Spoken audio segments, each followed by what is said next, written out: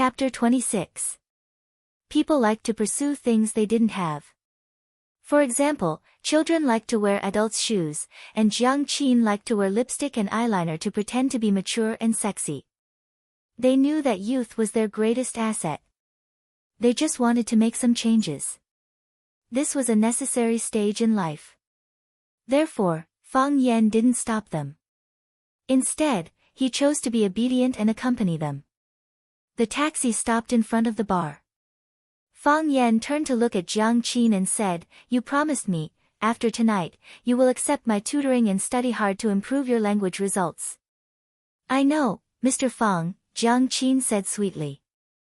The taxi driver was shocked. He peeked at the two of them in the rearview mirror and wondered what kind of relationship they had. A male teacher bringing a female student to a bar. Wasn't this world too messy? Fang Yan took out his wallet to pay the fare. When the taxi driver gave him change, he asked with a smile, "Which school are you a teacher at?" "Number 1 middle school," Fang Yan answered casually. "Sigh, this school is good." The taxi driver sighed and sped away. He had already made up his mind that he would never let his son apply for number 1 middle school. Pirate Bar. It was said that it was the favorite bar of watching students. It was obviously not the first time Jiang Qin came to such a place. He led Fang Yan in with ease.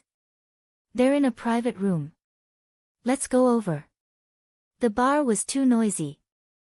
Jiang Qin leaned forward and whispered into Fang Yan's ear. Fang Yan nodded and looked around.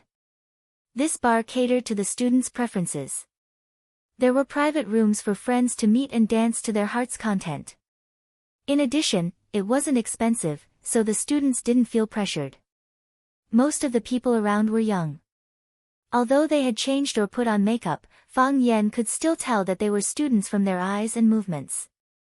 There were also some unscrupulous men mixed in. Obviously, they wanted to take advantage of these young female students. Fang Yan's heart twitched as he watched. Why did these men have no bottom line? "Let's go." Jiang Qin noticed that Fang Yan's gaze had been lingering on the girls who were wearing revealing clothes. He retreated and pinched Fang Yan's arm in an unfriendly manner. "Be gentle." Fang Yan frowned. "Put on your clothes properly, your shoulders are showing." "Tisk." Jiang Qin sneered. Which woman doesn't show some skin when she goes to a bar? He would be embarrassed to greet people if he didn't show his skin. Jiang Qin dragged Fang Yan and pushed open the door of a private room with familiarity. Then, all the men and women inside exclaimed. "Big sis is here. Sister Qin, you're late. You have to drink as punishment." "Yo, our beautiful campus belle even brought a handsome guy." "Nongpa, you guys are going to be disappointed." "Beautiful campus belle?" Fang Yan glanced at Jiang Qin, who was standing beside him, and thought that this girl was very popular at school. But, what was going on with Big Sister? Could it be that Jiang Qin was the oldest among this group of students? It didn't look like it. "This is Fang Yan." Jiang Qin held Fang Yan's arm and introduced him to the surrounding students. "My uncle." "My uncle?" Fang Yan's face darkened. "I'm not an uncle, okay?" What made him even angrier was that, under the influence of Korean dramas, the word uncle had a meaning that made people's imagination run wild. She introduced him as her uncle. Did she want others to misunderstand that they were boyfriend and girlfriend? Fang Yan felt that he had been deceived. Previously, he only said that he would accompany her to a place, but he didn't mention the issue of role-playing. "Jiang Qin is my niece," Fang Yan explained. He wouldn't be fooled. The dozens of male and female students in the private room were stunned for a moment, and then they roared with laughter. Qin, your uncle is so humorous." Yes, he's also handsome. And he's wearing a Chinese tunic suit." "I like mature men, it's not like that. Fang Yan was about to cry. His explanation made the little girls believe that he was Jiang Qin's boyfriend. However, he really wasn't. He was a tutor, a teacher. Jiang Qin looked at the beautiful girl standing in the middle of the crowd, wearing a white princess dress and a silver crown on her head, and said, Yuan Lin, happy birthday. As she spoke, she handed over a gift box wrapped in beautiful wrapping paper as a birthday gift. This was prepared in advance, and Fang Yan didn't know about it. Thank you, Qin Qin. Yuan Lin took the gift box, but her eyes stared at Jiang Qin's face without blinking, and said with a smile, Qin Qin, you're ahead of us. I thought you didn't fall in love in middle school. Feelings are the most difficult thing to guess. Jiang Qin smiled sweetly. In the past, I also thought I wouldn't fall in love with someone. But when your life appears in front of you, you will have a feeling that it is him, that it is that person. You want to be with him, you want to never be separated from him. This is love, right? Yuan Lin said with infinite emotion. When you speak, I can smell the scent of love. Yes. This is love. Life can't bear the weight, but we have to grit our teeth and hold on. For love, for our lover. I really envy you. You will also have such a day. Meet the right person, and hold hands with each other for the rest of your life. Seeing Jiang Qin and tonight's birthday girl, Yuan Lin, talking about their understanding and attitude towards love and life, Fang Yan felt a little deranged. Was this an act? Or was Jiang Qin deceiving him? She didn't bring him to a birthday party, but to the drama club, and now they were practicing their lines. Yuan Lin finally turned her eyes to Fang Yan. She took the initiative to reach out her little hand to Fang Yan and said, Hello, I am Yuan Lin, Jiang Qin's classmate and friend. Hello. Fang Yan reached out and shook hands with the little girl. Don't misunderstand, I am actually not Jiang Qin's boyfriend. Yuan Lin winked mischievously at Jiang Qin and said enviously, Your uncle really knows how to protect you. I really envy him.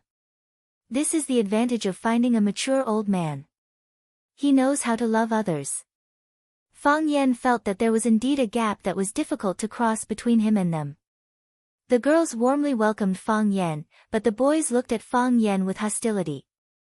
Originally, they all regarded Jiang Qin as the dish on their table. Although they didn't eat, and others didn't have the chance to eat. However, now that the plate was taken away by a country bumpkin who came out of nowhere, their mentality was naturally unbalanced. Jiang Qin, you are late. You have to drink 3 bottles of wine as punishment. Yes, yes. You can't forget this. If you can't drink, you can ask your uncle to help you drink. Uncle, how old are you?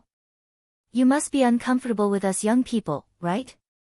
Hearing them laughing at his old age, Fang Yan wanted to throw out his work ID and shouted, I am a teacher, take out your student ID and copy your name 1,000 times. Unfortunately, he had only been a teacher at Rosefinch Secondary for a short time, and the school didn't have time to give him a work ID. Most importantly, he didn't have the opportunity to get a work ID at Rosefinch Secondary. He was fired by the school. Jiang Qin turned to look at Fang Yan and said, Uncle, sorry to trouble you. I can't drink very well. Fang Yan said embarrassedly. It's only 3 bottles. Don't worry, the alcohol content of beer is low, it won't get you drunk. A fair-skinned boy came over with 3 open bottles of beer. He cut his hair like Rukawa Kid and wore ear studs, looking quite fashionable and handsome. He was Nongpa, a strong competitor to chase after Jiang Qin. Uncle, this is the rule of our party. You don't want to see Jiang Qin break the rule, right? She is a famous big sister in our school. Can I try? Fang Yan said hesitantly. He took a bottle of beer, raised his head, and gulped it down. So handsome. The girls applauded. Again. Nongpa handed over the second bottle. I really can't. Fang Yan wiped the alcohol stain on the corner of his mouth, took the second bottle of beer, and gulped it down. Soon, the second bottle of beer was finished. 1 more bottle. Nongpa said. I'm really going to get drunk if I drink any more. Fang Yan said as he took the 3rd bottle of beer. Uncle, uncle, uncle. The girls applauded and cheered. Hearing the girls' clear and melodious cheers, Fang Yan felt that he suddenly became a few years younger. After the third bottle of beer was finished, Jiang Qin took a tissue from the box and wiped Fang Yan's mouth. She said, "Sit down and rest for a while. Do you want to eat something?" "Don't do this." Fang Yan stopped her, letting a little girl wipe his mouth. He had to say that it was really enjoyable. But Fang Yan's heart was full of guilt. "No," Jiang Qin said. "This is what I should do." Seeing that the 3 bottles of beer didn't knock down Fang Yan, the boys didn't give up. After they discussed for a while, Nongpa took the lead and walked over. "Uncle, this is the first time we meet, I propose a toast to you." Nongpa raised his glass and said. "Taking turns?" Fang Yan didn't immediately accept the challenge, but looked at him with a smile and said, "It's not fun to drink like this. Why don't we play some small games?" "What games?" Nongpa asked. "Drinking games, couplets, dice, arm wrestling are fine," Fang Yan said. Nongpa thought about it and said, "Then let's roll the dice to see who's bigger. Each of us will bet 3 rounds with you, 1 dice to see who's bigger. The one with the smaller number will drink." They had a lot of people, and each of them would play 3 rounds with Fang Yan. According to the winning and losing ratio, they had to make Fang Yan drunk. "Okay. You're young, I'll listen to you." Fang Yan nodded. Seeing that there was a game to be played, everyone gathered around. "Can you do it?" Jiang Qin pulled Fang Yan and asked with concern. "Men can't say they can't do it." Yuan Lin giggled at the side. Girls liked excitement, and they liked this kind of scene. "I'll try to win as little as possible," Fang Yan said. Nongpa sneered in his heart. "I'll let you go home lying down tonight." Chapter 27. The first round, Fang Yan vs Nongpa. Nongpa shook the dice first and got a 5, which was not a small number. Nongpa glanced at Fang Yan proudly and said, "It's your turn." Fang Yan took the dice cup and said, "Looks like I'm going to lose." Bang! After shaking a few times, he gently covered the dice cup on the table. 6. 6. 6. Jiang Qin leaned on Fang Yan's side and cheered him on. The girl's body was soft and her hair had a sweet fragrance. It really challenged a man's weakness. "You said it." "Open it for me," Fang Yan said with a smile. "Okay." Jiang Qin suddenly opened the dice cup and immediately shouted in surprise. "It's really 6. It's really 6. Why is it really 6? "It's mainly because you said it well," Fang Yan said with a smile. Again. Nongpa was not convinced. In the second round, Nongpa got a 4. The number was not high, but it was not low either. "You can win him if you get a 5. Jiang Qin said to Fang Yan.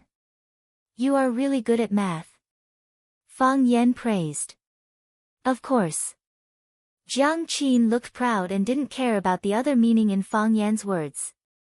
He shook the dice cup a few times and said, "Since you want a 5, you can open it." "Sure, sure." Jiang Qin lifted the lid of the dice cup. Then, she shouted in surprise again, 5. "It's really 5. Ha ha ha, I am so good. You all call me the king of gamblers." Nongpa drank again. The third round. Nongpo's eyes were already angry. He lost 2 rounds in a row, which made him lose face. He took the dice and shook it for a while. With a bang, he slammed the dice cup on the table and shouted, 6.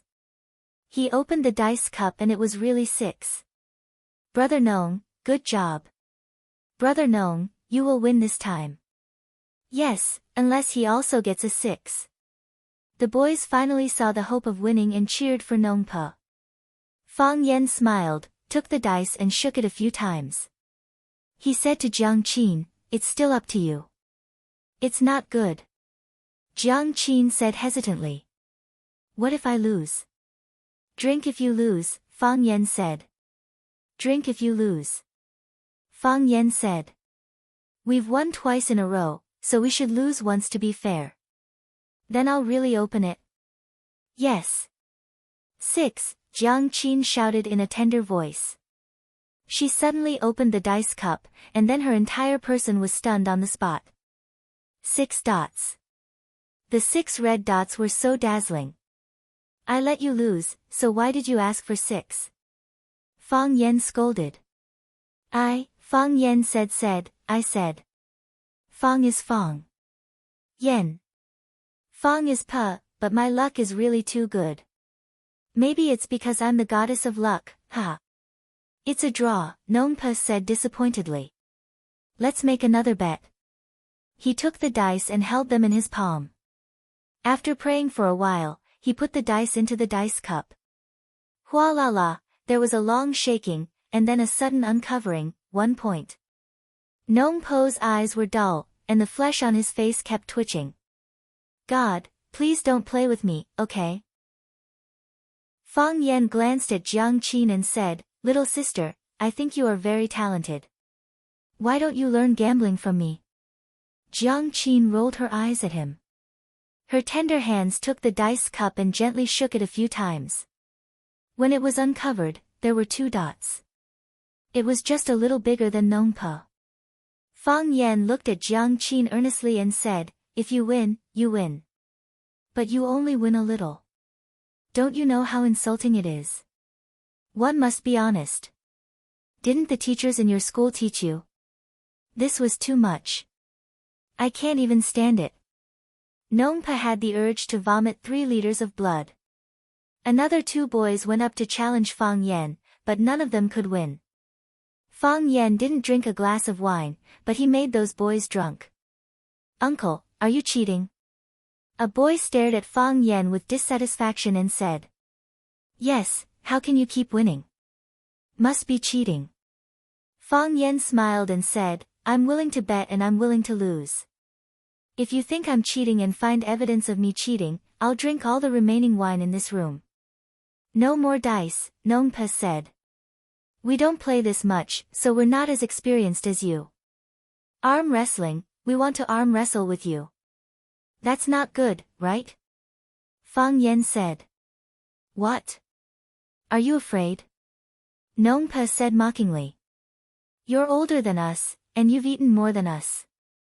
You have a big advantage. That's what I mean. My advantage is so obvious. It's not good to bully you, right? Fang Yan turned to look at Jiang Qin and asked, Then I'll try with them. Beat them. Jiang Qin waved his small fist and said. I'll try my best. Fang Yan said. What's there to talk about, we're all classmates. For some reason, when they heard Fang Yan say the words, I'll try my best, many people at the scene felt their hearts jerk and felt a chill. Nong Pa carefully looked at Fang Yan's height, weight, and 3 measurements. He thought that not every boy on his side could be a match for Fang Yan. If everyone competed with him separately, it would be his side that suffered. Both sides will send one person to fight, and the loser will drink. Nong Pa proposed a condition that was beneficial to his side. Fang Yan smiled and said, That's not good, right? There are 6 or 7 contestants on your side, and I'm the only one on my side. I can only send myself. What do you want? Fang Yan thought for a moment and said, How about this?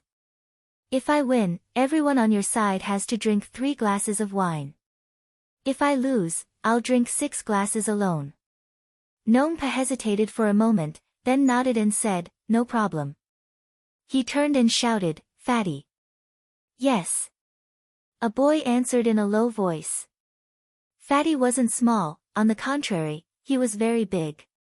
Looking at the guy who was like a small mountain sitting in front of Fang Yan, Jiang Qin had a bad feeling. Nong Pa, you guys are cheating. Jiang Qin said snappily. Fatty isn't in our class. Can't he participate if he's not in our class? Nong Pa said with a smile. Fatty is in our team. Don't compete with them. Jiang Qin said to Fang Yan. Fatty is a famous strongman in our school. In every school sports meeting, he's always the champion of javelin and discus. Is that so? Fang Yan looked at Nongpa bitterly and said, "You guys don't want me to drink on purpose, do you? Isn't this too disloyal? I thought we were friends. If you bet, you have to accept defeat." Who said that again? Nongpa laughed. The other boys also had a wretched expression that said, "I'm cheating you." I said it. A man would rather die standing than live kneeling. Fang Yan said loudly. I'll compete with him. I'll be the referee. Yuan Lin said enthusiastically. When I say start, you two start.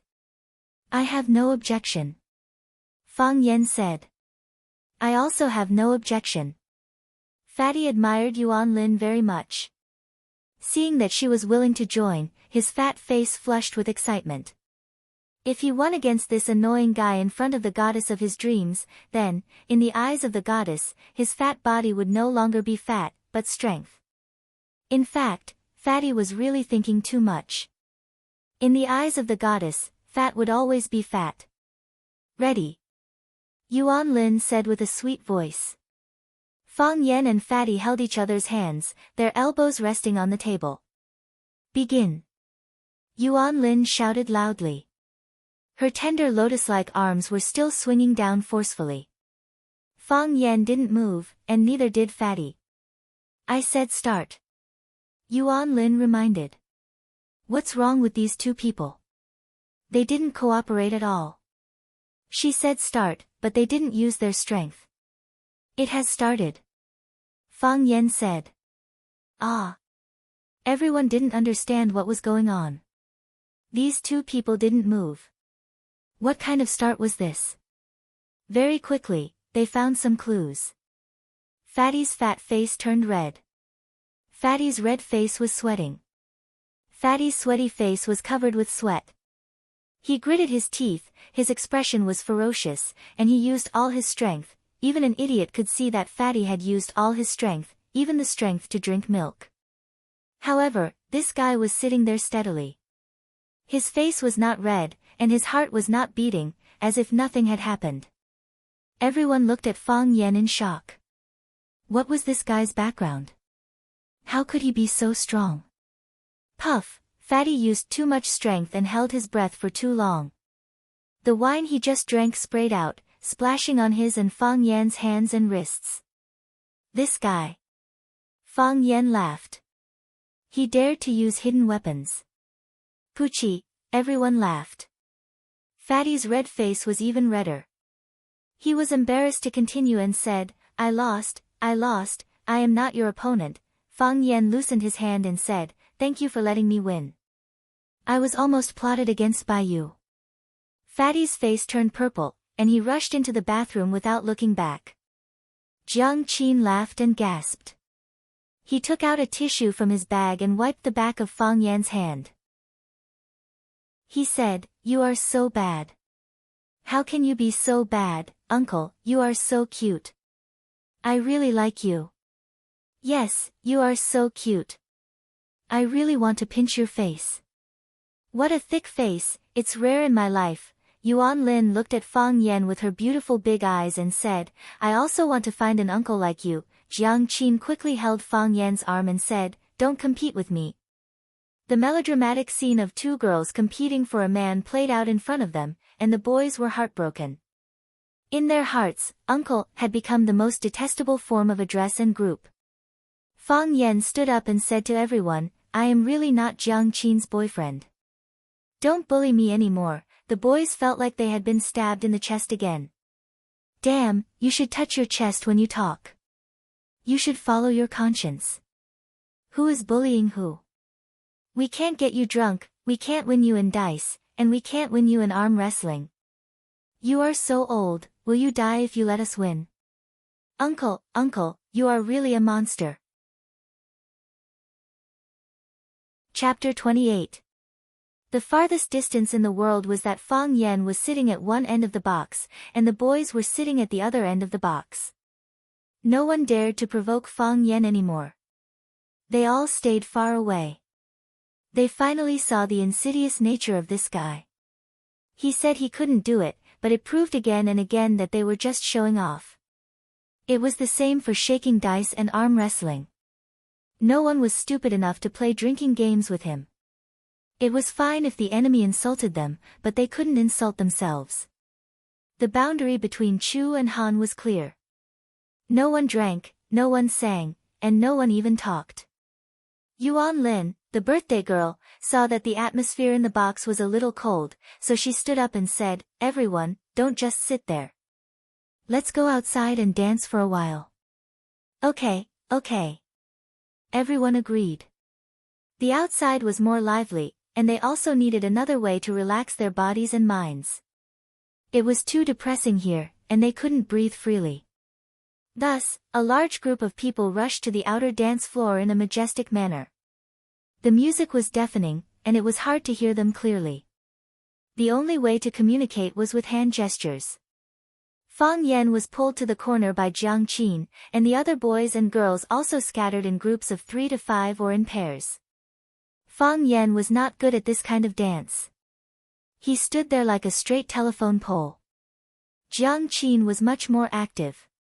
Her body danced with the rhythm, and her small chest rose and fell. It seemed that she was very experienced. "Let's dance together." Jiang Qin lay on Fang Yan's shoulder and shouted in his ear. "You play," Fang Yan said. "I'll go to the box." Fang Yan turned around and was about to leave, but he was pulled by Jiang Qin. Her 2 small hands grabbed Fang Yan's 2 big hands and pulled him to the dance floor with all her might, making him sway to the rhythm of her dance. Fang Yan shook his head, indicating that he didn't know how. Jiang Qin's lips moved. Fang Yan understood what he meant. "I'll teach you." Fang Yan had no choice but to accept Jiang Qin's arrangement. There was an advantage to being in such a place. As long as you moved casually, people would think that you were dancing. After seeing this clearly, Fang Yan became very talented. At this moment, a quarrel broke out in the crowd. The bystanders naturally formed a circle, surrounding the 2 parties who were in conflict in the middle. Fang Yan and Jiang Qin originally wanted to watch the show, but they found that one of the parties in conflict was an acquaintance of theirs. "It's Yuan Lin and the others," Jiang Qin said as he took Fang Yan's hand and squeezed through the crowd. There was a commotion on the dance floor, and the DJ turned off the music. "What happened?" Jiang Qin stood beside Yuan Lin and asked. Yuan Lin pointed to a bald man opposite her and said angrily, "He touched my butt." "Little girl, you need evidence to speak." "When did I touch your butt?" "If you don't have evidence, I'll sue you for slander," the bald man said with a smile. "Or are you looking forward to me touching your butt because I'm handsome?" The bald man was wearing a fancy t-shirt, and the back of his hand was full of tattoos. Beside him stood several burly men. At a glance, one could tell that these people were working in the underworld. Hearing the bald man's words, the brothers around him all laughed out loud. "No wonder I woke up early this morning and the magpies were chirping above my head. It turns out that Brother Wolf has a happy event. This little girl is so tender. She's obviously Brother Wolf's favorite food. No, it should be said that a strong man like Brother Wolf is a girl's dish. You, hooligans." Yuan Lin's eyes were red as she pointed at the bald man and scolded him. The bald man laughed and turned around to say to his brothers, "Listen, I'm not wrong, am I? This girl is interested in me. She even investigated my profession. Yes, we are hooligans. Men are not hooligans, women are not crazy. I am a hooligan, and I am proud. You guys are too much." Nongpa pointed at Brother Wolf and shouted. "What kind of hero is bullying a girl? Yes. Apologize to us. Call the police, let's call the police." Yuan Lin was beautiful and was one of the goddesses in the eyes of many boys. She was extremely popular at number 26 high school. Now that she was being bullied on the dance floor, the boys naturally stood up to defend their goddess. "Apologize? What's that? Call the police if you dare. I want to see which school you are from. Does the school care about their students coming to this kind of place to play?" Bullying girls is really not a hero. We'll teach you little bastards a lesson too. You want to fight? The boys' blood surged and they all wanted to rush forward. Crack! There was the sound of glass bottles breaking in the middle of the dance floor. A yellow-haired hooligan was holding a bottle of beer in each hand. The two bottles collided, and then he waved the sharp mouths of the bottles and shouted, "Come, come, come, I'll let you bleed." The boys retreated at the same time. They were hot-blooded, but they were more afraid of bleeding. How could these naive junior high school students, who had almost zero social experience, be a match for these hooligans who often licked blood from their blades? What? Are you all afraid? Brother Wolf laughed proudly. You little bastards, why don't you go out and ask around? Do you know who I am? How dare you challenge me? The boys were furious, but they did not dare to go against him again. Who was it that asked me to apologize? Brother Wolf asked. No one answered. Who told me to apologize? Brother Wolf suddenly raised his voice and roared. It's okay if you don't admit it. All of you, come over and kneel in front of me. Kneel in a row. Everyone kiss my leather shoes and say to me, Brother Wolf, I'm sorry, I was wrong. The students looked at each other with ferocious expressions and bloodshot eyes. Come here, the yellow-haired boy shouted with a beer bottle in his hand. Are you deaf? Didn't you hear Brother Wolf's words? We won't do that, Nompa said through gritted teeth. Although he was afraid, he knew that if he did that, it would become a lifelong shame for them. They would never be able to get rid of the bad name of kneelers. Yes, we will never apologize. If you have the ability, you, kill us, yell. You have guts. The yellow-haired boy walked toward them with a beer bottle and a dagger. It seems that you won't shed a tear until you see the coffin. I'll show you what I'm made of first. Ah, the girls screamed. Some of them wanted to run, but they were surrounded by people and could not escape even if they wanted to. I told you to apologize. Fang Yen stepped forward and stood in front of the yellow-haired boy. What did you say? The yellow-haired boy asked. I said. I told you to apologize. Fang Yen repeated. Harassing underage female students is a crime. Apologizing is too easy for you. Fang Yen. Jiang Qin tugged at Fang Yan's clothes from behind, reminding him not to be rash. Io, someone stood up to save the damsel in distress. Respect. Respect. However, do you know that what you're doing is courting death? Before the yellow-haired boy could say the word death, he had already grabbed the broken bottle and stabbed it toward Fang Yan's chest. Fang Yan stretched out his hand. He stretched out his hand lightly. His palm against the glass looked like he would definitely die. Fang Yan. Jiang Qin stopped him loudly. Whoosh, it was as if everything in the world had suddenly stopped. The music stopped, the speed stopped, the gaze stopped, and even the breathing stopped. The bottle was still in the yellow-haired boy's hand, but the sharp half was clamped by two of Fang Yan's fingers. Crack, a crisp sound rang out. Fang Yan used a bit of force with his two fingers and broke off a piece of the glass as if he was breaking a bread loaf. Crack, another piece was broken. Crack, a third piece. Fang Yan patted the back of the yellow-haired boy's hand and said, Give me the rest. The yellow-haired boy's mouth opened wide and his pupils dilated. He obediently let go of Fang Yan and let him take the weapon. Jiang Qin was also dumbfounded. Was this really the Fang Yan he knew? The Tai Chi expert who couldn't squeeze into the bus and was stepped on by a middle-aged woman? The Rosefinch secondary language teacher who was forced by her mother to tutor her? Nong Pa and his friends were also dumbfounded. This guy, was he Zhang Nanhai's bodyguard? Was he a Superman hidden among the people? How could he be so powerful? The tears in Yuan Lin's eyes stopped. She looked at Fang Yan with sparkling golden stars in her eyes. This man was so handsome.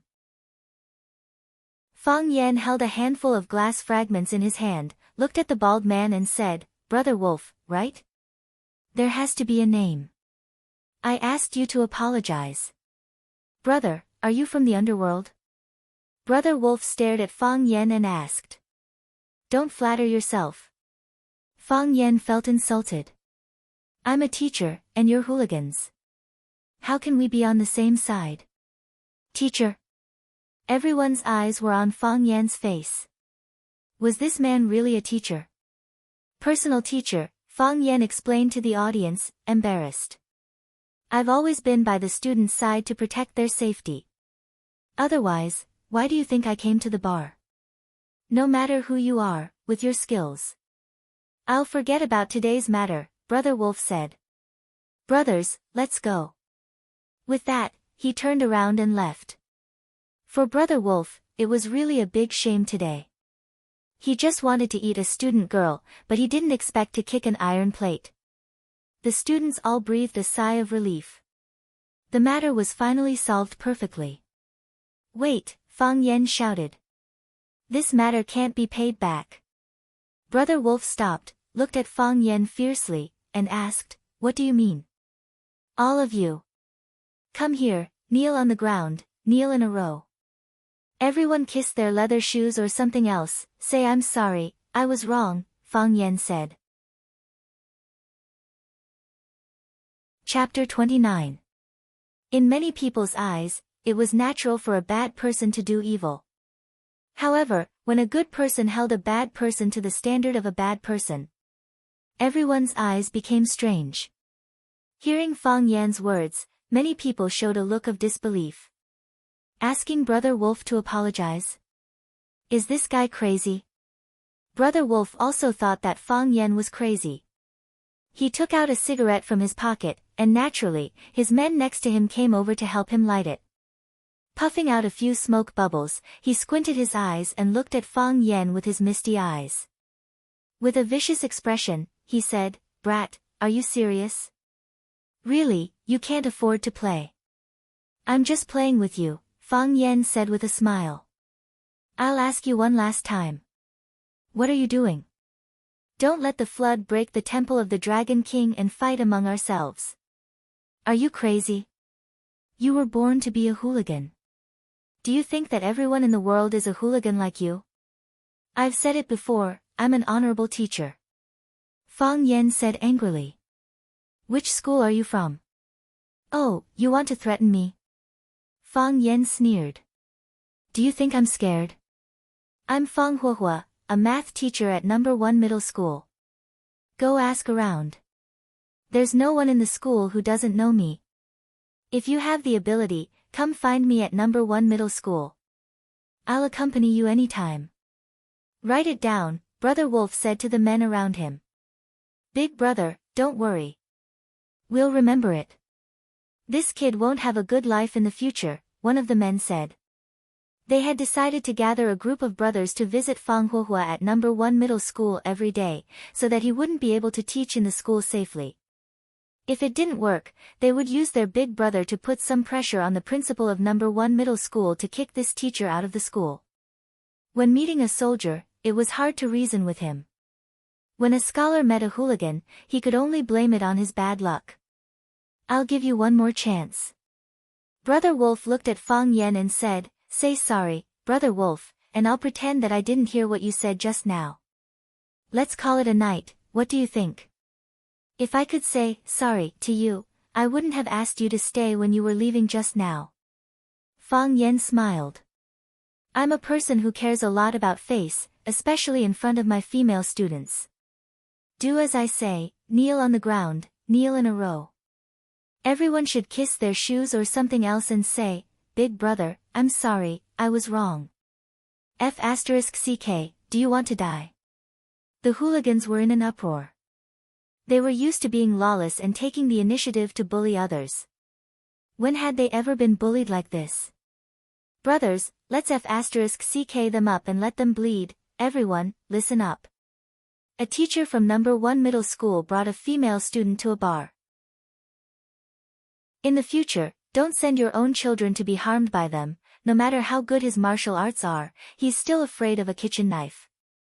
Brother Wolf flicked the ash off his cigarette and looked at Fang Yan with a fake smile. He said, do you think that you can show off in front of us just because you know a few moves? I see that you're also a good man, so I kindly advised you. Since you've acted tough, you should take advantage of the heat and go back to F***ck. Do you think we're afraid of you? Since you don't know how to appreciate kindness, then let's not talk anymore. Half a sentence is really too much, Fang Yan said. Fight was just one word. Fang Yan. Jiang Qin pulled Fang Yan's arm from behind, reminding him not to act rashly. These hooligans looked very fierce, and she was worried that Fang Yan would get into trouble.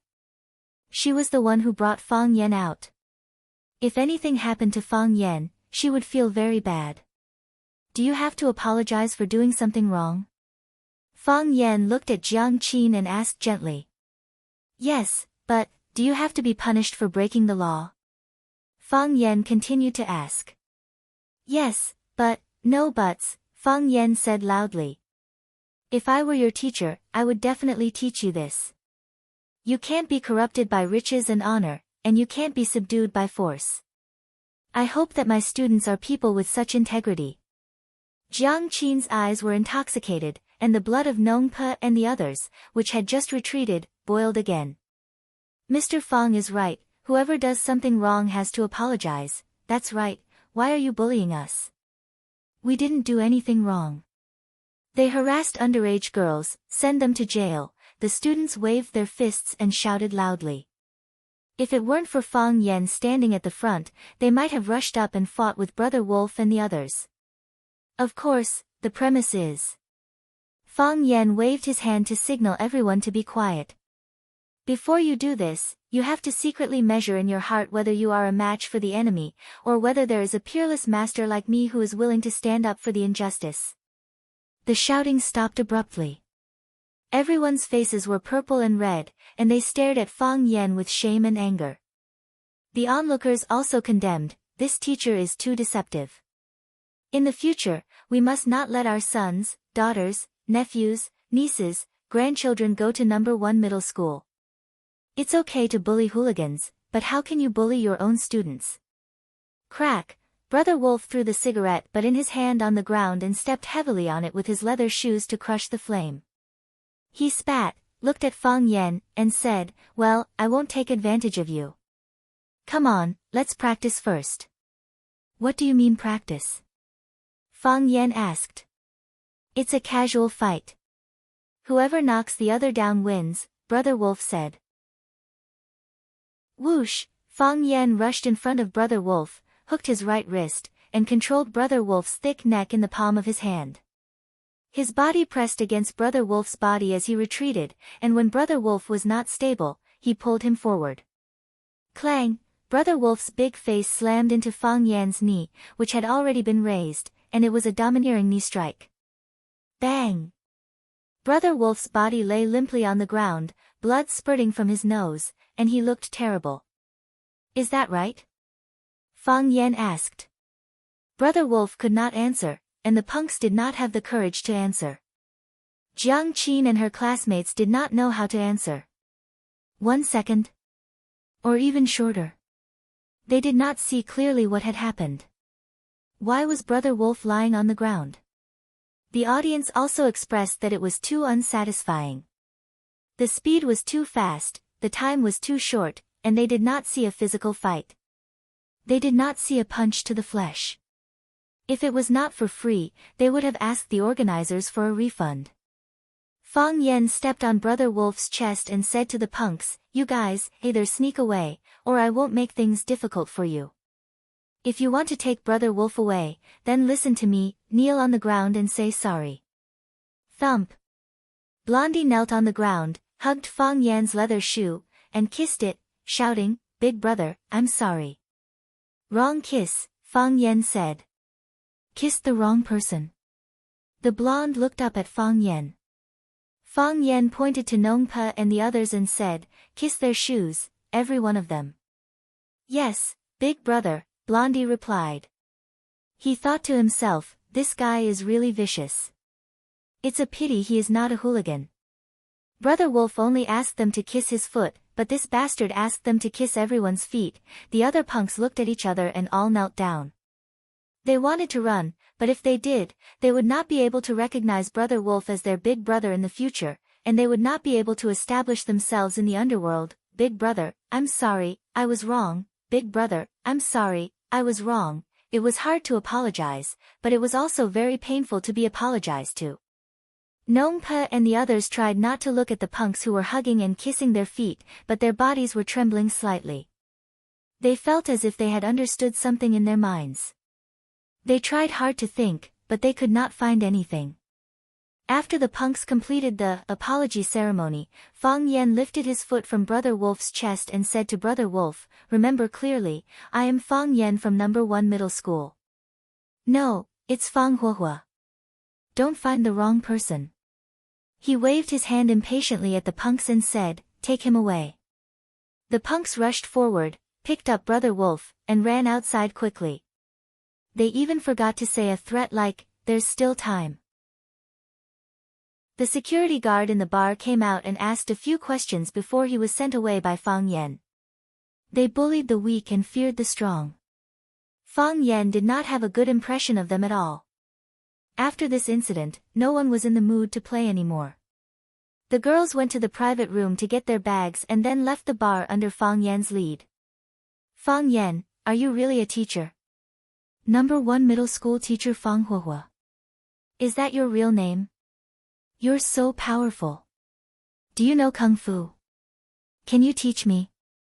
The girls surrounded Fang Yen and asked all kinds of questions, but the boys looked at Fang Yen with evasive eyes. "Hey, what are you doing? I'm warning you, stay away from my uncle. Otherwise, don't blame me for severing all ties with you." "Zhao Xiaoman, get your filthy hands off me." Jiang Qin was like a little hen, protecting Fang Yen and not letting those bad friends get close. Fang Yen looked at Nongpa and said, "They will definitely take revenge. If you come out to play in the future, you must be careful." Nongpa looked up at Fang Yen, gritted his teeth, and said firmly, "I won't come to this kind of place again." Fang Yen nodded. He knew that after what happened tonight, these children would be a lot more restrained.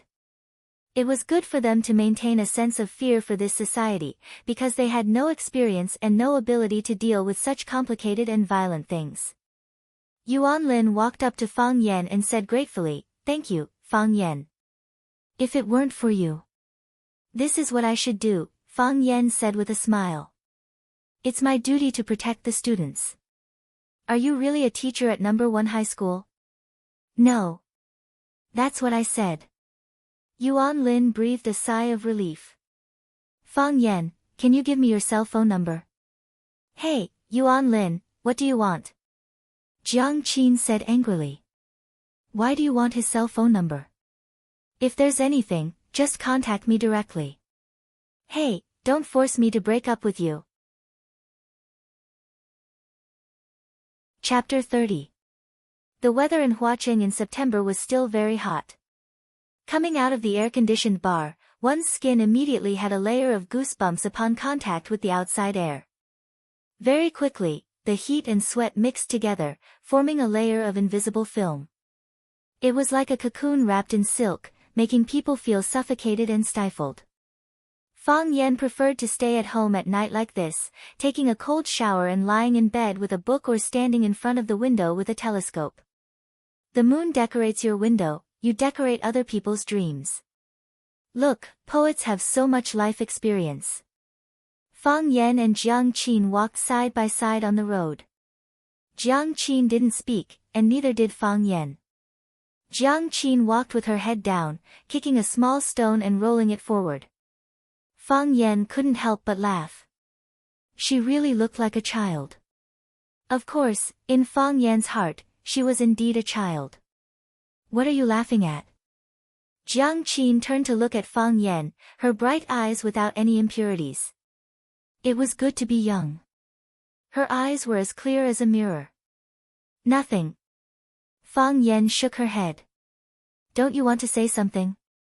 Jiang Qin asked. "Say what? What don't you want to ask?" "Ask what? Tell me, if you weren't here today, How would we deal with this? Jiang Qin asked. Leave. Even if it's a big grievance, leave quickly, Fang Yan said. To save your dignity, it will only make you lose more dignity. Not willing to bear the loss will only make you lose more. How can you deal with it in such a straightforward and cool way? Jiang Qin asked. The greater a person's ability, the heavier the responsibility.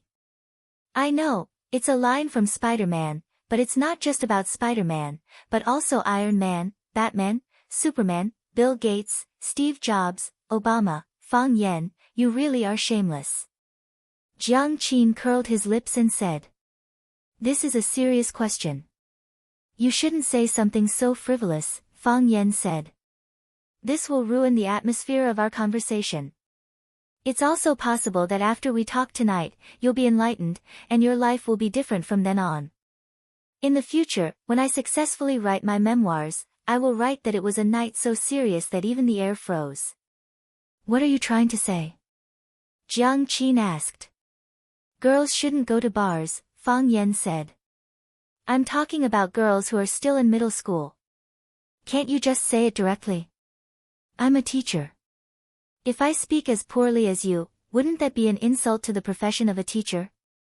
Fang Yan, call me teacher Fang Yan. You're so cheap. If you scold me, I'm going to tell your mom that you sneaked out to the bar instead of studying properly. I'm going to tell my mom that you touched my ass in a bar.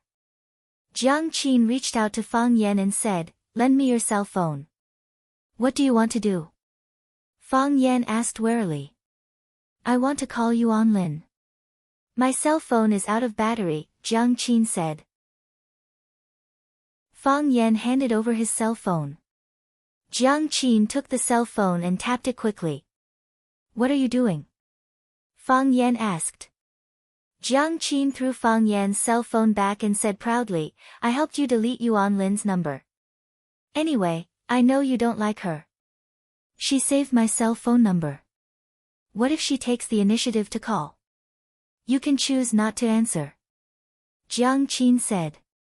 He thought that it would be strange if she could call. Sure. Jiang Qin used the key to open the door and whispered to Fang Yan, be careful with your footsteps. My mom might hear you. Don't shoo. I heard it. Sister Li's voice came from inside the door. Jiang Qin and Fang Yan looked at each other and helplessly opened the door to the courtyard. Mom, why aren't you sleeping? Jiang Qin stood at the door and greeted Sister Li with a smile. Can I sleep? Auntie Li said in a bad mood. She stared at Fang Yan with an unfriendly look and said to Jiang Qin, where did he go? It's all Mr. Fang's fault. Jiang Qin suddenly turned against Fang Yan and said angrily, we were only halfway through the tutoring when his stomach started growling. He said he wanted to go out and find something to eat. He just came to Huacheng and was unfamiliar with this place. How could I let him go out alone? I brought him out to find something to eat. I wanted to let him eat alone, but when I saw that the food was delicious, I ate it too. Jiang Qin patted his flat stomach and said, I'm stuffed to death. I'm afraid I'll gain a few kilograms. I need to lose weight quickly. Mr. Fang didn't eat his fill tonight. Sister Li looked at Fang Yan and asked. Jiang Qin's move was effective. He immediately changed the topic. Before Fang Yan could answer, Jiang Qin already said, Mom, are you really stupid or are you pretending to be? Mr. Fang just moved to our house. How could he eat so much in our house? When we were eating supper just now, he said he had to eat 3 bowls of rice every meal. But he has already eaten 3 bowls. Sister Li said. Ah, no, it's 4 bowls. Yes, Mr. Fang said he has 3 bowls at the very least. Usually, he has 4 to 5 bowls. He's afraid that you'll laugh at him, so he doesn't want to eat too much. Sister Li looked at Fang Yan apologetically and said, Mr. Fang, aren't you being too polite? Didn't I say it before? We're all family. Why are you being so polite in our house? Don't do it next time. I'll make more food in the future and make sure you're full. Okay, okay. Fang Yan wanted to find a hole to hide in. This Jiang Qin. Did she think he was a pig? Make more meat dishes. Mr. Fang said he likes meat, Jiang Qin said. No problem. Sisterly laughed. What's so difficult about it? Have you forgotten what our family does? Jiang Qin yawned and said, I'm full. I'm sleepy. I'm going back to sleep. Hey, go to sleep. You still have class tomorrow. Sisterly said. Good night, Mr. Fang. Jiang Qin said goodbye to Fang Yan with a wink. Good night. Fang Yan waved his hand. Jiang Qin smiled and walked toward the inner room. Wait! Sisterly shouted. Jiang Qin was shocked. She turned around and complained, Mom, what are you doing? Are you trying to scare me to death? Sweetheart, your clothes. You weren't wearing this before, right? This is it. Jiang Qin said firmly. I went upstairs to take a shower and change. This is it. This is it. Sisterly patted her head and sighed. Menopause. My memory is getting worse. Jiang Qin walked over and hugged Sister Li's arm. How can my memory be bad? Why do you never forget to make breakfast for me in the morning? This silly child. Sister Li hugged her daughter lovingly and said with relief. Jiang Qin secretly stuck out her tongue at Fang Yan and went back to the room with Sister Li. Why does it seem like an affair? Fang Yan said, wiping the sweat on his forehead. When Huang Haoren returned home, his father, Huang Wenxiang, was sitting in the study, working. As the chief reporter of Huaxia Metropolis Daily, Huang Wenxiang rarely went to the newspaper office. Most of the time, he was out reporting news and writing manuscripts at home. Dad. Huang Haoren stood at the door of the study and gently knocked on the door. Huang Wenxiang looked up and saw his son. He adjusted his glasses and said with a smile, Haoren is back. Dad, I want to talk to you, Huang Haoren said. Huang Wenxiang hesitated a little, but he still closed the manuscript in his hand and said, let's talk. He knew his son and knew that his son was very calm. If there was nothing important, his son would not disturb his work. Even though his manuscript was in a hurry, he was still willing to give his son some time. Huang Haoren walked to the chair opposite his father and sat down. He said, Dad, I want to ask you to pay attention to an event. Oh, what is it? A teacher of Rosefinch Secondary was fired. Huang Haoren said. Huang Wenxiang couldn't help laughing and said, Haoren, don't be ridiculous. Do you know what kind of newspaper Dad works for? If it was just a matter of a teacher being fired from a school, it would be impossible for it to be on the Huaxia Metropolis Daily. Hurry up and wash your face. I'll take you to eat something delicious later. Dad. Huang Haoren looked at his father stubbornly. He's different from other teachers. Huang Wenxiang wanted to say, as long as it's a teacher of Rosefinch Secondary, it's all the same to me. That was because their newspaper would not publish such trivial news. That would be a waste of space. The editor-in-chief wouldn't approve it either. However, looking at his son's serious expression and firm eyes, he didn't say it in the end. How is he different? Huang Wenxiang changed his sitting position and asked aloud. He was wronged. He was fired because of us. Huang Haoren's voice was a little emotional. Thinking of what Zheng Guodong and the others said, his heart was filled with anger. What kind of era was this? Why were bad people always free and unfettered? After listening to his son's narration, Huang Wenxiang's expression also became solemn. How do you want me to help him? Huang Wenxiang asked aloud. Report it. Huang Haoren gritted his teeth and said. You should seek justice for him in the newspaper. If you don't put some pressure on the school, they won't recruit Mr. Fang again. It's said that the school leaders have already discussed and approved it. If I do this. Huang Wenxiang looked at his son and said, do you know what this will bring to you? The school leaders will look at you with colored glasses, other teachers will also see you as a marginal person because of the attitude of the higher-ups. Are you sure you want to do this? You're still young, there's no need to get involved in such a level of struggle. If there's too much mental pressure, it will affect your academic performance. Huang Haoren was silent. Think about it carefully. Huang Wenxiang said. Dad, I've already thought about it. Huang Haoren's eyes were firm and he said very solemnly, Mr. Fang is a good teacher. A good person shouldn't be treated like this. Chapter 31. Early morning. It was a thin mist. I can't see my hands, and I can't walk when I see my hands. Fang Yan moved his toes, and his hands quickly drew circles one after another. Sincerity in the heart, form on the outside, ever-changing and ever-changing, the fire reaches perfection. God is solemn, and appearance is majestic. The atmosphere is pure, and the spirit tool is pure. The heart is myriad, and the 5 skandhas are hidden. Circles within circles, and in the end, only a straight line could be seen. No matter how difficult it is to approach from all directions, even if a brave person suddenly invades, he will fall. Fang Yan.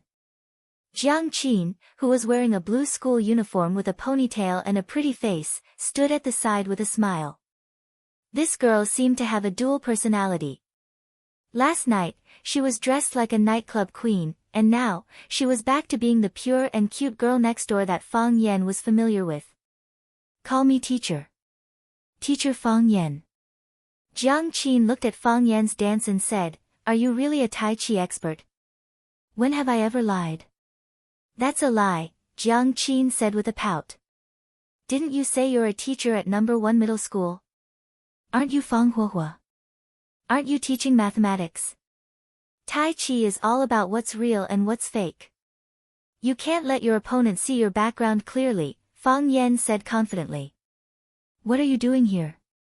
To get my bag, Jiang Qin said. Last night, they said they were going to tutor at Fang Yan's place, but in fact, they sneaked out. On the cabinet in my room. Fang Yan stopped practicing and wiped his hands with a towel. Jiang Qin raised his wrist and waved it in front of Fang Yan's eyes, and said, It's 7:00, aren't you going to school? School. Fang Yan was stunned for a moment, and said with a smile, You go first, I still need to take a shower. Aren't you going to be late? I don't have class for the first 2 periods, Fang Yan said. He was too ashamed to tell others that he had been fired after only 2 days of work.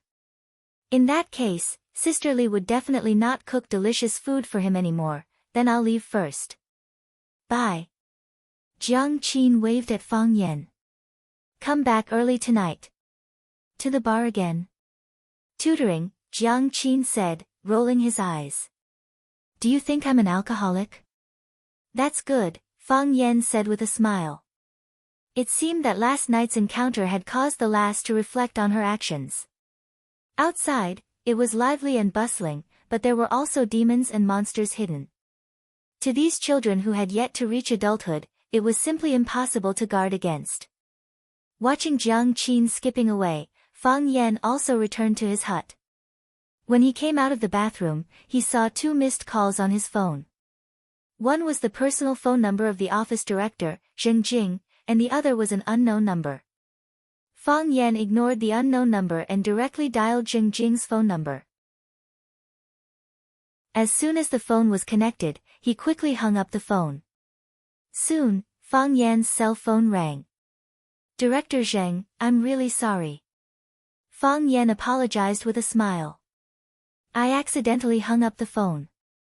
I was about to call you. Fang Yan, come to the school.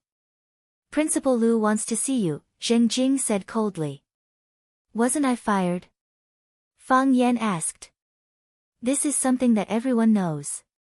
You don't have to repeat it again, Zheng Jing said. Fang Yan thought, this guy's mouth is really vicious, and his words are not gentle at all. Is he still a model teacher? Fang Yan rushed to the principal's office, but he didn't see the office deputy director, Zheng Jing, outside. Instead, a delicate little clerk was waiting at the door to greet Fang Yan. Seeing Fang Yan coming, the little clerk stood up and said, "Mr. Fang, Principal Lu is waiting for you in the office. He said that you can go in directly when you come." "Thank you." Fang Yan thanked the little clerk. "You're welcome." The little clerk blushed and said with a smile. He thought, everyone says that this new teacher, Fang Yan, is a troublemaker, but he is actually quite handsome. He is also young, much younger than other teachers. Although his job is not very stable, he is still barely worthy of me. Fang Yan knocked on the door of Lu Chaoga's office. When he heard a "please come in" voice, he pushed the door and went in. Lu Chaoga stood by the window with her back facing Fang Yan. She was bending over and trimming a potted plant. Her figure was exquisite, and her buttocks were plump. Looking from the side, her chest was heavy, and it looked very majestic.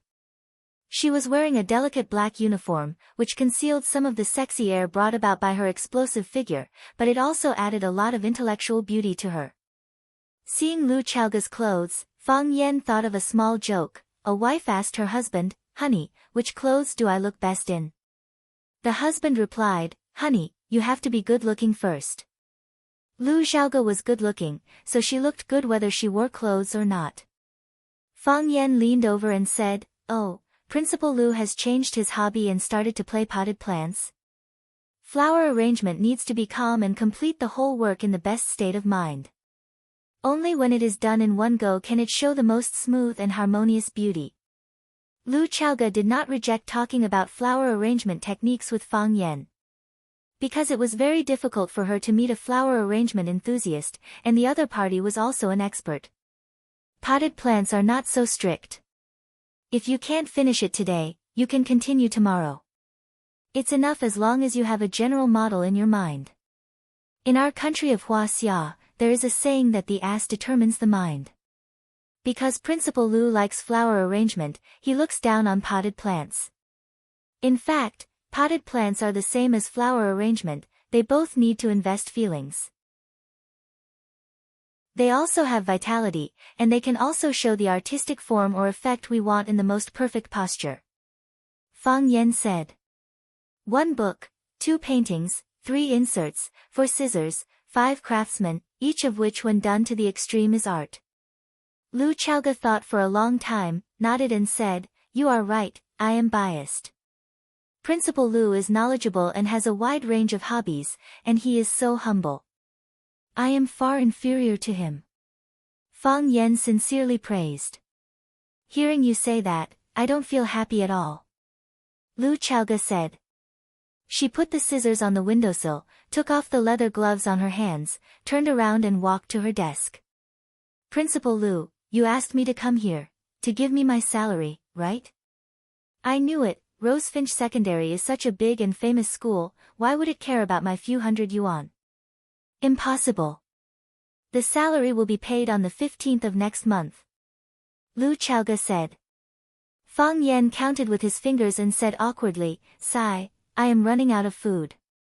"What?" Lu Chaoga asked. "I said I am running out of money to eat," Fang Yan complained. "In order to make a living, I am tutoring people outside." Lu Chaoga looked at Fang Yan in surprise and said, "It doesn't look like it." She really couldn't imagine how a person like Fang Yan could not have money. "Do I need to lie to you about this kind of thing?" Fang Yan smiled bitterly. "Principal Lu, you don't know, it is hard to find a job nowadays, and the prices are expensive. Rent, water, and electricity all need money, right? Food, drink, and toilet also need money, right? Even if I asked someone to help me clean my shoes, it would cost 3 yuan. I bargained for 2 yuan, but they were not willing. In the end, it was 250 yuan. Which man doesn't want to show his extravagance in front of a beautiful woman? I also want to tell you that I drove my Bentley sports car here today instead of taking the bus. I also want to tell you that I ate French steak and foie gras last night. The foie gras was too old for me to swallow. I am a man, and you are a beautiful woman, why didn't I do that? I have no money in my pocket, so it is a lie to tell you. Principal Lu, can you lend me some money?" Fang Yan looked at Lu Chaoga shyly and said, "When I get my salary, the first priority will be to pay you back." Lu Chaoga had an impulse to explode again. This guy. Did he ever think of himself as a leader for a second?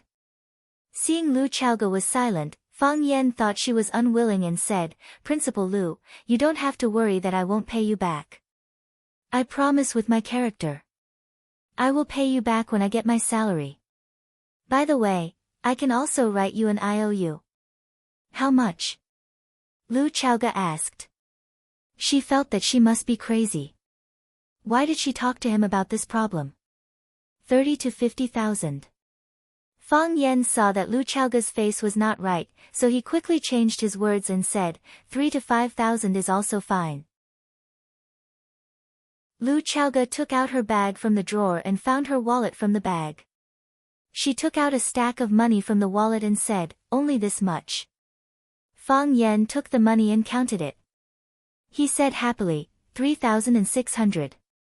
It is quite a lot. Nowadays, only fools carry so much cash in their wallet. I will write you an IOU. No need. Lu Chaoga waved her hand. She really didn't want to talk about this anymore. She wanted to end the topic quickly. Just deduct it from your salary. Okay, okay. Fang Yan nodded and put the money into his pocket with a smile. Principal Lu, then I will go back first. Go back where? Lu Chaoga asked. Is there anything else? Lu Chaoga looked up at Fang Yan and said, "You have 2 classes today. Wasn't I expelled from the school?" Fang Yan looked up at Lu Chaoga with surprise and asked happily, "I wasn't expelled." "No. You are not leaving." "I am not leaving." "Actually, you can leave," Fang Yan said. If Lu Chaoga left Rosefinch, she didn't have to return the money she just borrowed. What? Lu Chaoga frowned. Don't misunderstand. Fang Yan explained. Principal Lu is different from me. I can't find a job in other places. Principal Lu, other schools are rushing to invite you to work. A talent like Principal Lu should naturally go where he can display his talent. Don't force yourself because of me, a small teacher. Do you think I said that because I hope you don't have to return the 3,000 yuan after you leave? You look down on me, Fang Yan. I'm afraid that I'll drag down your bright future. Fang Yan. Yes. First, I am not staying because of you. I see. Fang Yan said. The nature of women is that they don't mean what they say. Who said this sentence? Second, in Rosefinch, I can also find a way to display my talent. I don't doubt it at all. Third, cooperate with my work in the future. Of course, of course. I am your person. I know. Fang Yan nodded repeatedly. Principal Lu, why does the school not want me to leave again? Did you help me?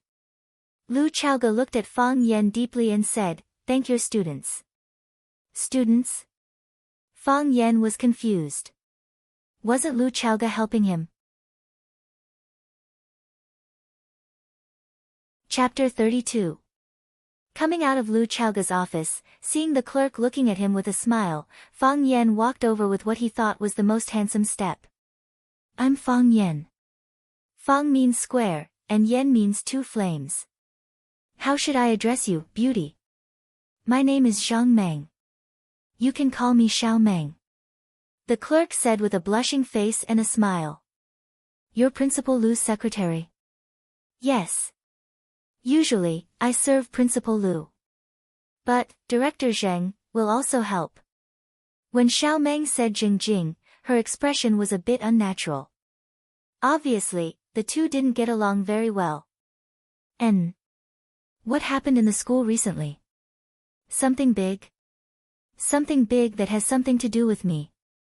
Yes, you were fired, but you were specially recruited. Yes, that's it. Fang Yan nodded with a smile. Why is that? You really asked the right person. Xiao Meng said proudly. These 2 days, I've been with Principal Lu, so I know the cause and effect of the matter. In fact, you were really fired from the school, but... After listening to Xiao Meng's explanation, Fang Yan really wanted to thank his amiable and respectable students. He was indeed voted to be fired at the school's high-level meeting, and Lu Chaoge was really ready to give up the position of Rosefinch Secondary's vice principal to find another way out. However, Fang Yan's students let Fang Yan return to the school. Lu Chaoge also saw a valuable quality in these students, so she decided to stay. During the days when Fang Yan was away, a lot of things happened in the school. As soon as Fang Yan left, Huang Haoren returned home. He told his father, Huang Wenxiang, what happened in the school. After Huang Wenxiang heard it, he was furious and immediately followed him to Rosefinch Secondary to investigate. After interviewing many students of the 9th class and the people involved in the incident, he wrote an article titled, Good Teacher, Bad Teacher, Who Has the Final Say? The article was published in the evening supplement of the Huaxia Metropolis Daily. As soon as the article was published in the newspaper, it caused widespread discussion in the society. The teacher in the eyes of the students was a good teacher, but he was dismissed by the school because his teaching methods deviated from the classics. Such an outcome made the parents of the students very dissatisfied. The parents of the drowning girl, Zhu Fang, rushed to the school. Originally, they wanted to cause trouble for the school. But after listening to their daughter's explanation and the intercession of Class 9 students, not only did they not get angry, they even sent a letter of thanks to the school. The letter of thanks arrived, but the person who thanked them was chased away. This was undoubtedly a harsh slap to the school's face. The parents whose children were studying at Vermilion Bird Middle School also inquired about this matter from their children. Listening to the children who had witnessed the poetry recital recounting what happened at that time, and seeing the excitement and envy in their children's eyes, the parents also began to think about whether they could transfer their children to Class 9 or not. The higher-ups of Rosefinch Secondary could no longer sit still. Principal Zhang Xiaofeng personally took the lead and convened a meeting to discuss the recruitment of Fang Yan. However, they had just chased him away and then immediately invited him back. The school's face would be embarrassed, and the person involved would certainly be very unhappy. Therefore, after a fierce bargaining, they decided to give him some compensation, directly skipping the 3-month probation period and becoming an official teacher of Rosefinch Secondary. There was no way to communicate this matter directly with Fang Yan, so Zhang Xiaofeng personally went to negotiate with Lu Chaoge. After agreeing to several of Lu Chaoge's requests, Lu Chaoge also agreed to withdraw her resignation and continue to stay at Rosefinch. Li Mingxiang and his group were the most humiliated when Fang Yan left and came back. They racked their brains to send Fang Yan away, but they didn't expect that they would have to go through so much trouble to invite him back. Has anyone ever told you that you are very good-looking? Fang Yan looked at Xiaomeng and asked. Yes. Xiaomeng lowered her head. How could this person be so direct? Confessing now. Isn't it a little too fast? Since they have all said it, then I won't say it. Fang Yan waved his hand at Xiaomeng and quickly ran outside. He wanted to see his students, to see those lovely children. Bastard! Xiaomeng looked at Fang Yan's back and gnashed her teeth. The Buick stopped in front of the villa. Zheng Jing pushed open the door and got off. He wiped his hair to make it look more smooth and tidy. He also tidied up the collar of his Chinese tunic suit to make himself look more neat and tidy. Only then did he carefully ring the doorbell of the courtyard. Click, the door opened, and Zheng Jing pushed the door and walked in. An old man in a black suit greeted him. After making an ancient European invitation gesture, he said, "Young master is waiting for you in the backyard." "Thank you." Zheng Jing said gratefully and followed the old man to the backyard of the villa. If you didn't see it with your own eyes, it would be hard to imagine that the backyard of the villa was a huge golf course. Not only this villa, but the backyard of the whole row of villas were all golf courses. They could pick up their clubs and play a few rounds at any time. A man with his back to them was swinging his golf club to hit the ball. He was tall and straight, and his posture was standard. It was obvious that he was an expert in this field. Whoosh! The man swung his club, but the ball didn't move. It was empty.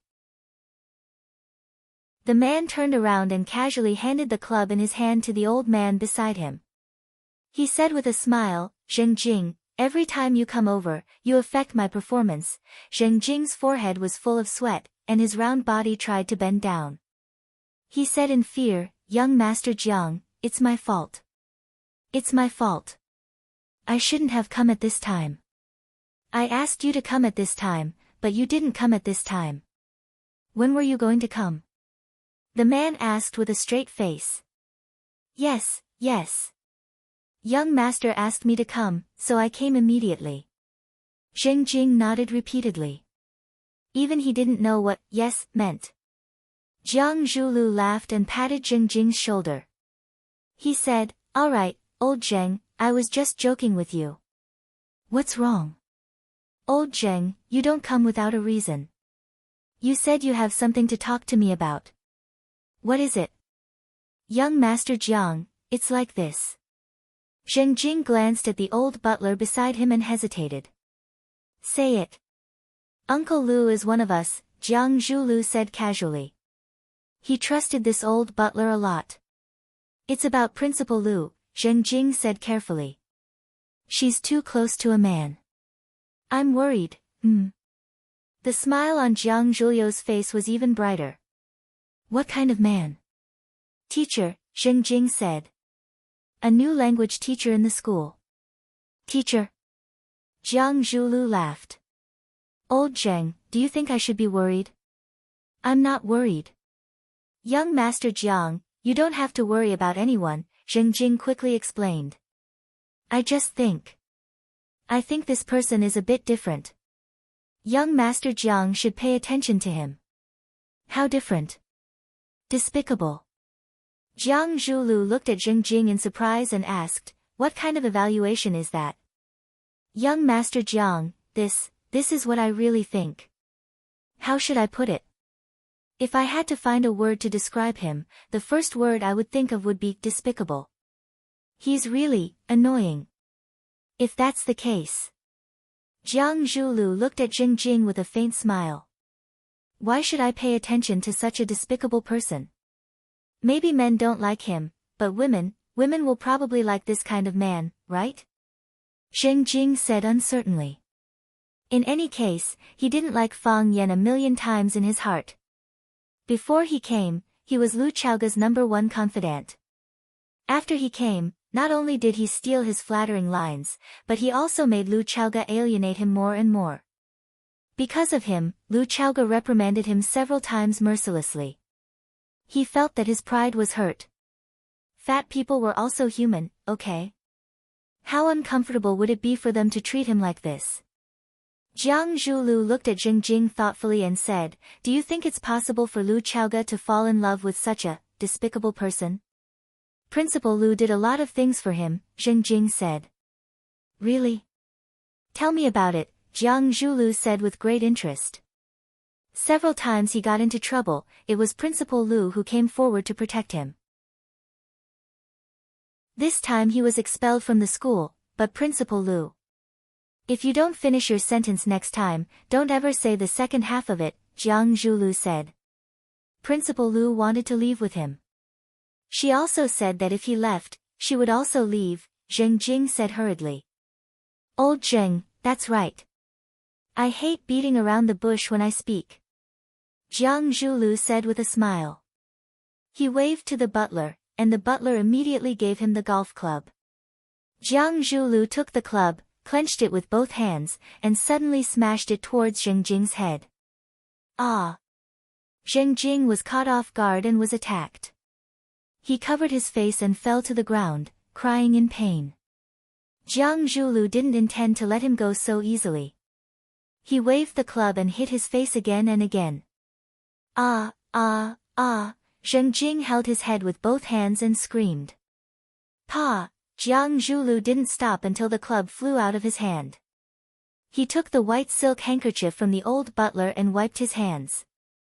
He squatted down and looked at Zheng Jing's scarred face. He reached out and pulled him up from the ground. He asked with concern, "Old Zheng, are you okay?" "I'm fine." "Young Master Jiang, I'm fine, Zheng Jing said with a sobbing tone. It's good that you're fine. I'm just a person with a bad temper. Jiang Zhulu said apologetically. But, if you let me vent, it'll be fine. Isn't that right? Yes, yes. I understand. I understand.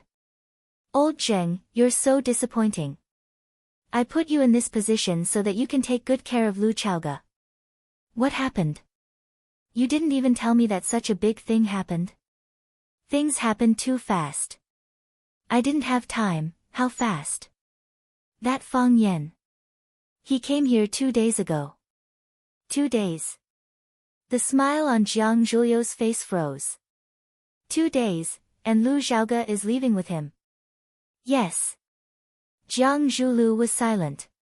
After a long time, he suddenly asked, Old Zheng, what kind of person do you think I am?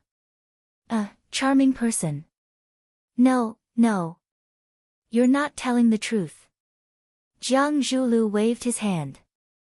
There was an inexplicable sense of ridicule on his handsome face. I'm a pervert. Am I right? Tell me, is this B*TCH afraid of a pervert? He must be afraid. He must be, Zheng Jing said. That's good. Jiang Zhulu nodded in satisfaction. It seems I should have a good talk with him. I wonder, does this B*TCH have a sword that can save his life? Chapter 33. Qingxin Tea House. Fang Yan personally boiled the water to make tea. He filled the cup in front of Huang Wenxiang with the teapot and said with a smile, the conditions here are too simple. If there's a chance in the future, I'll definitely make a cup of good tea to entertain the distinguished guests. What kind of distinguished guest am I? Huang Wenxiang said with a smile. He took a sip of the tea and said, You don't say. The tea brewed by Mr. Fang really tastes different. I saw that Mr. Fang's tea brewing technique is quite skilled and exquisite. Is Mr. Fang good at the tea ceremony? It's not really a tea ceremony. I'm influenced by the elders in my family and usually like to drink tea with them. After drinking a lot and seeing a lot, I more or less understand it. Fang Yan looked at Huang Haoran, who was sitting next to him and willing to be a supporting character, and said, Haoran, do you like tea? Yes, Huang Haoran said. But the students in the class all like to drink Coca-Cola.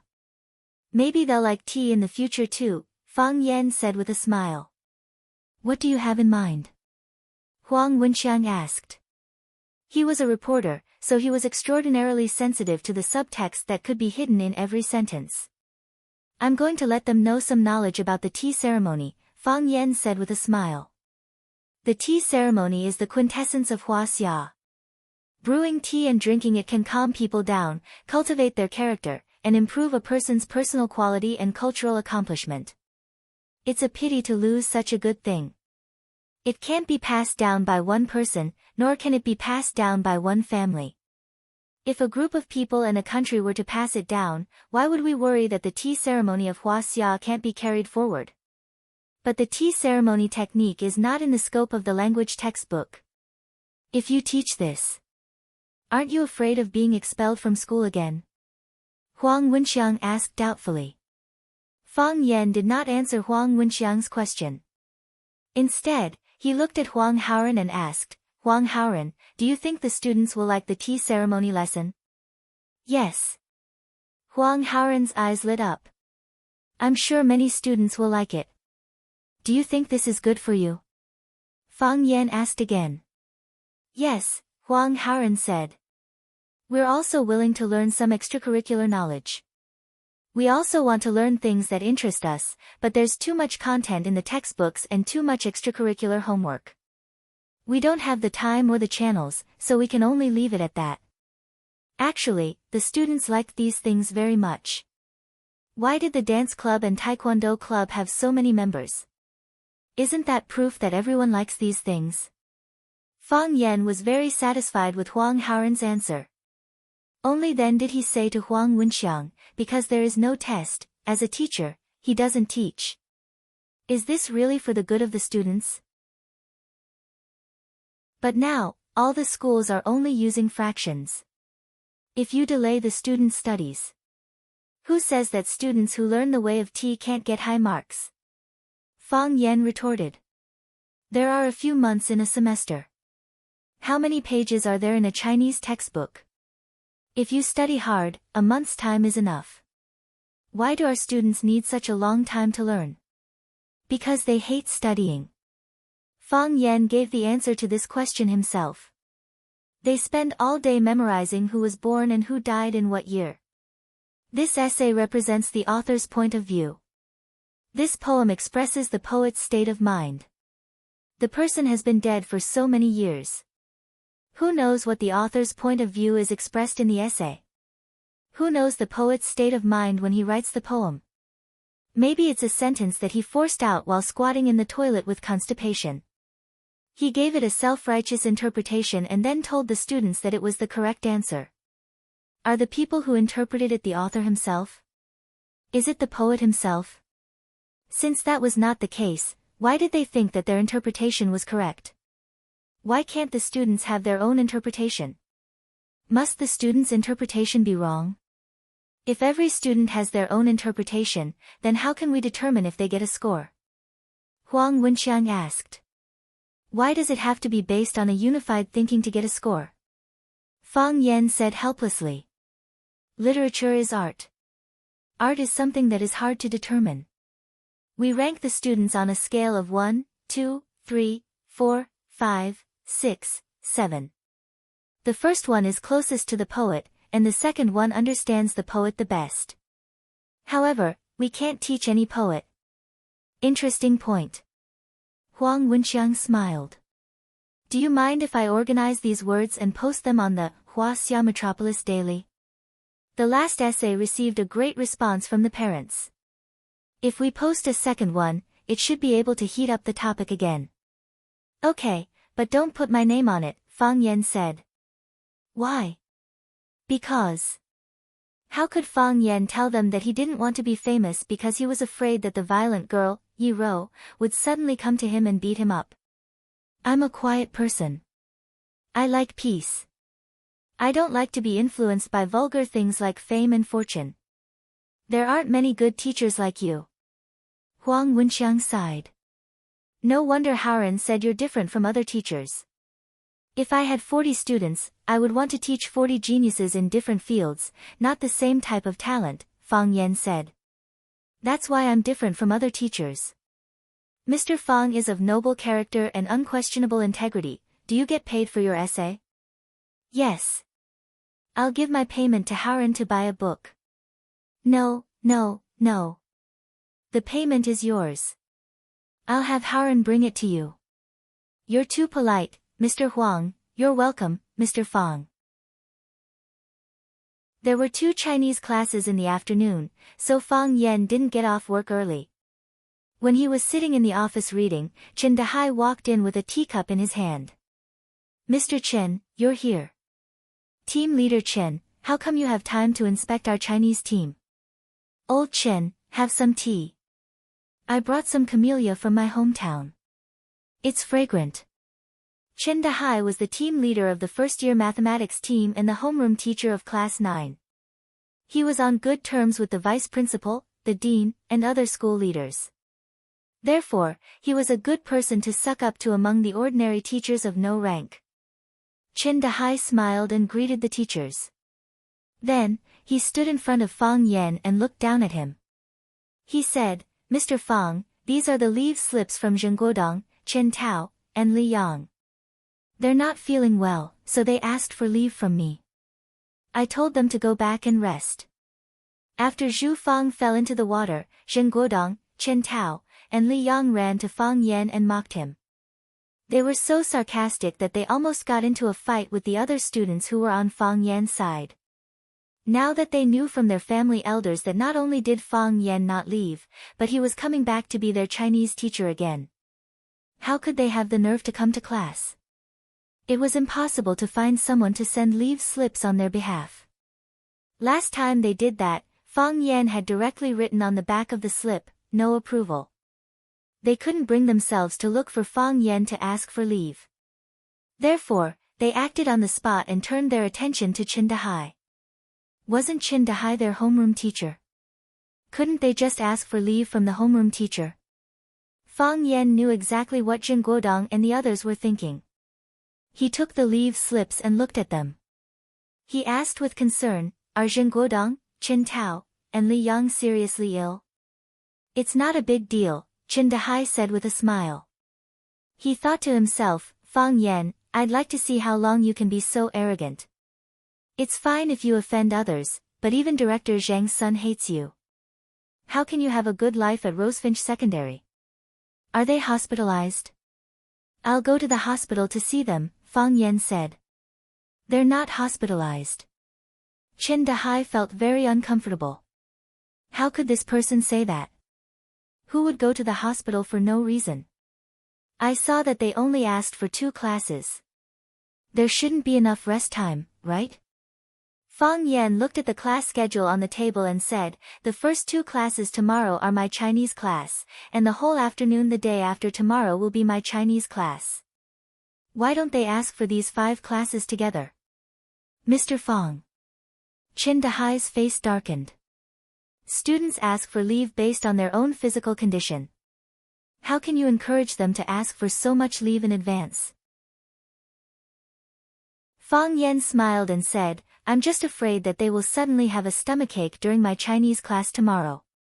The day after that, they will be on their period again. So, I'm reminding them to ask for leave at once. Isn't that better? It's convenient for them, and it's convenient for me." It seems that Mr. Fang is prejudiced against these 3 students. Chin Dahai began to accuse Fang Yan. No. Not at all." Fang Yan waved his hand.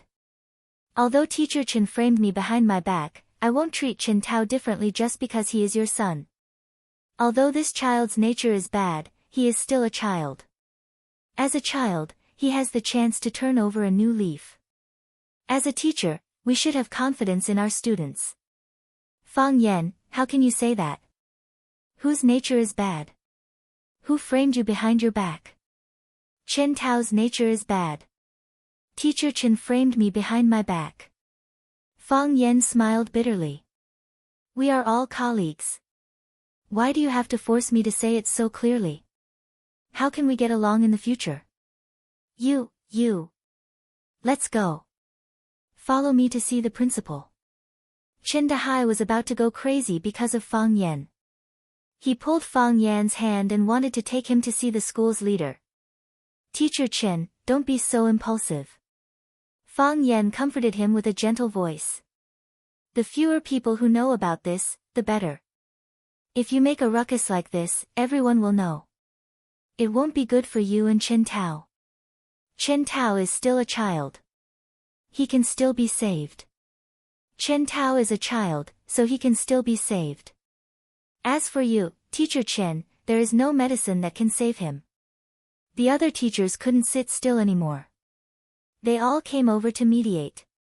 "Yeah, Teacher Chen, don't be so agitated. Let's talk this out. Fang Yan, you're too much. How can you talk to Team Leader Chen like that? How did Team Leader Chen frame you? If you have the ability, tell us. You have no hair on your mouth and you're not reliable. I really don't know why the school recruited such a child, I say, everyone." Fang Yan glanced sideways at the teachers from the Chinese literature team and said, "I can't stop you from sucking up to me, but don't drag me down with you. I'm also someone with a backer. You all know about Principal Lu Chaoga, right? I'm one of her people.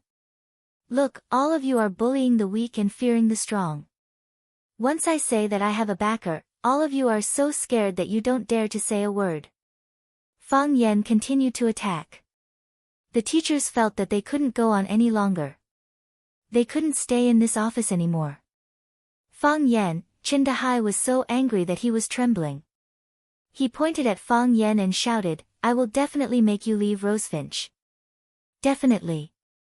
"When your son said this, he was much more imposing than you," Fang Yan said. "He wouldn't take such a weak threat to heart." Chapter 34. Fang Yan stood on the podium, and the students applauded spontaneously. Thank you. Fang Yan bowed deeply to the audience. Thank you. Mr. Fang, what are you thanking us for? That's right, we should be thanking you. Mr. Fang, you're finally back. We were really worried that you would leave. Fang Yan chuckled as he looked at the 37 students sitting below the stage. He said, I used to think the same way as all of you. Teachers exist to teach and dispel students' doubts. Teachers stand on the side of the giver, so they deserve the gratitude and respect of their students. After experiencing this incident, I know that my thinking was wrong. Thank you, Huang Haoren, thank you for your journalist father's voice of justice. Thank you, Zhu Fang, thank you, Zhu Fang's parents, for sending a thank you letter, and the other students' support and everything they've done for me. We're not only teachers and students, but also friends who can go through thick and thin together. If we're friends, can I call you by your name? No problem, you can call me Fang Yan, Fang Yan said with a smile. Respect and affection are not expressed in a title. Mr. Fang, what are we learning in this class? That's right, why don't we learn Jing Ku assassinates the king of Qin? Each of us can act as Jing Ku. I'll act as the king of Qin, and you can come and kill me. You can't kill me. In the past, the students learned whatever the teachers taught.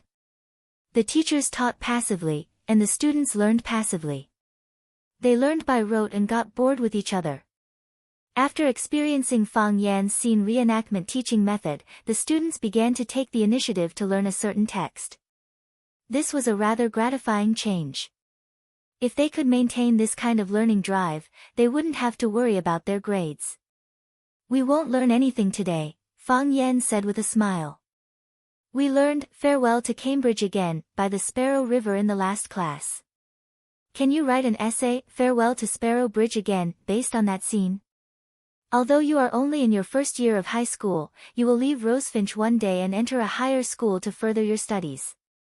Think about it, at that time, when you really had to leave the Vermilion Bird, how would you feel? There's no time limit and no word limit. As long as it's the work that you think you're most satisfied with, you can submit it to me as your homework. Once I've collected all of your works, I'll read them out one by one. Then, we'll vote for the 3 best works. The best work will be awarded the title of Outstanding Poet in Class 9, and you'll get an extra mark on your language grade. Oh right, he could also use this point to exchange for a leave of absence from his language class. If you don't want to listen to me. We don't want to exchange for leave. Who would be willing to take a leave from Mr. Fang's class? Exactly. If he wanted to take a leave of absence, he should have taken another class. For example, math class. Everyone, you have to vote for me. My work will definitely be a masterpiece. After joking around for a while, the students began to meditate. Some of the quick-witted ones had already started writing on the paper with their pens. Most of the students lowered their heads and meditated, searching for the aura called inspiration.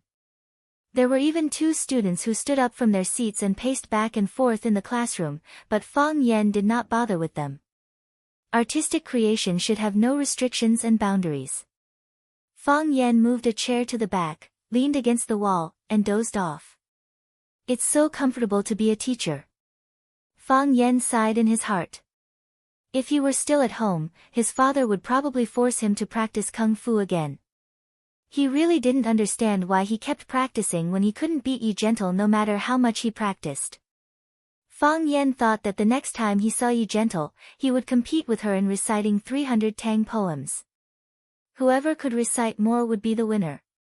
In fact, on the day of the duel when Fang Yan was 18 years old, he also asked Yi Gentle to do the same. Unfortunately, the violent Yi Gentle didn't understand his feelings and beat him until he cried for his parents. She untied his black belt and surrendered, saying that he couldn't do it. Blood debt. Thinking of that embarrassing scene, Fang Yan felt angry. You must pay with blood. Next time, I will throw snowballs at her when I see her. I can't do close combat, but I can at least gain some advantage by attacking from a distance, right? Fang Yen couldn't help laughing when he thought of how he had smashed Yi Gentle's head with a snowball and how she had cried and begged him for mercy. Mr. Fang. Mr. Fang, wake up. Huang Haoren shook Fang Yan's arm and shouted. Fang Yan opened his eyes and found more than a dozen students gathered in front of him. More students looked at him in surprise, as if they were looking at a yellow-skinned ET. Why are you all looking at me? Fang Yan felt that his face was damaged. I just took a nap for a while. How did I fall asleep? Didn't I ask you to write poems? All of them have been handed in. Huang Haoren pointed at the stack of papers on Fang Yan's chest and said, it was wet with your saliva. What poem, wet or not? Fang Yan grabbed the stack of poems and looked at it. Sure enough, several of them were wet with saliva. It's disgusting. This was his first reaction. But after thinking that it was his saliva, it became easier to accept. How can people dislike themselves? Let me take a look first, Fang Yan said. You guys get to your positions. Mr. Fang, are you okay? Huang Haoren asked with concern. I closed my eyes to think, Fang Yan said. I was too tired last night and accidentally fell asleep. Mr. Fang has been under too much pressure these past 2 days. Huang Haoren explained to the students around him. Everyone, don't disturb Mr. Fang's rest. Understood. Understood. The students looked as if they understood and quietly dispersed. Fang Yan was expelled from the school. If this happened to anyone, they probably wouldn't have the mood to accompany a little girl to a bar to drink and sing, right? You guys are so good to me. Fang Yan looked at the way they left quietly. His eyes were moist and his heart was sour. I will also treat you guys as treasures in my hands. Fang Yan flipped open the poems that the students handed in. He was furious and shouted, which idiot wrote a poem without writing his name?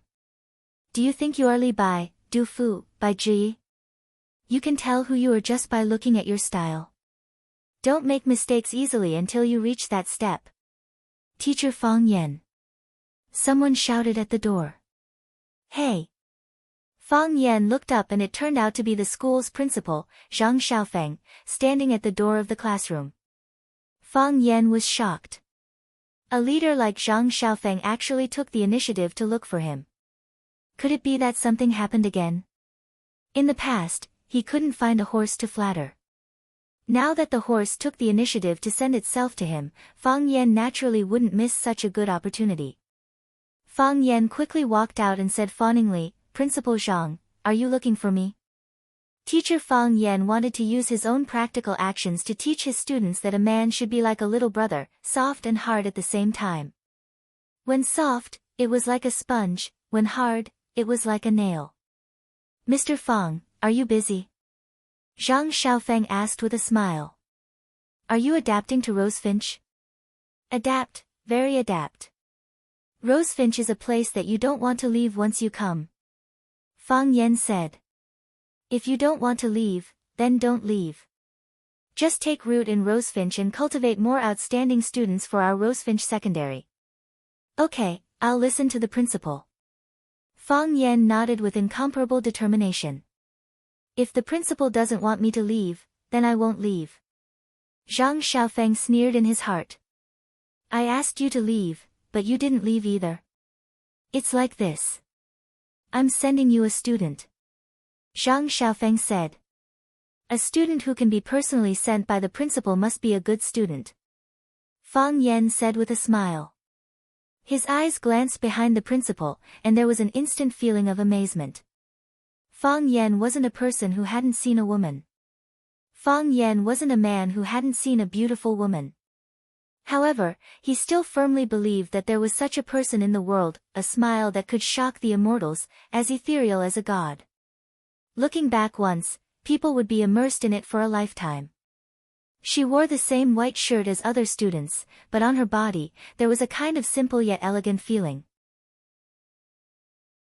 The short blue skirt could only cover her knees, and she didn't wear shoes or socks, revealing a smooth and tender long leg. Her long hair was simply draped over her shoulders, and the sunlight casually splashed on her body. However, this was not simple, and this casual was not casual either. She didn't have any intention, and she just easily jumped into other people's hearts. This girl, wasn't she a little too good-looking? Etienne, this is Mr. Fang. Zhang Xiaofeng turned around and introduced to Qin Etienne. Fang Yan. The girl took the initiative to extend her small hand to Fang Yan. I'm Qin Etienne. Etienne, you have to call him Mr. Fang. Zhang Xiaofeng reminded. The girl smiled sweetly and didn't reply. Zhang Xiaofeng didn't force her, and kindly said to Qin Etienne, Etienne, I'll hand you over to teacher Fang Yan. If you need anything, just let me know. Okay. Thank you, principal. Qin Etienne smiled sweetly. You have to call him Uncle Zhang. Zhang Xiaofeng corrected her seriously. Okay. Hurry up and go to class. I won't disturb you. Zhang Xiaofeng looked at Fang Yan and said, Mr. Fang, I'll leave Qin Etienne to you. She's the treasure of our school, you can't ruin her. Don't worry, principal. I'll definitely treat her, like my own daughter. Fang Yan said. He thought to himself, how could I ruin her? I also have moral principles, okay? As the saying goes, a teacher for a day, a father for life. Fang Yan said that he would treat Qin Etienne like his own child, but he didn't mean to take advantage of others. Although he wasn't a person who didn't like to take advantage of others. You. Zhang Xiaofeng pointed at Fang Yan and left with a smile. I'm not your daughter. Qin Etienne pursed her lips and smiled coquettishly. I was just using that analogy. Fang Yan explained. Then why didn't you use that analogy? Qin Etienne's beautiful big eyes looked at Fang Yan without blinking. I have to treat her like my own woman. Fang Yan's eyes widened, and his face was full of disbelief. Is she flirting with me? Thank God you're here. Chapter 35. As a moral teacher, Fang Yan would never fall in love with his students. However, whether he fell in love or not was one thing, and whether or not he had a female student pursuing him was another. Just like how many female stars in the entertainment industry said to reporters, I don't want people to call me a vase. Please pay more attention to my acting skills. But did they think about the feelings of those women who had worked diligently for decades and never had anyone call them vases? Did they think about it? Yes, that was Fang Yan's mentality. Before he became a teacher at Rosefinch Secondary, he had imagined such a beautiful scene. Beautiful girls in white shirts and blue skirts were like roses that had just bloomed in the morning, fragrant and charming, shyly stuffing a passionate love letter into his teaching materials, or calling his name on the tree-lined path on the campus after school, and then giving him a cup of warm tea. He had already decided that he wouldn't tear up those love letters because it was very impolite behavior. And it would hurt the student's self-esteem. He would also drink the tea, and even accept the thermos cup that was used to make the tea. However, he would refuse them, refuse their love, and refuse to derail their feelings. I am a good man, and you are a good girl. We will not have a good ending if we are together. Fang Yan said to them in the most gentle tone in the world. Because, I am your teacher. Yes, he had imagined such a scene. With his idle face and powerful acting skills, how could those young girls not be fascinated by him? This day really came, a little earlier than he had expected. Is that also a metaphor? Fang Yan laughed. If the enemy doesn't move, I won't move. If the enemy moves, I won't move. First, find out the real purpose of this girl. Didn't Zhang Wuji's mother say to be careful of women? The more beautiful a woman is, the more likely she is to cheat. As a young virgin, Fang Yan was very worried that he would be cheated by a beautiful girl. If they cheated him of his body, how could he go out and meet people in the future? I'm serious. Qin Etienne blinked his eyes and said innocently. You. Fang Yan felt that she really wanted to lie to him. I am your teacher. You have to respect me. I know. Qin Etienne nodded. That's why I want to put you in the most important position in my heart. Fang Yan, according to past practice, shouldn't you be introducing new classmates to your classmates? Call him Mr. Fang. Okay, Fang Yan. Fang Yan was very stubborn, but the other party was even more persistent than him. Standing on the podium, Fang Yan said to everyone with a smile, "Let's welcome our new classmate, Qini Tian," with a warm round of applause. No one spoke. No one applauded. However, the boys' faces were flushed, and they had an excited expression on their faces. Even Huang Haoren, who was usually the calmest, was full of excitement. He looked at Qini Tian standing on the front stage with burning eyes. Something is wrong. Fang Yan frowned. He smelled the restlessness in the air. What did these guys want to do? Qini Tian walked to the podium, glanced at the audience, chuckled and said, "I know you all know me. I am Qini Tian." Clatter, the applause was like thunder. Qini Tian. Qini Tian. Qini Tian. Whether boys or girls, they shouted Qini Tian's name enthusiastically. Fanatical fans were like this when they saw their idol. What's going on? Fang Yan felt very hurt. When he introduced himself, no one applauded. But when Qini Tian stood on the stage and said something, they became crazy like this. Qini Tian raised his hand, and the applause and shouting stopped immediately. "Mr. Fang, can I sit in the first row?" Qini Tian asked. "I can't," Fang Yan refused without hesitation. "There are already students sitting in the first row. Now there are only empty seats in the last row. You can sit there." "Teacher, I am willing to change seats with Qini Tian." A boy in the first row stood up and said. "Teacher, I am also willing, teacher, let me change." Not only the boys wanted to change seats with Qini Tian, but also the girls stood up, which made Fang Yan puzzled. Shouldn't the same sex repel each other? The seat one sits in has nothing to do with age, nationality, gender, or appearance. Fang Yan said righteously. "If you sit in the first row, will the students look at you or me in class?" "Qini Tian, you must give a reason that can convince everyone. I want to be closer to you and see you more clearly." Qini Tian looked at Fang Yan and giggled.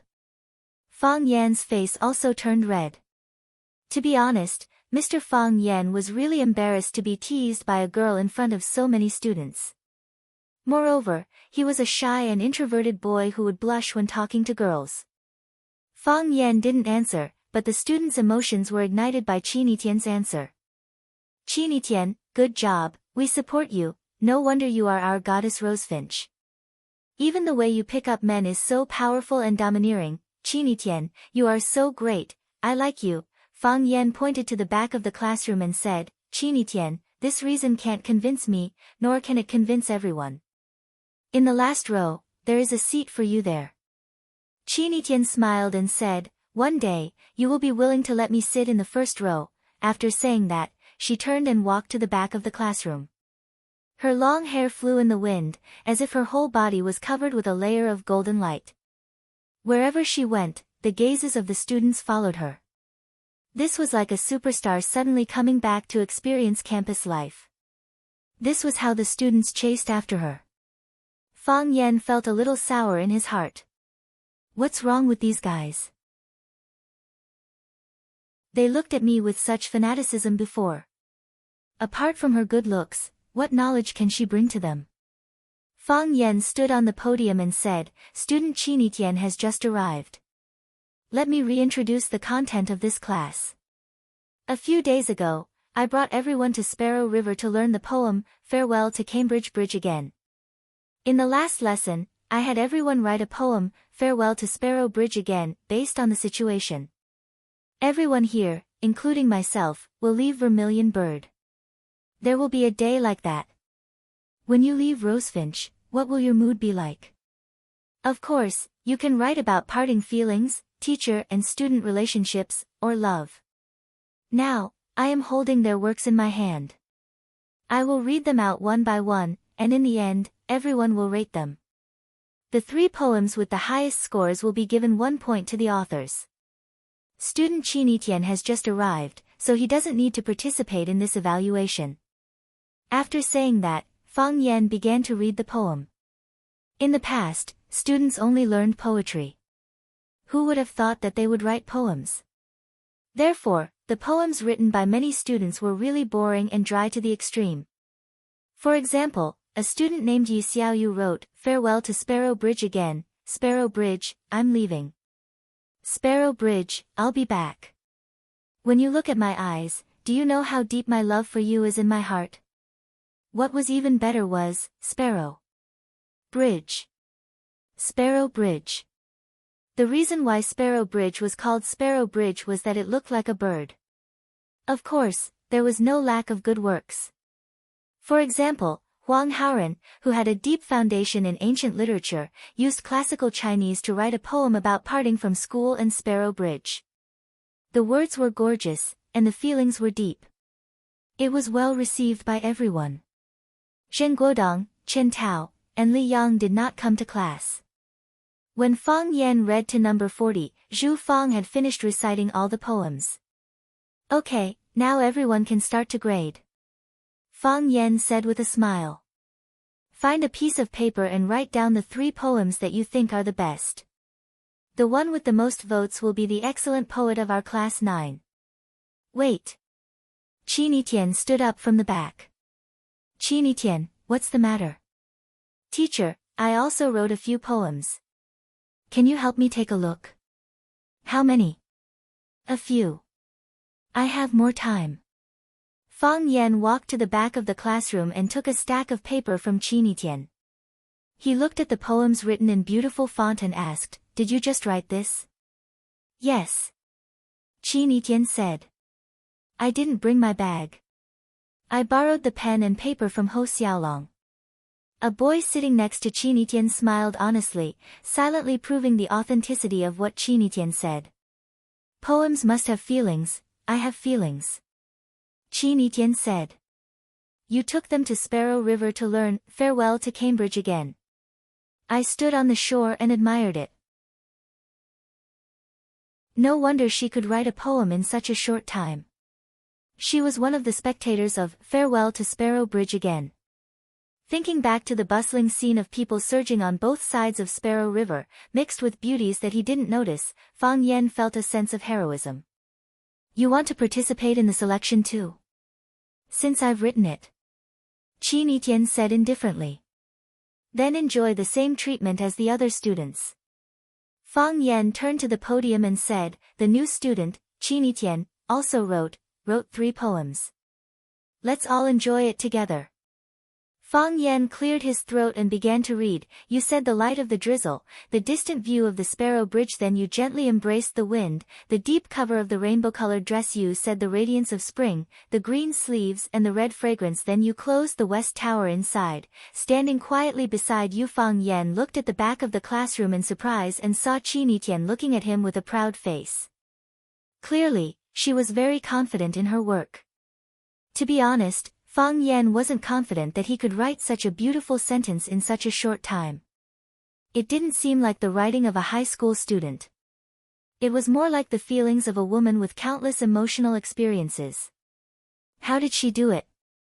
"You said the gentle breeze blew, I lay drunk and pondered, then I closed the doors and windows tightly, the tents filled with sorrow, you said the tenderness of love, how can we forget each other?" Yet my eyes turned slightly, they turned to frost.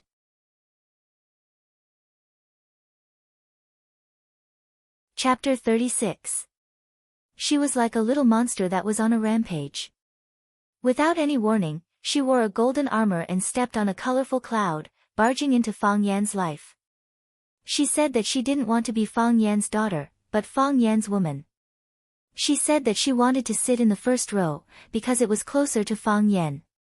She was the student's idol, and everyone's worship of her was maddening. Wherever she went, everyone's eyes would be on her. She wrote 3 love poems in a short period of time, and every love poem was breathtaking. She is challenging my authority," Fang Yan thought in his heart. Even Fang Yan had a bad guess in his heart. Could it be that the previous time, the school board, Zheng Tiancheng, and the rest couldn't chase him out of the school, so this time, they used a honey trap? They were willing to throw out such a charming little beauty. Just how much did they hate him? Fang Yan felt that he couldn't just sit still and wait for death. He had to find out the background of this woman.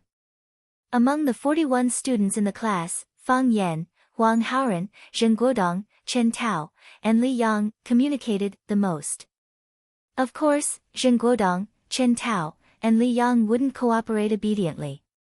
So, the only person he could ask was Huang Haoren. Fang Yan could see the flickering light in Huang Haoren's eyes. He must have a good understanding of Qinitian. Without a doubt, Qinitian's 3 poems were the best of the day with a full vote. In other words, the prizes that were originally prepared for the top 3 had become hers alone. She suddenly gained 3 points. If she only scored 57 points in the next language exam, then with the 3 points she had now, she would be able to pass. However, with the profound knowledge she had displayed, did she look like the kind of student who could only score 57 points on a language test? Fang Yan felt that what he should be worried about now was that if she scored 98 points on the language test, plus the 3 points she had now, would he have to give her 101 points? Forget it, I can only exchange it in batches. Or maybe he could deduct more points from her when he marked the exam paper. After class, Fang Yan shouted, "Huang Haoren, come out with me." Huang Haoren was the temporary representative of the Chinese class, so it was only natural that Fang Yan would look for him to discuss matters. Huang Haoren quickly got up and didn't forget to look back at Qinitian before leaving. Fang Yan brought Huang Haoren downstairs to the middle of the school's English corner. He asked, "Huang Haoren, what's the matter with that Qinitian?" Huang Haoren was shocked. His face turned red and he stuttered, "Mr. Fang, I what? Just say it. You're a man, why are you being so wishy-washy?" Fang Yan said in a bad mood. I do like Qinitian, but, this time, it was Fang Yan's turn to be shocked. He brought Huang Haoren out to find out more about Qinitian. How did he find out that he was a teenager in love? Classmate Huang Haoren, this matter, Mr. Fang, I'm not the only one who likes Qinitian. All the boys in the school like Qinitian. Huang Haoren sold out all the boys in the school. Even the most advanced rocket couldn't catch up with this speed. Why? Fang Yan asked. Huang Haoren raised his head and looked at Fang Yan. He didn't understand what he meant. I mean, is Qinitian famous in the school? Very famous. Huang Haoren became excited and said, she's very famous in the entire Huacheng. This year, because she's going to apply for Rosefinch, countless people followed her to apply for Rosefinch, including the top students in the city. This year, Rosefinch has the highest enrollment rate in years. You're one of them? Fang Yan asked with a smile. Huang Haoren was a little embarrassed. He adjusted his glasses and said with a red face, I think Rosefinch is very suitable for me. I was lucky enough to meet Mr. Fang. Why is she so famous? Fang Yan asked. Because she's a genius. Huang Haoren said without hesitation. In what way? Everything. Fang Yan shook his head and said, Huang Haoren, I heard from your father that your future dream is to become an excellent news reporter. What are the 3 elements of a reporter? Fast, accurate, and fresh. You can't be replaced by personal feelings. You've been blinded by your feelings, haven't you? It's true. Hearing that Fang Yan didn't trust Qinitian, Huang Haoren was a little anxious. Qinitian is really a genius. This is recognized by everyone. Don't think that she's only in her first year of high school. Even the second and third year students call her senior sister Etienne. This kind of feels like a gangster boss. Fang Yan thought in his heart. After listening to Huang Haoren's explanation, Fang Yan felt that he should understand more clearly what made Qinitian, this student, different from others. He found a stone bench and sat down. Then, he patted the seat next to him and said, Sit down and tell me. Huang Haoren didn't sit down. He stood in front of Fang Yan and said with a smile, Do you know? Qinitian is a legend in the world of elementary school. She studied in number 1 middle school. Number 1 middle school is the best middle school in Huacheng. The students there all have good grades, and there's a lot of pressure. However, everyone's goal is to get second place, because the first place belongs to Qinitian. She studied in our number 1 middle school for 3 years and was the champion of the whole grade for 3 years. What's more, she was first in every subject in the whole grade. She didn't show any signs of being biased. At that time, we felt that nothing could stump her. Even some Olympiad math questions that the teacher deliberately asked were easily solved by her. Just because she's good at studying? No.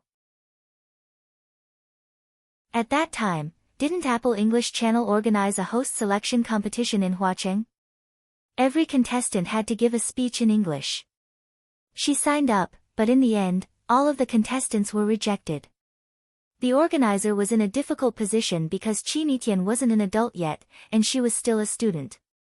If they signed a contract with her, it would be much more difficult. If they didn't sign a contract with her, they would go back on their previous promise, and it would be difficult to quell the pressure of public opinion. In the end, Qinitian withdrew herself, saying that she had to focus on her studies and didn't have time to be a host. Apple English Channel didn't want to let go of such a talent, so they signed a contract with her as an on-camera reporter. Good at English. Good at giving speeches. In high school, hip-hop was very popular. She selected her own team members and choreographed her own hip-hop dance to enter the Huadong District Hip-Hop Dance Competition. The national finals were to be held in Yanjing, but she forfeited, saying that the air quality in Yanjing was too bad. At the graduation ceremony, she wore a red gown and sat in front of the piano to play Liszt's Paganini's Three Bells. At that time, we didn't understand it, but we thought it was beautiful. Later, when I looked it up, I found out that this piece was also called Campanella, and it was an arrangement by Liszt based on the theme of Violin Concerto No. 2 in B minor, by the Italian violinist Paganini. The Bells was written in a rondo style, and every time the theme appeared, it had to be performed in a new way. It was very difficult. It was said that only a few people in Huaxia could perform this piece. Li Yundi, the Prince of Piano, performed this piece in Vienna and caused a sensation. Her program became the most popular program at the graduation ceremony, and many students especially bought Liszt's CD to listen to because of her. She can also play the piano. She was the president of the school broadcasting club in our first high school, and also in Rosefinch Secondary. She adapted the dance of Little Swan, rehearsed the play, Romeo and Juliet, participated in the Olympic Math Olympiad and won a prize, and was a special guest of the observatory. Oh, she's also very good at volleyball and tennis. Doesn't she have any shortcomings? Yes. She's too beautiful. Huang Haoren said with a face full of regret. Too many people like her. Fang Yan was very sad. How could a teacher teach a student like this? Do you think her parents know she's so good? They should know, Huang Haoren said.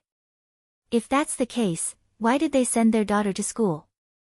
Do you think she has some ulterior motives for coming to our class? It's a little strange. Huang Haoren nodded and said. The first class is the best class in the whole grade, and Qinitian got into Rosefinch with the best grades in the city.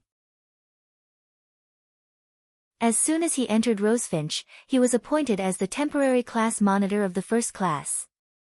I don't understand why she was transferred from the first class to our 9th class. Our 9th class is famous for being a problematic class, and Teacher Zhu was kicked out less than a month after he came. Teacher Zhu? The one before me? Fang Yan asked. Yes.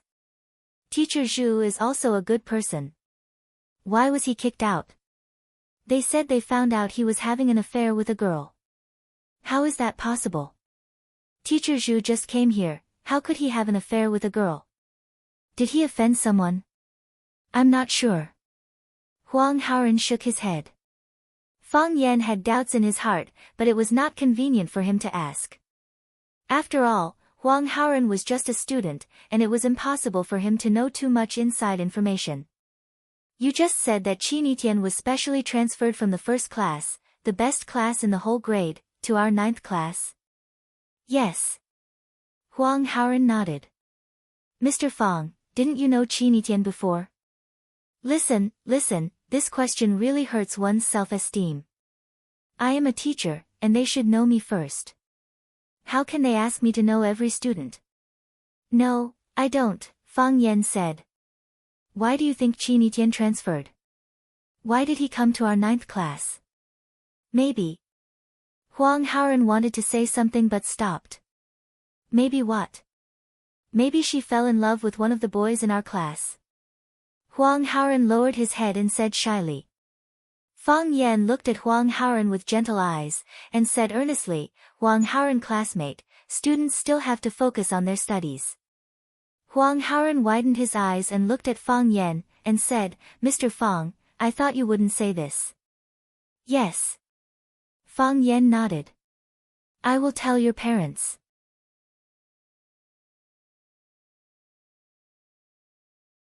Chapter 37. The bell rang, and Huang Haoren returned to the classroom. Fang Yan sat on the stone chair lazily, feeling uneasy. Qin Yitian, are you the reinforcements brought by the monkey? Are you thinking of me? A girl sat beside Fang Yan and asked aloud. Yes. Fang Yan replied, Why did you run out? It was class time, but Qin Yitian appeared in front of Fang Yan. This girl skipped class as soon as she came. Isn't she too arrogant? Maybe there are some things that Huang Haoren didn't say clearly. Qin Yitian said. I didn't ask him anything. Fang Yan hurriedly explained. What's wrong with this girl? Does she think she can understand everyone's mind? Did you notice that there's a sign on your head that says, you're trying to expose yourself? Qin Yitian asked. That's right. Confessing without being pressed is exactly what people like you are. Okay. Fang Yan was too lazy to hide it. What didn't he say clearly? I have an agreement with Rosefinch Secondary that I can attend all the teachers' classes if I want to, and I can leave freely if I don't want to, Qin Yitian said. He doesn't know this, and you definitely don't know this. You're so arrogant, what do you want the teachers to think? That's their business. Qin Yitian smiled. They'll feel a little uncomfortable in the short term, but they'll get used to it after a long time. If you can't change others, then work hard to change yourself. Fang Yan looked at Qin Yitian's almost perfect side profile and said, I don't understand, why did you transfer from class 1 to class 9? For you, what's the difference between class 1 and class 9? In other words, isn't class 1 more suitable for you than class 9? When you brought the students of class 9 to the Sparrow River to learn, farewell again, I happened to be sleeping in the grass by the river. You're the first one to come out and stand on Baldy's broken ship. At that time, the sun was bright and you were covered with a layer of gold. You read poetry, and you make gestures. She looked a little silly and a little sad. I felt like I was hallucinating. I couldn't tell if this was reality or a dream. So you decided to follow a great teacher like me? Fang Yan couldn't help but feel proud. It seemed that, a farewell to Sparrow Bridge again, had made him an instant hit in Rosefinch Secondary. He had to work harder and bid farewell to Sparrow Bridge School a few more times. Qin Yitian shook his head and said, You can't teach me. Fang Yan swore on Yi Ro's honor that if this woman wasn't a woman, he would jump up and beat her up. What do you mean you can't teach me? Why can't I teach you? Do you mean to say that you are more powerful than the teacher? It's fine if you are more powerful than other teachers, but can you be more powerful than me? The reason I came here is... Qin Yitian bit his lip and said very frankly and directly, I have a premonition that I will like you. Is this a confession? It must be. Qin Yitian, don't joke about this kind of thing with the teacher, Fang Yan said angrily. Fang Yan, you don't have to test me. Qin Yitian looked at Fang Yan with certainty. Without any shyness or evasion, he said, That's what I think. I never need to hide myself. I am your teacher. Fang Yan said. So what? Qin Yitian said disdainfully, as if he didn't care about Fang Yan's identity as a teacher at all. Are there any cases of teachers and students falling in love and marrying each other in history? Besides, I just feel that I will like you. I just feel that you are a little different from other boys. Whether I will like you or not depends on your performance and what I see with my eyes, Qin Etienne said indifferently. This feeling will become stronger and stronger, or it may become lighter day by day. Who knows? Just for this, you deliberately changed classes. Fang Yan felt that it was difficult for him to understand the psychology of girls nowadays. What were they thinking? Love. Qin Etienne looked up at the sky and said softly, although I don't think it is very important, isn't it good to experience the feeling of falling in love? Sorry, Fang Yan said. I don't have time and obligation to accompany you to experience it. Qin Etienne giggled. What are you laughing at? Fang Luo was a little angry. Fang Yan, how do you know that you won't like me? I will definitely not like you. Is that so? Qin Etienne clapped his hands and stood up, saying, Fang Yan, while I am watching your performance, you should also watch me. There are some things that you can't control. At that time, you will know that the identity of a teacher is really not worth mentioning. Qin Etienne waved his hand at Fang Yan and said, Fang Yan, see you in the next class. Call me Mr. Fang. No. Qin Etienne refused. I won't call you Mr. Fang. Because I can't teach you. That's not true. The teachers of Class 1 can't teach me either, but I am still willing to give them enough respect. Qin Etienne turned around and explained this matter seriously with his delicate and flawless face. I won't call you teacher. We are in an equal relationship.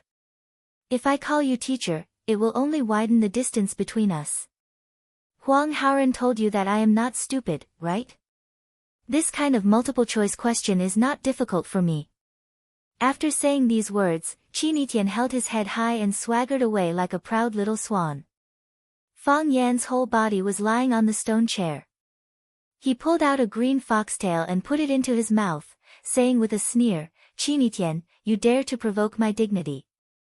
I am really King excellent. After school in the afternoon, it was the most crowded time of the school gate. Of course, Fang Yan couldn't squeeze the school gate with the students, so he got off work early. Fang Yan now had the teacher certificate of Rosefinch Secondary. He pinned the certificate to the chest of his clothes and proudly walked past the envious eyes of the security guards at the gate. He felt that his life realm and the standard of life had been improved and sublimated again. Before, he needed to register at the security guard post when he went in and out, and the security guard called to report to the inside. It was really too troublesome. Soon, Fang Yan's good mood turned bad. Because as soon as he walked out of the school gate, he was surrounded. A blonde pointed at Fang Yan and shouted, It's Fang Huahua. Slap. The blonde's head was slapped.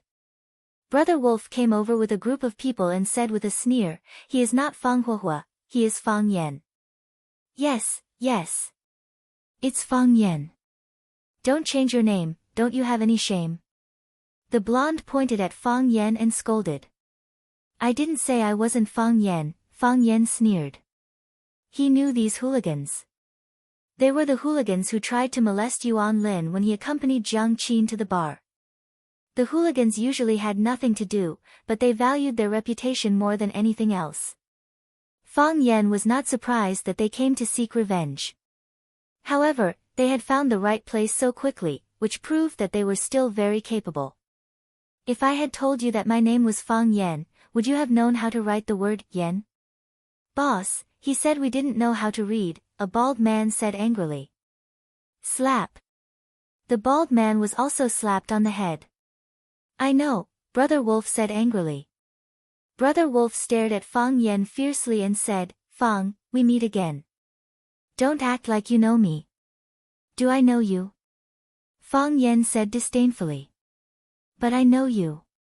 Brother Wolf pointed to his chest and said hatefully, Do you remember when you stepped on this spot?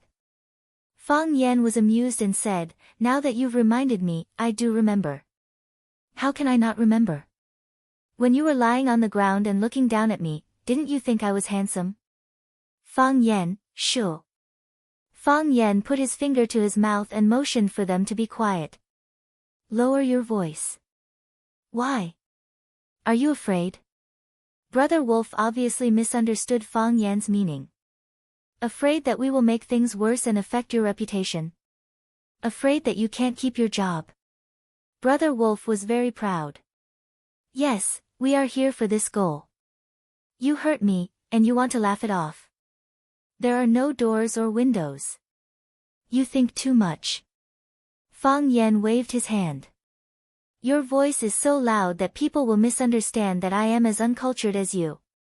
What is that saying again? A person's opponent determines a person's achievements. To see whether a person is good or not, it depends on who his opponent is. If there is any conflict, we can deal with it in private. It is not good for you to come to the school gate and insult me in broad daylight. What was a battle of words? After being a gangster for so many years, Brother Wolf finally understood the power of these 4 words. In their circle, people scolded with, your mother, my mother, your mother. It was direct, but it was like scratching an itch through one's boot. Because these words were too familiar to them. Usually, if they did not mention their mother, they would feel like there was no chili in their meals, no hair gel in their hair, no coquettish women in the bar. They always felt that something was missing. On this day this year. At this moment. The man standing in front of her didn't say a single vulgar word. He didn't mention father or mother, but why did he make her feel suffocated? She had the urge to chop him into meat paste and knead him into a meatball. Brother Wolf wanted to say something in response, or perhaps say something more powerful and hateful. However, his face was red, the muscles on his cheeks kept twitching, his eyes were red, and tears were about to come out, but he could not say a word. For the first time, he felt that it was such a stupid decision to quit school early. Uncultured, it was terrible.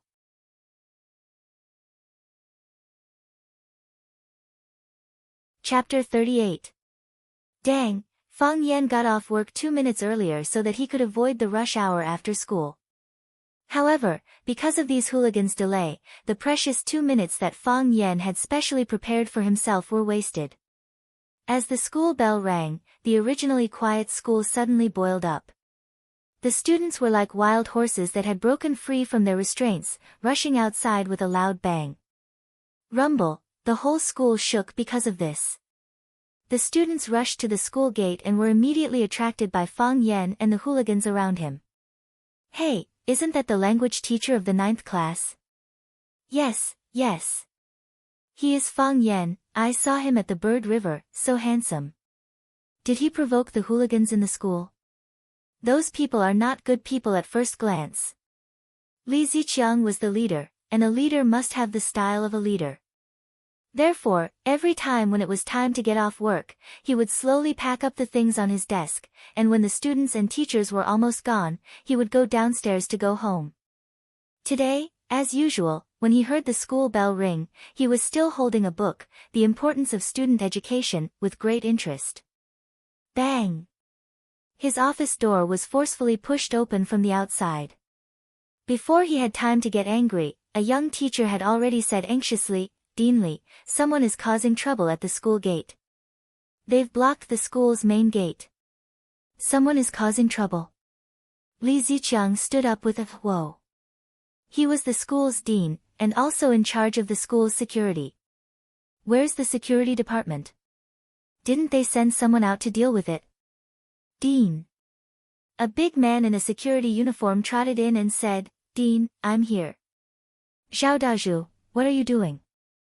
Something happened outside the school, why didn't you send someone to deal with it? What are you doing here? Dean, don't be agitated. Chen Dahai, the head of the first-year mathematics group, slowly walked into the office and said with a smile, I asked Chief Xiao to come with me. I think it's better to report this matter to the dean first. Old Chen, what's going on? Li Ziqiang asked doubtfully. Chen Dahai looked at the young teacher who broke in first and said, Little Cheng, you get off work and go home first. Okay, Teacher Chen, the young man answered and tactfully closed the door. He knew that he didn't need to participate in the following meeting. Old Chen, what's going on?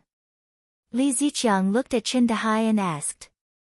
Director, do you know who those hooligans are blocking outside? Chen Dahai asked with a smile. Isn't he our student? Li Ziqiang asked. Bah, what kind of student is he? Chen Dahai said viciously. It's that bastard Fang Yan. I don't know what kind of person he provoked outside, but now that they've come to seek revenge, he'll have a taste of his own medicine later. Fang Yan? Li Ziqiang asked. He immediately understood why Chen Dahai brought the security chief to see him. It was said that a useless scholar was a scholar. If the scholar were to use his evil thoughts, he wouldn't be someone that an ordinary person would be able to handle. Yes, it's him. Chen Dahai laughed coldly. Director Li, for a teacher like this, I don't think there's a need to ask Section Chief Xiao to help him out, right? Wasn't he very capable? Then let him deal with it himself. Li Ziqiang pondered for a moment and said, nothing will happen, right? After all, this is the school's entrance. If something happens, I'm still in charge of the school's safety. I don't want to be stained with the stench of sh*t, Director Li, don't worry. Zhao Dazhu said with a fawning face. I've already asked Little Yang and Little Huang to keep an eye on him. When those hooligans are almost done with their revenge, they'll go out in time to protect our Rosefinch secondary teacher. Don't worry, he won't be in big trouble. That's good. Li Ziqiang was relieved. I'm quite satisfied with Little Zhao's work. That's also because of Director Li's good teaching. Zhao Dazhu said flatteringly. Then we'll just watch now. Watch. When the hooligans beat him up, then we'll come out and rescue him. Then we'll hold him accountable for seducing the evil forces outside the school. Old Chen, seducing is a good word. That's true. We're in the field of education. Our words and actions should be based on the integrity of an educator. The three looked at each other and laughed. Zheng Jing knew that Lu Chaoge was prejudiced against him, but he couldn't do anything to change it. He was a spy sent by that person. He knew that, and so did Lu Chaoge. Think about it, who would want to have a good relationship with someone who watched their every move all day long? Therefore, Zheng Jing was more careful when facing Lu Chaoge. Knock knock, he stood at the door and gently knocked on Lu Chaoge's office door. Come in. Lu Chaoge's voice came from inside. Zheng Jing pushed the door open and said anxiously, Principal Lu, something happened to Teacher Fang Yan. Lu Chaoge was standing by the window trimming a potted plant.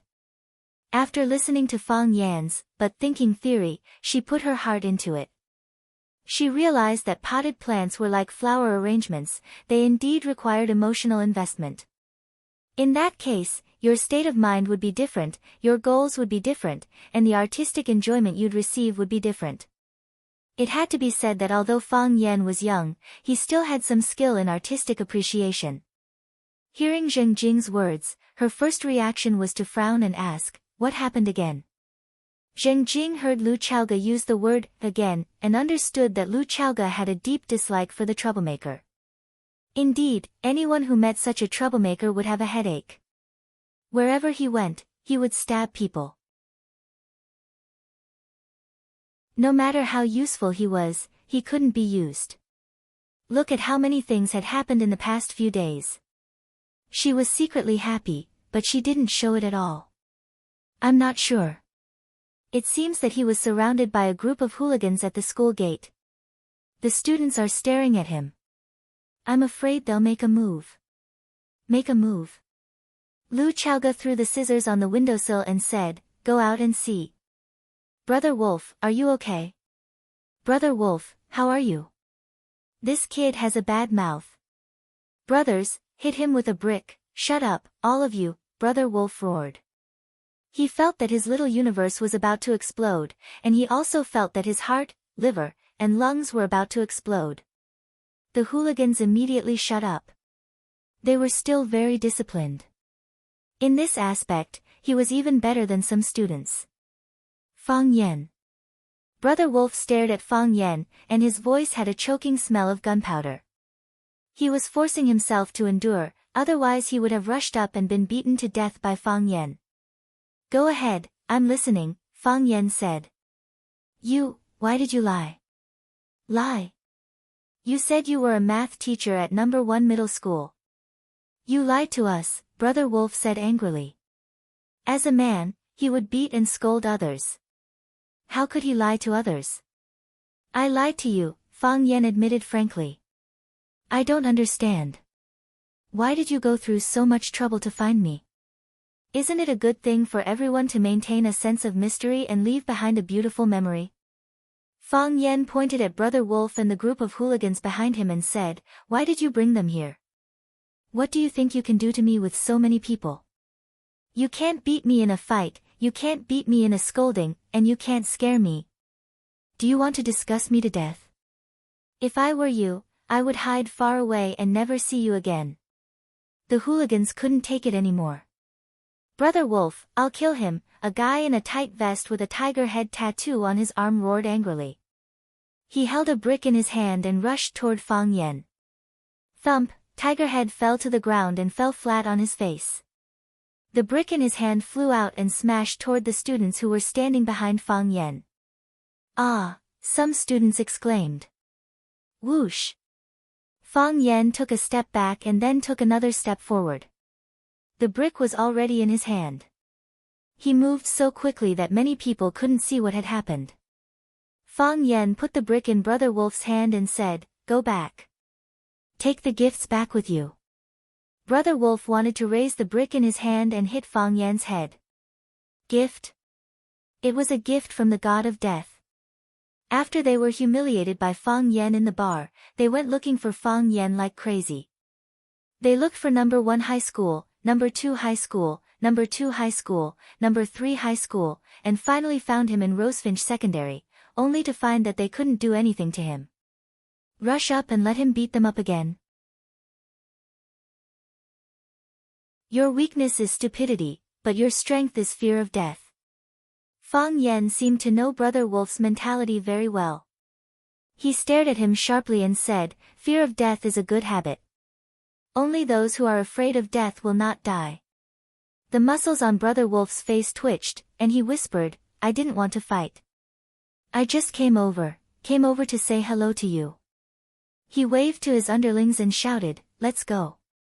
Thus, the gangsters turned around and left. Fang Yan smiled and waved to the students around him. He said, "They admire my talent and want to ask me to be their tutor. How can I have the time? I can only refuse regretfully. Everyone has a positive heart, and gangsters are no exception. I am very pleased that they have the spirit and desire to learn. We can't deny a person's ambition because of his identity. If all the idle people in society could be like them, how harmonious and beautiful our world would be." Clap clap, the students applauded enthusiastically. Don't clap, don't clap. This is what I should do." Fang Yan smiled modestly. "Who asked me to be a glorious and great teacher?"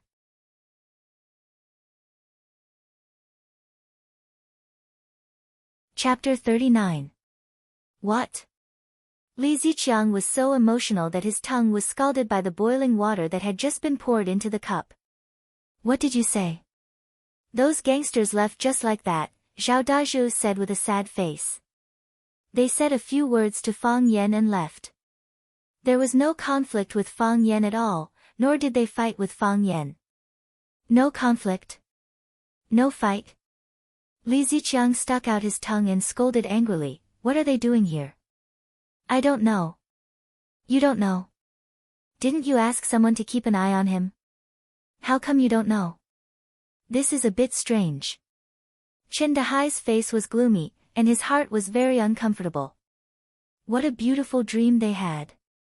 Fang Yan was beaten by the gangsters, and they would punish Fang Yan for colluding with the gangsters and drive him out of the school. Why did those gangsters leave? Did they still have professional ethics? Did they deserve to be a full-time gangster?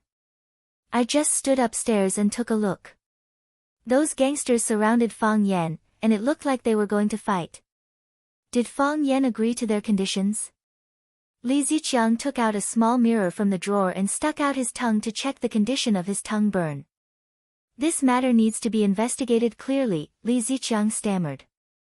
Although there was no direct conflict, it's not appropriate for a bunch of idle people to come to the school and surround the gate of the school. Yes, yes. I will investigate it now, Zhao Dazhu said.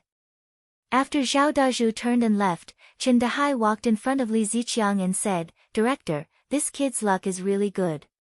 There was no conflict, so I can only reprimand him a few words. I'm afraid it's not easy to use this excuse to fire a formal teacher.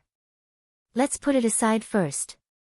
Li Ziqiang waved his hand and said, Dahai, I know you and Fang Yan have a conflict.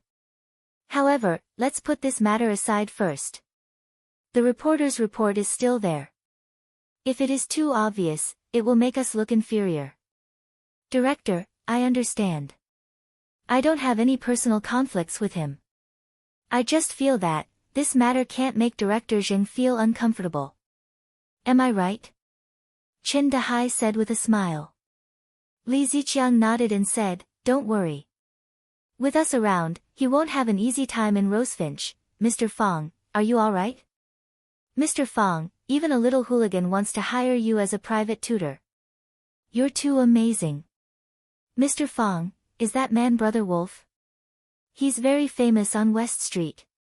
Fang Yan dismissed the students who surrounded him and asked about his well-being. Just as he was about to walk to the bus stop, someone shouted from behind, Fang Yan. Fang Yan turned around and saw Vice Principal Lu Chaoga standing not far away, looking at her. As expected, this woman was alarmed as well. Fang Yan walked quickly to Lu Chaoga and said, Principal Lu, did this also alarm you? The entire school has been alerted, Lu Chaoga said with a cold expression. This guy, can't you just calm down for a bit? You've only been here for a few days. Do you know how much trouble you've caused? Actually, it's not a big deal. The school doesn't have to deliberately praise me. Otherwise, others will misunderstand and think that I, Fang Yan, am vain. Fang Yan said embarrassedly. Besides, they wanted to hire me as a private tutor, but I refused. I'm now an official teacher of Rosefinch Secondary. My heart is completely on the students of Rosefinch Secondary. How can I have the time and energy to teach them? Lie. Ah. Fang Yan nodded. However, you can't think that I'm a profiteer just because I refused them. As long as a hooligan is motivated, he's also a motivated hooligan. This reason is still acceptable, right? Come with me, Lu Chaoga said. After that, she turned around and walked away. Fang Yan followed behind her, appreciating the graceful movement of her waist. At the corner of the street opposite Rosefinch Secondary's entrance, a black Mercedes-Benz MPV was parked.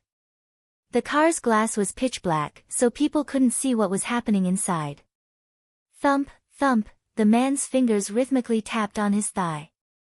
With a gloomy expression, he said, Looks like things are more serious than we thought. Young master, there's no need to get angry over this, the old man sitting in the passenger seat said expressionlessly. She's just a woman. Just a woman. The man's handsome features became ferocious. I've given my all, but she's never responded to me. Now, she's treating a hooligan differently. Do you want everyone in Huaqing to think that I, Jiang Zhongzhu, lost to a hooligan? The old man ignored Jiang Zhuliu's anger and said, The target has been invited by Miss Lu. Should we continue to wait or go look for him? Go back, Jiang Zhuliu said. Cancel the meeting. Yes, young master, the old man said. The old man said to the driver, Go back. Young master, the old man said. I'm suddenly interested in those hooligans. Jiang Zhuliu's body softly leaned against the seat. His entire face was hidden in the shadows of the car. He said coldly, Bring them to me. Young master, they're just a few pieces of trash. They'll dirty their hands. They're not worth it. No matter how mature a man is, he'll still have the temperament of a child, Jiang Zhuliu said with a smile. I just want to play with the mud. Maybe it'll be interesting. But you're right, they're just a few pieces of trash.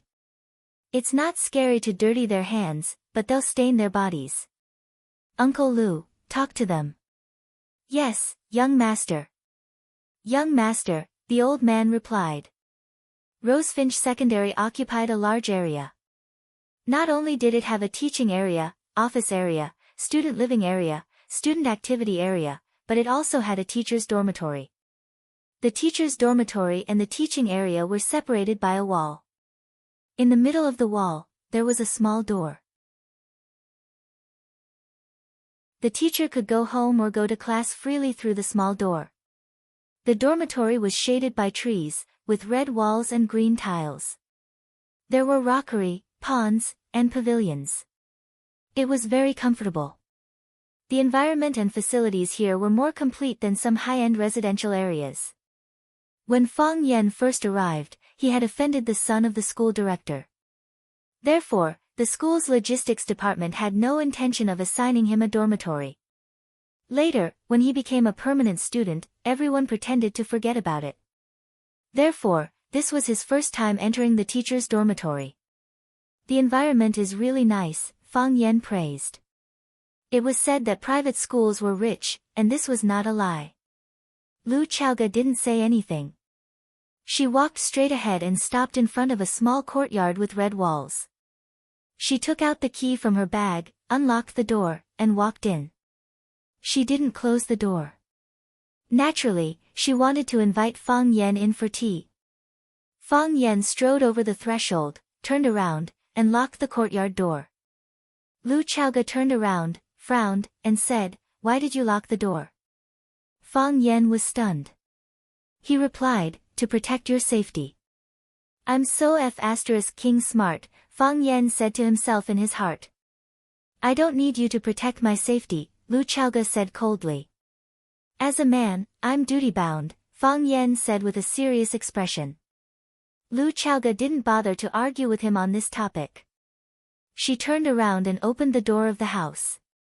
A delicate fragrance came to her face. This was a row of 3 tile-roofed houses with a separate door and courtyard. It was like a small villa hidden in the school park. The courtyard was well lit, and a large number of potted flowers were planted on the eaves. The unknown flowers were in full bloom. There were red, yellow, purple, and brilliant red flowers. The tempting fragrance was silently emitted by these beautiful elves. Perhaps because the door of the room hadn't been opened for a long time, the fragrance of the flowers in the room hoarded. As soon as the door was opened, it couldn't wait to roll out. After entering, Lu Chaoga unbuttoned her clothes and was about to take off her little suit jacket. Fang Yen was anxious and said, "Don't do this. I'm not a casual man, what did you say? According to international practice, shouldn't we have a glass of red wine first?" Fang Yen carefully put forward his personal opinion. He really didn't have much experience in this kind of thing. He just saw some similar plots from a few unconventional novels and TV movies to use as reference. Lu Chaoga was too lazy to talk to him. She took off her suit jacket and hung it on the hanger in the corner of the courtyard. Then she wore a slim white shirt and went to open all the windows in the room. A lot of fresh air rushed in, and the rich fragrance of the flowers in the room was slowly diluted. Mr. Fang Yen felt very regretful. It turned out that taking off clothes was for work, not for pleasure. Lu Chaoga went to the kitchen to boil water and made 2 cups of tea. Then she sat on the sofa in the living room, looked at Fang Yen and asked, "What's going on? Didn't I just explain it? Do you think I'll believe it?" "No," Fang Yen said. "That excuse is enough to cover up their accusations and attacks on me, right? I didn't have any conflict with them. I have to understand more clearly." To avoid them finding more loopholes and catching us off guard, Lu Chaoga held the teacup and said with a serious face, "I don't like to fight a battle I'm not sure of winning." Fang Yen hesitated for a moment and said, "It seems that I can only tell you the truth. In fact, the truth of the matter is like this. Yesterday when I came home from school, I passed by the entrance of a bar and saw them molesting a little girl. The girl was obviously a female student. At that time, there were two villains fighting in my mind. The villain called Beast said, let's go, let's go. It has nothing to do with you anyway, and that girl is not your student. The villain who is worse than Beast said that he would break his head and bleed if he encountered a hooligan. The villain who is worse than Beast was beaten to death by the villain who is worse than Beast. So I went up to stop a malicious harassment incident. So they want to retaliate? They were originally prepared to retaliate. But the moment they saw me, they suddenly felt that it was intolerable to treat a teacher who was filled with a sense of justice and served the students wholeheartedly like this. Everyone shook hands, thanked each other for their hard work, and went back. Do you think I believe you? Lu Chaoge asked expressionlessly. Fang Yan seriously looked at Lu Chaoge's snow-white delicate face and clear and charming eyes. He grinned and said, I think you are really beautiful.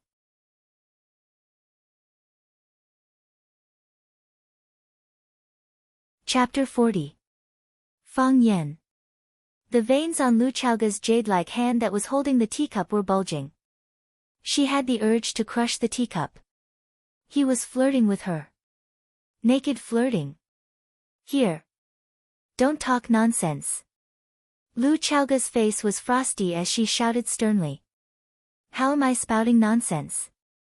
Fang Yan was so furious that he was about to explode. Don't think that you can twist my thoughts and opinions just because you're a leader. I'm also a man with morals. I have the professional qualities of a teacher. Go look in the mirror and see if you look good. If you dare to say that I don't look good, I'll jump into the Sparrow River and swim naked. Lu Chaoge was about to cry. The education that she had received was not like this. She had never met someone like Fang Yan in her life. She really didn't know how to deal with such a rascal. I knew you wouldn't dare, Fang Yan said coldly. The truth is in the hands of the majority. Am I the first person to say that? Of course not.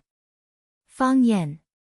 Lu Chaoge tried hard not to lose her temper and said, let's talk about something serious. What do you mean? Fang Yan's eyes widened. I'm not serious because I'm praising your beauty. You can insult me, but you don't have to insult yourself, right? Fang Yan. Lu Chaoge felt like she was about to run out of energy. Let's change the topic. Fine. Fang Yan's anger finally subsided. He sat back down obediently and said, is this house yours? No. Lu Chaoge shook her head. The school assigned it. It's one of the benefits of teaching at Rosefinch.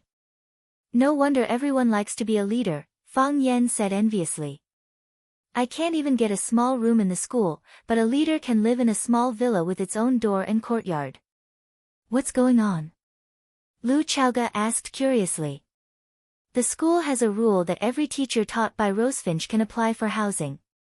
Even intern teachers are no exception. Didn't you apply to the school? I did apply, but they took me to a storage room that no one wanted. The walls were broken, and the ceiling was leaking water.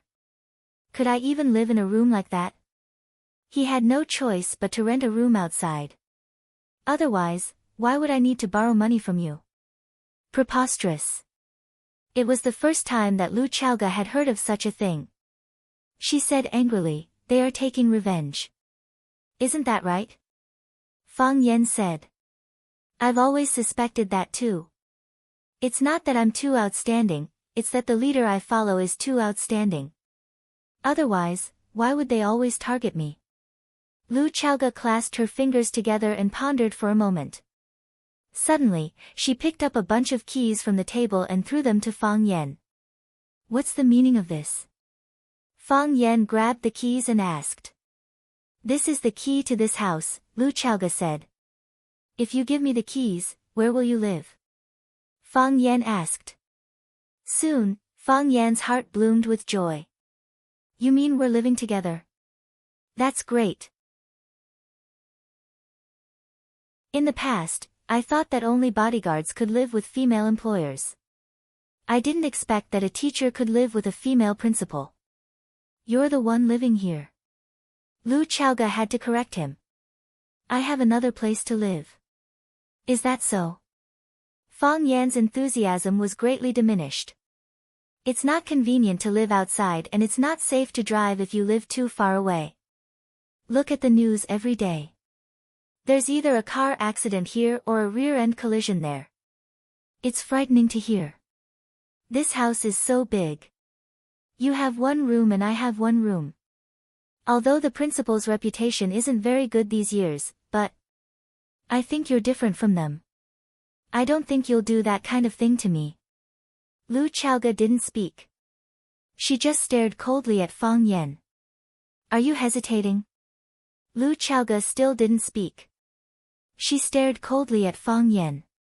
You don't have to rush to answer me. Think about it, Fang Yan said. There's no need to think about it, Lu Chaoge said. Impossible. Absolutely impossible. It's impossible in this life, and it's impossible in the next life.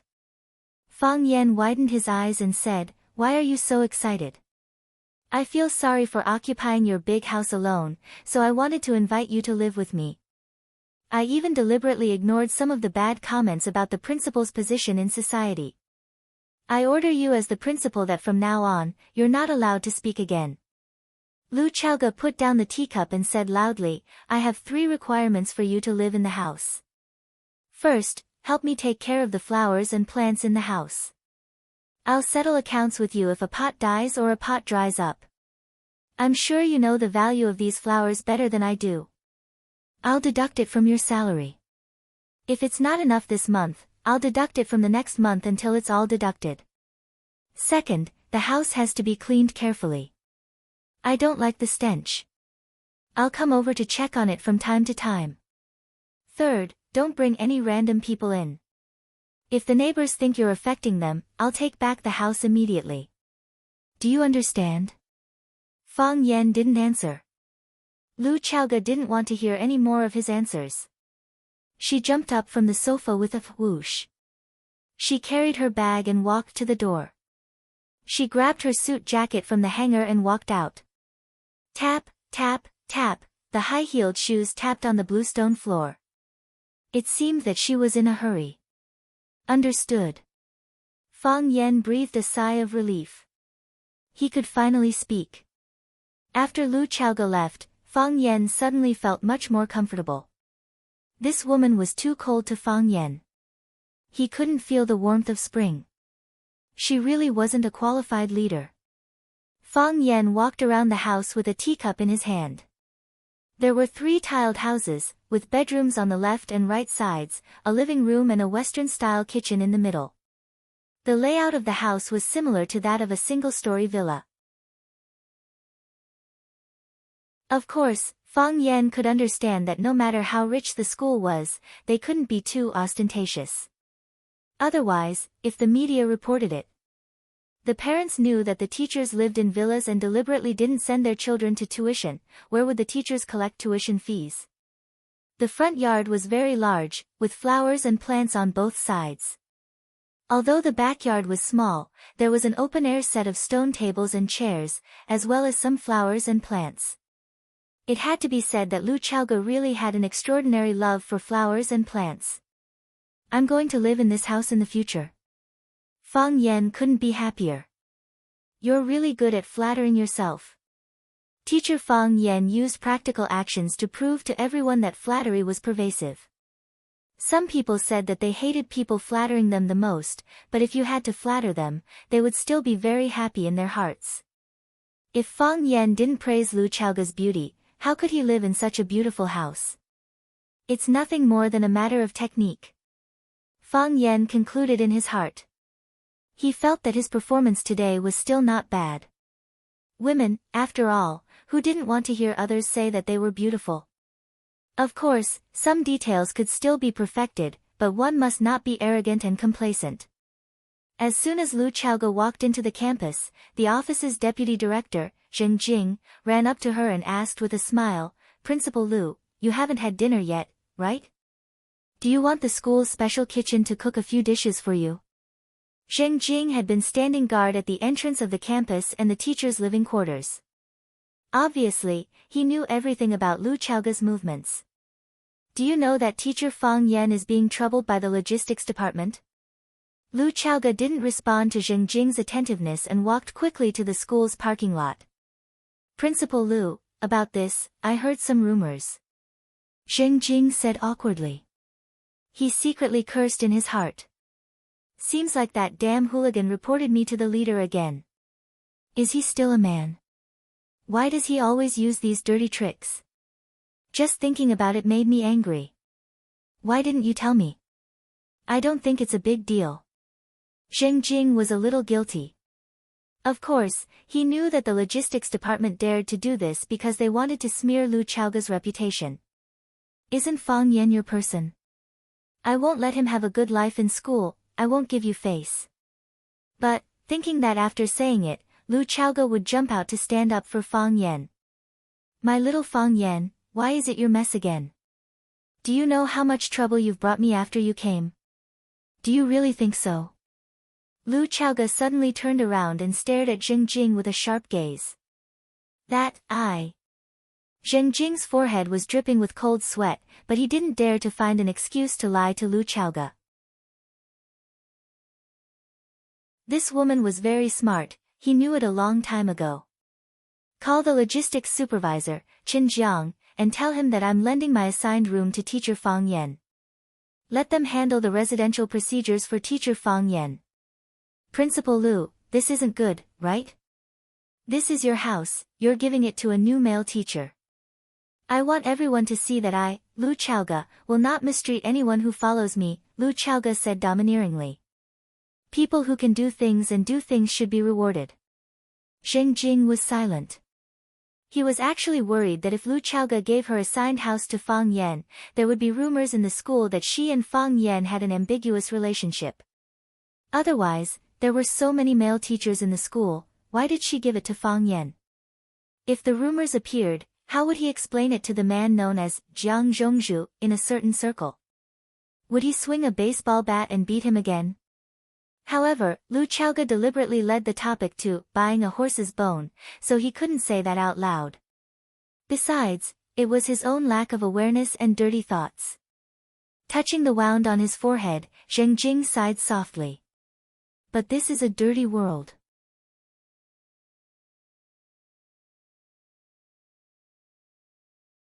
Chapter 41. Every time Fang Yan came back, he would be warmly received by Sister Li. Mr. Fang, you're back. Mr. Fang, are you hungry? I made your favorite salt and pepper spare ribs today. Mr. Fang, come and eat some fruits. I saw that the grapes were very fresh today, so I bought a few caddies. I've already washed them. You can wash your hands and eat. The delicacies and the temptation of a beautiful woman made Fang Yan's enthusiasm for the beautiful courtyard inside the school that Lu Chaoga lent him decreased a lot. Fang Yan was in a lot of pain and was also very conflicted. In terms of living environment, the small courtyard of Lu Chaoga and the small house that he was renting with Sister Li were worlds apart. However, if Fang Yan moved in, who would make him sweet and sour pork, prawns, pork belly, radish, steamed oyster, white melon, and sea white soup every day? Who would prepare apples, oranges, bananas, grapes, durians, and dragon fruits for him every day? Live food. We common people often talk about basic necessities. That is to say, subconsciously, we think that wearing clothes and eating are ranked before living and traveling. It was also because of this reason that Fang Yan had never opened his mouth to tell Sister Li that he wanted to cancel the lease. Therefore, while enjoying Sister Li's attentive service, he also had to bear the corresponding responsibility. Under the light, Jiang Qin was bright and beautiful. Because she had just taken a bath, her black hair draped over her shoulders, adding a little womanly flavor to her. She was young and inexperienced, and there was a fresh milk fragrance on her body, making people feel relaxed and happy. She was wearing big mouth monkey cartoon pajamas, and her chest. Pooey pooey, what chest? Fang Yan looked at Jiang Qin's sleepy little face and said, let me tell you a joke. Jiang Qin became a little more energetic. She rested her chin on her arm that was lying on the table and asked in a lazy voice, What joke? I saw it on my phone, Fang Yan said with a smile.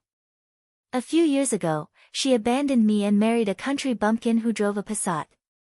I secretly made up my mind to return the humiliation I suffered to her in the future.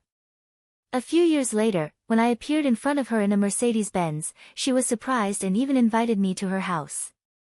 Jiang Qin's mind was completely attracted by Fang Yan's story. Her big eyes stared at him without blinking.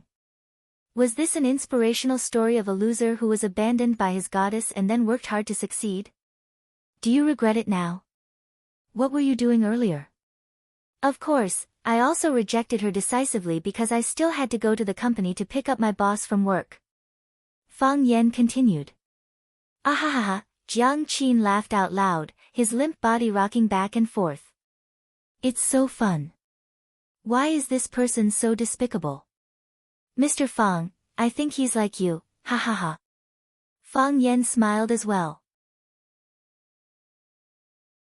However, as he smiled, he couldn't smile anymore. What do you mean by this person is so despicable? Mr. Fang, I think he's like you. How am I despicable? I've been influenced by poetry since I was a child. I polished my body with medicinal herbs and tempered my muscles and bones with Tai Chi. I'm the successor of Fang's Tai Chi. Didn't you notice a kind of temperament in me called immortal style? How am I despicable? If you don't respect me, I won't tutor you. Fang Yan said angrily. If you don't tutor me, my mom won't cook delicious food for you. Jiang Qin was still laughing. Her nose and eyes were squeezed together. She looked cute and funny. Fang Yan was furious. You dare to threaten me? Girl, let me make it clear to you. I tutor you not because your mom cooks delicious food for me, then you'll eat outside tomorrow.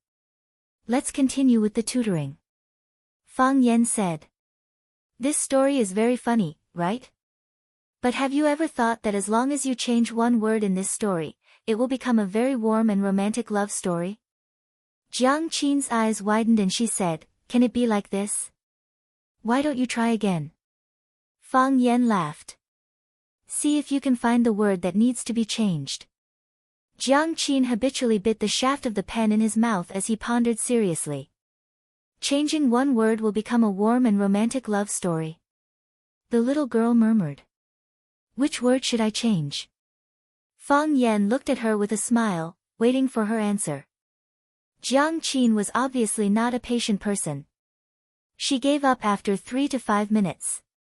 She threw the drool-stained pencil on the table and said irritably, it's so annoying. I can't think of, which word should I change? Fang Yan looked at her with a smile and said, everyone has a soul. Every text has a thought. These words are alive. They are a whole.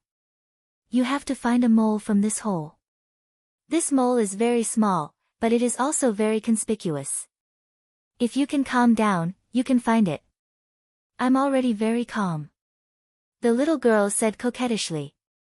She kicked Fang Yan's calf with her bare feet under the table and said, Mr. Fang, tell me quickly. I'm really curious.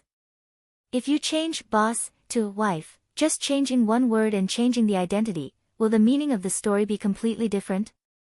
Ah! The little girl exclaimed. She didn't think that the change would be so simple. However, after the change, the soul of the story immediately underwent a subversive change. In the previous story, the male protagonist was a loser, but he still failed to counterattack successfully.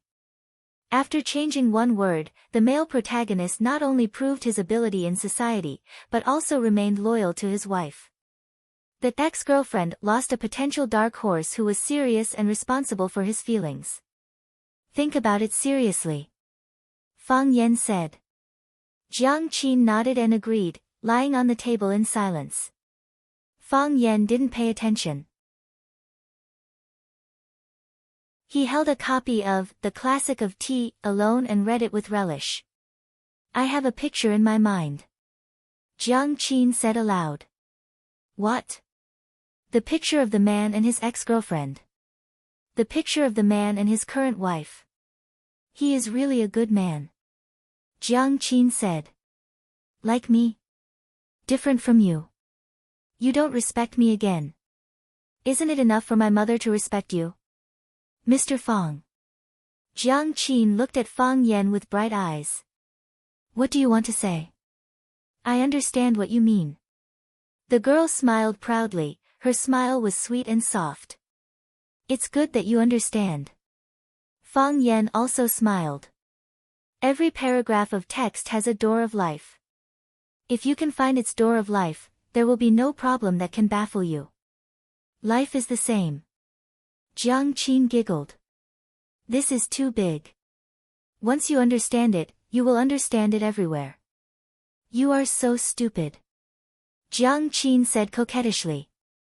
Fang Yan rushed to the school by bus early in the morning and found that the school gate was overcrowded. A large number of students gathered together, pointing and chattering, not knowing what happened. Fang Yan quickly ran towards the crowd, pulled a boy's school uniform and asked, "Student, what happened?" The boy turned back unhappily and said, "Please, can't you see it yourself? The front is blocked, I can't see it." "What does it have to do with me if you can't see it?" the boy said and turned back. Students these days really don't know how to respect their teachers. Fang Yan thought angrily in his heart.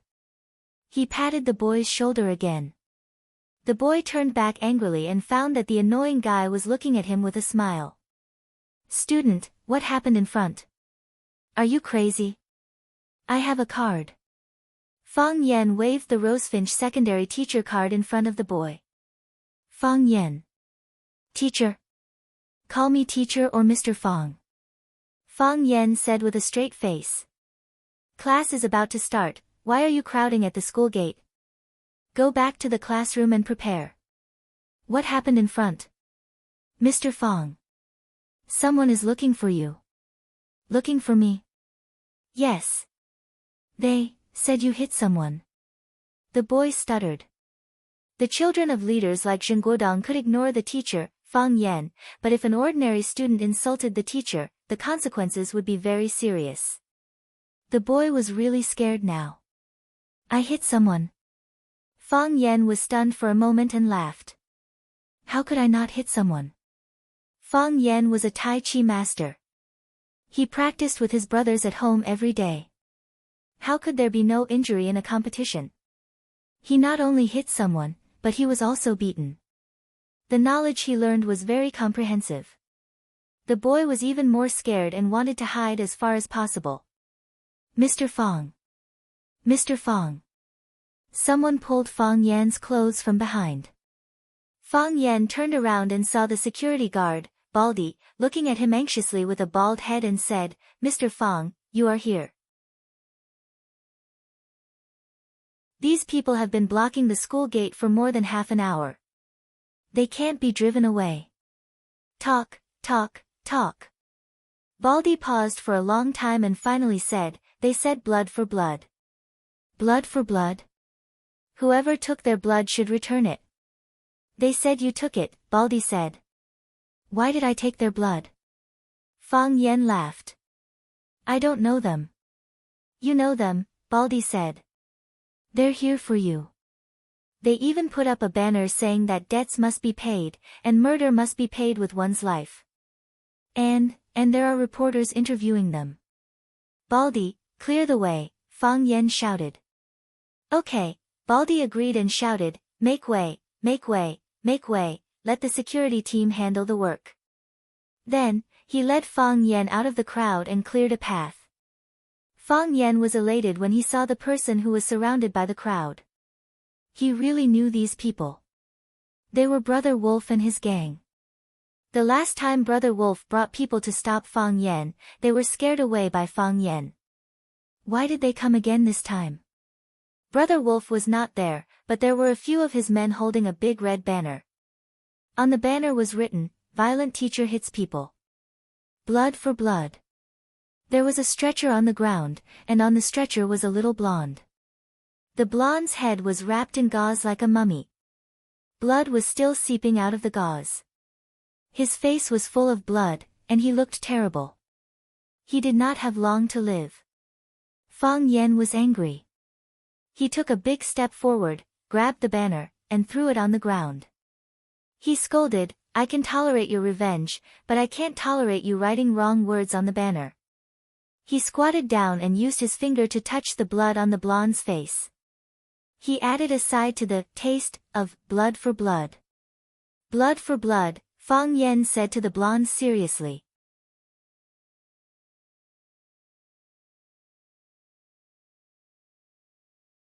Chapter 42. The blonde thought that Fang Yan was going to beat him up. His body tensed up, and he thought that if Fang Yan dared to wave his fist, he would shout for help. Anyway, there were so many students and reporters around. That bastard would not dare to do anything to him. The blonde was afraid. At that time, he picked up the beer bottle and was about to stab him. He didn't know what happened, but the broken pieces of the bottle were in his hands. Then, he witnessed a miracle with his own eyes. He broke the beer bottle piece by piece. When he went back, the blonde secretly tried. No matter how much strength he used, he could not break the bottle. Not even a trace. However, Fang Yan did not make a move on him. He only stretched out his finger and gently poked his forehead, just like how his girlfriend poked his head and said, "You're so annoying." He wrote with his own blood. The blonde was angry and felt insulted. However, when he thought that Li Du had only written and did not do anything to him, his heart felt warm like spring again. "He understands me," Blondie thought to himself. There was the excitement of meeting a bosom friend in a drunken mess. "That's him." A gangster pointed at Fang Yan and shouted. "He's the one who hit my brother." Yes, yes. I saw it with my own eyes. He hit someone. And he's a school teacher. How could he hit someone so casually? Would such a teacher punish the students? The students must be having a hard time, right? Amid the shouting of the gangsters, a few reporters with microphones squeezed over and asked anxiously, "Are you the person involved, Fang Yan? Someone reported you for hurting someone in a bar. Is there such a thing? Are you a teacher at Rosefinch Secondary? Do teachers often go to bars too?" Fang Yan finally understood that Brother Wolf and the others had changed their attack pattern. After they could not win in an argument, they wanted to use public opinion to tarnish his reputation and make him unemployed from Rosefinch Secondary, or even the entire education industry. Just think, which school would be willing to recruit a teacher with a history of violence? Even if the school agreed, the students wouldn't agree. "I'm Fang Yan, a teacher at this school," Fang Yan said loudly to the reporter's camera. "I don't hang out in bars often. Strictly speaking, that was the only time I've been there. One of my students was having a birthday party at a bar. The students' parents were worried, so they asked me to go with them to have a look." Fang Yan glanced at Blondie and said, "I didn't hit him, but he wanted to hit me, but he missed." When the camera turned to Blondie, he lowered his head in shame. This was too humiliating. "I did hit someone. It was their boss, Brother Wolf." Brother Wolf was said to be a very powerful member of a gang in Huacheng. When he was dancing on the dance floor, he harassed and molested a female student. This was beyond my understanding. Perhaps it was because of my profession, but I had a natural closeness and affection towards students. I couldn't just watch them do evil. Even though they had a lot of people, even though they were hooligans, even though they had countless ways to take revenge on me, I had to stand up for my students. I had to protect my students from harm. Fang Yan's sharp eyes scanned the audience and said firmly, "This is the basic professional quality of a teacher." Clap clap clap, the students applauded enthusiastically. The hooligans were anxious. Weren't they here to extort money? Why was the wind blowing in his direction in the blink of an eye? The hooligans had no intelligence, but the reporters who were hired with a high salary wouldn't be led astray by Fang Yan's few words. "Mr. Fang, you said that a student's parents invited you to accompany their child to a bar. May I ask, are the students boys or girls?" A young reporter wearing small glasses asked aloud. "Girls," Fang Yan said. "In my eyes, students don't differentiate between boys and girls. There's only one difference between them, and that is, good students and bad students. You said that there's a classmate called Brother Wolf who molested your student. Do you have any evidence? They said that I hit someone. Do they have any evidence? Fang Yan pointed at the blood on the blonde's head and said, the blood is real. However, what happened a few days ago is still bloody. He didn't bleed to death. Even a woman wouldn't dare to do this when she's on her period. The blonde was about to cry. Big brother, can you not always bully me? I'm just a group of actors. I was forced by the boss to act in this role. We have a piece of information in our hands. A female reporter interrogated. In the information, you were hugging a girl and dancing. Is that the girl you were talking about? As the female reporter spoke, she held up a color photo for Fang Yan to see. Although the photo was a bit blurry, it was still possible to make out Fang Yan's face when he was facing the camera. Fang Yan felt a dull pain as if someone had hit him hard on the head. They have a photo. Why would they have a photo? At that time, the scene was so dark and the lights were flickering. Who would have thought of taking a photo with their phone? Wait. Fang Yan quickly understood. If they had a photo, there was only one possibility, a screenshot from the bar. The video was recorded 24/7. After they got the video, they only needed to edit the clearer images when the lights were flickering. Since Brother Wolf had a strong background, it was not surprising that he could get the video from the bar. They only needed to keep the evidence that was beneficial to them and delete all the other videos. Even if they called the police, it would be useless. The fact that the gangsters had an IQ was really scary. The female reporter raised the photo in her hand and asked loudly, Teacher Fang Yan, is your relationship with this girl normal? Does the students' parents know about your relationship? Because Rosefinch Secondary had a strong female leader, Lu Chaoga, no one smoked in the meeting room every time there was a high-level meeting. Those who were of a lower rank than Lu Chaoga did not dare to smoke. Those who were of a higher rank had to take care of the feelings of their female colleagues and deliberately did not smoke. In the workplace, women more or less had a certain advantage. The more beautiful a woman was, the more advantages she had. This is too much. This is a disgrace to our Rosefinch Secondary. How could a proper Rosefinch Secondary teacher do such a thing? I feel sick just thinking about it. How old are those children? How could he do it? We have to think of a way to save them. The reporters are still waiting at the door. Li Ziqiang did not speak. Lu Chaoga did not speak. Zhang Xiaofeng also did not speak. Everyone else was making a ruckus, but these few people did not say anything. This time, we must fire Fang Yan.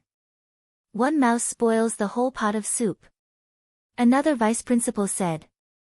Yes, Vice Principal Wang is right. Our Rosefinch's reputation cannot be destroyed by a scumbag, someone agreed. Li Ziqiang glanced at Lu Chaoga and asked with a smile, Principal Lu, what do you think? In the past, Li Ziqiang did everything possible to expel Fang Yan from the school, but Lu Chaoga protected him time and time again.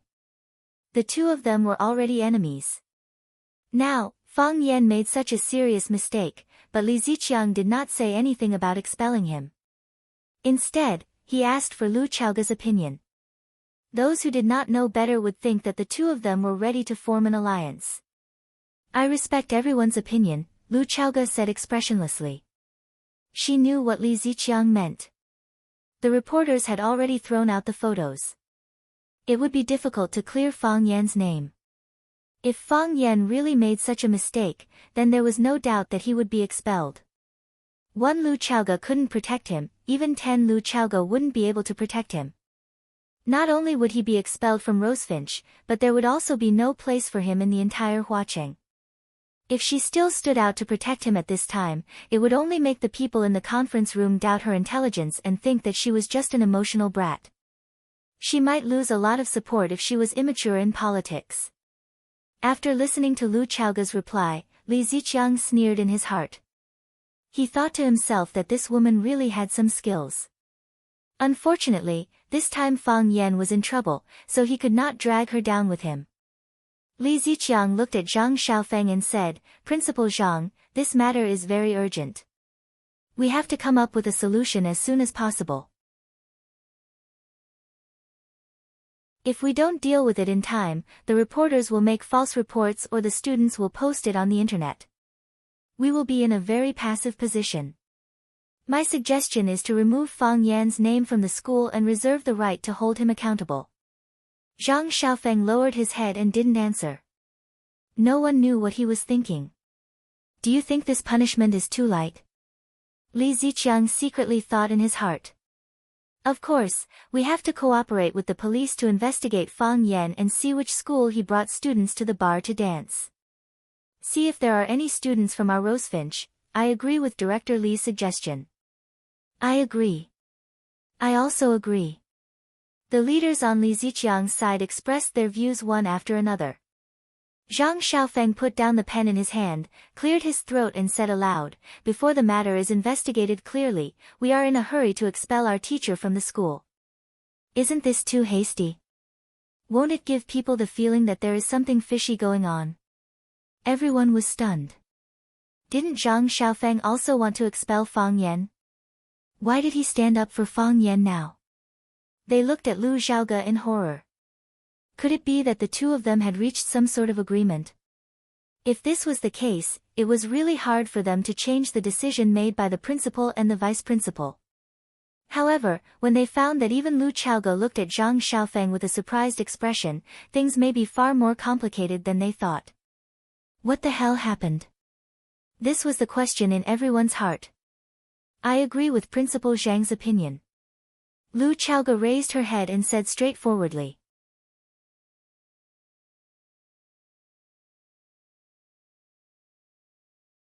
Chapter 43. Others laugh at me for being crazy, but I laugh at them for not seeing through me. Looking at Fang Yan sitting in front of her, Lu Xiaoge suddenly thought of Tang Yin's poem. When she really couldn't sleep at night and didn't have suitable books to pass the time, Lu Xiaoge had thought about the boring question of what kind of person her new colleague, Fang Yan, was. He had no respect for his superiors, was audacious, had a sharp tongue, did not follow the rules, never played by the rules, was frivolous, like a hooligan, and was like a third-level hooligan. He matched all the genes that Lu Xiaoge hated the most. However, he knew how to arrange flowers and could trim the breathtaking Stairway to Heaven. He knew potted plants and could express the opinion that art was the heart of the heart. He knew how to recognize good tea and could distinguish its quality at a glance. He was knowledgeable and could recite Laozi's 5,000 characters backwards. He had a sense of innovation and brought students to Sparrow River to learn farewell to Cambridge again. He was flirtatious and talented. What words should be used to describe such a person? Elegant, flirtatious. Lu Xiaoge had admired him, and hated him. He had even thought of expelling him from the school when he repeatedly caused trouble for Lu Xiaoge. However, she had never associated him with the word pervert. His eyes are very clean. This was Lu Xiaoge's first impression of Fang Yan when she saw him. This kind of gaze could only be seen in children. The eyes of adults had long been polluted by society and the world. Therefore, when she saw Fang Yan's eyes, she felt surprised and pleasantly surprised. However, now he was facing the accusation of molesting a female student. Is this true? Lu Xiaoge asked. Yes, Fang Yan said with absolute certainty. There was no hesitation. She even had the photos in her hands, so there was no point in denying it. Besides, he didn't want to lie to Lu Xiaoge. He didn't want to lie to her, just as he knew that she wouldn't lie to him about many things. Why do I have such a feeling? Fang Yan thought about it seriously. Perhaps they were all extremely proud people. Disdain. Yes, he disdained lying. Lu Xiaoge raised her eyebrows slightly and said, "You took girls to a bar to dance." You're wrong. Fang Yan laughed. A girl took me to a bar to dance. Lu Xiaoge frowned even more and said coldly, "Do you think anyone will believe you? Do you believe me?" Fang Yan looked at Lu Chaoga's delicate and beautiful facial features and asked aloud. Lu Chaoga's thoughts paused for a moment. She never thought that Fang Yan would ask her such a question. Do you believe me? She thought about it seriously, and the answer was yes. She believed. I believe you, Lu Chaoga said. I'm the only one who believes it. Is that important? It's very important. Fang Yan opened his mouth and smiled brightly. I don't care about people, I don't care about what they're thinking. Lu Chaoga wanted to ask, am I someone you care about, but she didn't say anything in the end. Because she felt that asking this question would sound like flirting. She was the principal, and he was a teacher. They were colleagues who were superior and subordinate, not in the same bed. There are some things you already know. Fang Yan explained. The school's logistics department refused to assign me a room, so I rented a small room outside. The landlady has a daughter who is in the 3rd grade of No. 1 middle school. She treated me to dinner every night and asked me to tutor her daughter. The landlady's cooking was delicious, and I was really short of money. The temptation was too great, and I couldn't refuse. Why did you go to a bar? Lu Chaoga asked. Tutoring wasn't a problem. There were many teachers at Rosefinch Secondary who taught students outside. The school wouldn't say much if they knew. However, you took a female student to a bar to dance, and someone took a photo of you. This was a big problem. That night, the girl had a classmate's birthday, and she invited me to the birthday party. I agreed. Fang Yan looked at Lu Chaoga and said, you want to ask me why I didn't stop them, right? I wouldn't stop them. Because I knew that stopping them wouldn't have any effect. It would only make these rebellious children worse. I followed them to protect her, and I believed that I wouldn't do anything excessive. And then there was a fight. Those people are hooligans. Fang Yan said. You can see it from their appearance. I can't just sit back and do nothing when they do evil. Lu Chaoga's fingers tapped on the table, and she said awkwardly, the current situation is very bad for you. I understand. Fang Yan nodded. Even if I can prove that those hooligans are hooligans, even if I can prove that those hooligans are savage, I still can't wash away the dirty water on myself. I hugged a female student and danced. This is unforgivable in anyone's eyes. Kill 800 enemies, lose 1,000. That's the kind of person I am. Since you understand everything. Lu Chaoga looked sharply at Fang Yan and said, you know Principal Zhang Xiaofeng? Yes. Fang Yan nodded. He was a little surprised at Lu Chaoga's sudden question. Who in Rosefinch Secondary doesn't know him? I mean, do you know him? Lu Chaoga was a little dissatisfied with Fang Yan's answer. She felt that he was avoiding the important point. What do you mean? Fang Yan laughed. You suspect that I'm two-timing? Lu Chaoga's cold face became even colder. She didn't like to be described as a two-timing. Today's meeting was to discuss how to deal with you, Lu Chaoga said with incomparable frankness. I didn't protect you. Principal Zhang spoke up for you. Otherwise, you would have been expelled by the school. Is that so? Fang Yan was stunned. He sent me a girl. That was the only time I had close contact with him. I don't understand why he spoke up for me. Lu Chaoga was silent, as if she was pondering the authenticity of Fang Yan's words. She knew Zhang Xiaofeng's personality very well. He was a guy who played a balanced game between the various forces. It was also because of this that his position as principal was as stable as Mount Tai. He was a sly fox. If there was no personal benefit, he wouldn't side with any side. In a situation where Li Mingqiang's department was trying their best to kick Fang Yan out of the school, he stood out to clearly support Fang Yan. What was the reason? This time, she and Zhang Xiaofeng joined forces to protect Fang Yan. However, she knew very well that they didn't belong to the same camp. There was even a great conflict of views between them.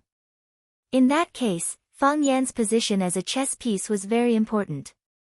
If Fang Yan secretly sided with Zhang Xiaofeng, or if Fang Yan had a close relationship with Zhang Xiaofeng, she wouldn't hesitate to abandon him. After a long time, Lu Chaoga asked, "What do you think?" "I won't leave," Fang Yan said. "Maybe one day I will leave Rosefinch, but definitely not now." "To prove your innocence?" Lu Chaoga sneered. Such an answer couldn't surprise her.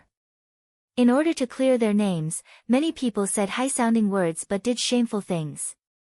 This was human nature. To prove that girl's innocence, Fang Yan said softly, "She's not as bad as those reporters say." When Zhang Xiaofeng pushed open the office door, the room was filled with the fragrance of tea. A young girl in a school uniform raised her slender wrist, holding a porcelain kettle and pouring water into a blue and white cup. Her movements were calm and graceful, as if she had done it hundreds or thousands of times. "Uncle Zhang, you came back at the right time. The second tea has just started to taste." The girl smiled sweetly. Zhang Xiaofeng put the folder in his hand on the desk and ran to the sink to wash his hands. Then, he walked to the sofa in front of the girl and sat down. He said reproachfully, "How can you let Etienne make tea here? Don't you have a secretary? If you want tea, ask the secretary to make it for you. Uncle Zhang, you helped me so much. I can't repay you, so I can only make you a cup of tea." Qin Etienne said indifferently. "The tea is Uncle Zhang's tea, and the water is Rosefinch's water. Uncle Zhang, you won't blame me for being stingy, right?" "Why would I?" Zhang Xiaofeng waved his hand. "Not everyone has the fortune to drink tea personally brewed by Etienne." Zhang Xiaofeng picked up the teacup in front of him and took a sip. He closed his eyes and savored the taste. He sighed and said, "It's soft in the mouth and has a long aftertaste. It's strange.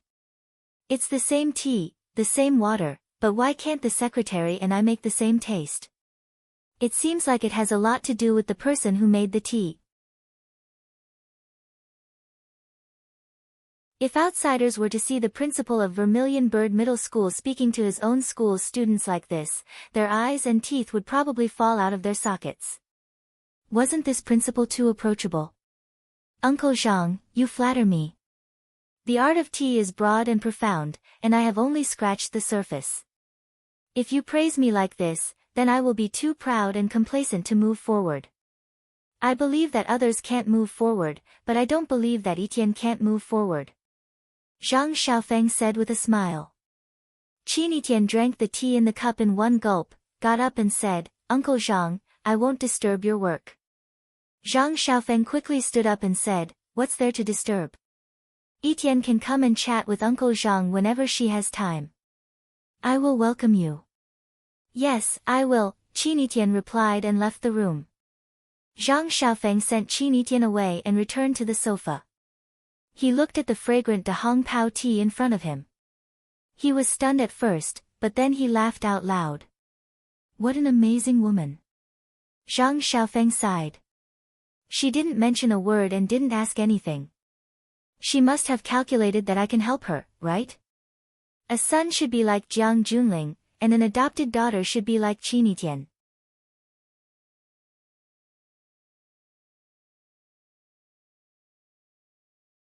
Chapter 44. In the same tea house, in the same location. However, people's states of mind were very different. Fang Yan could feel that Huang Wenxiang, who was sitting opposite him, was looking at him with a strong sense of scrutiny. He could feel this kind of gaze from Lu Zhaoga, and he could feel it from everyone he met. There was a scandal between a male teacher and a female student, and it was a junior high school student. Such an incident was enough to nail him to the pillar of shame. There was a long silence. Huang Wenxiang sighed softly and said, "Mr. Fang, it's not easy." Fang Yan smiled and said, "Do you believe me?" "Yes." Huang Wenxiang pointed at Fang Yan, who was making tea and said, "If it's true, why are you still in the mood to make tea so leisurely? Why? Do you have a plan in mind, or are you prepared for the worst?"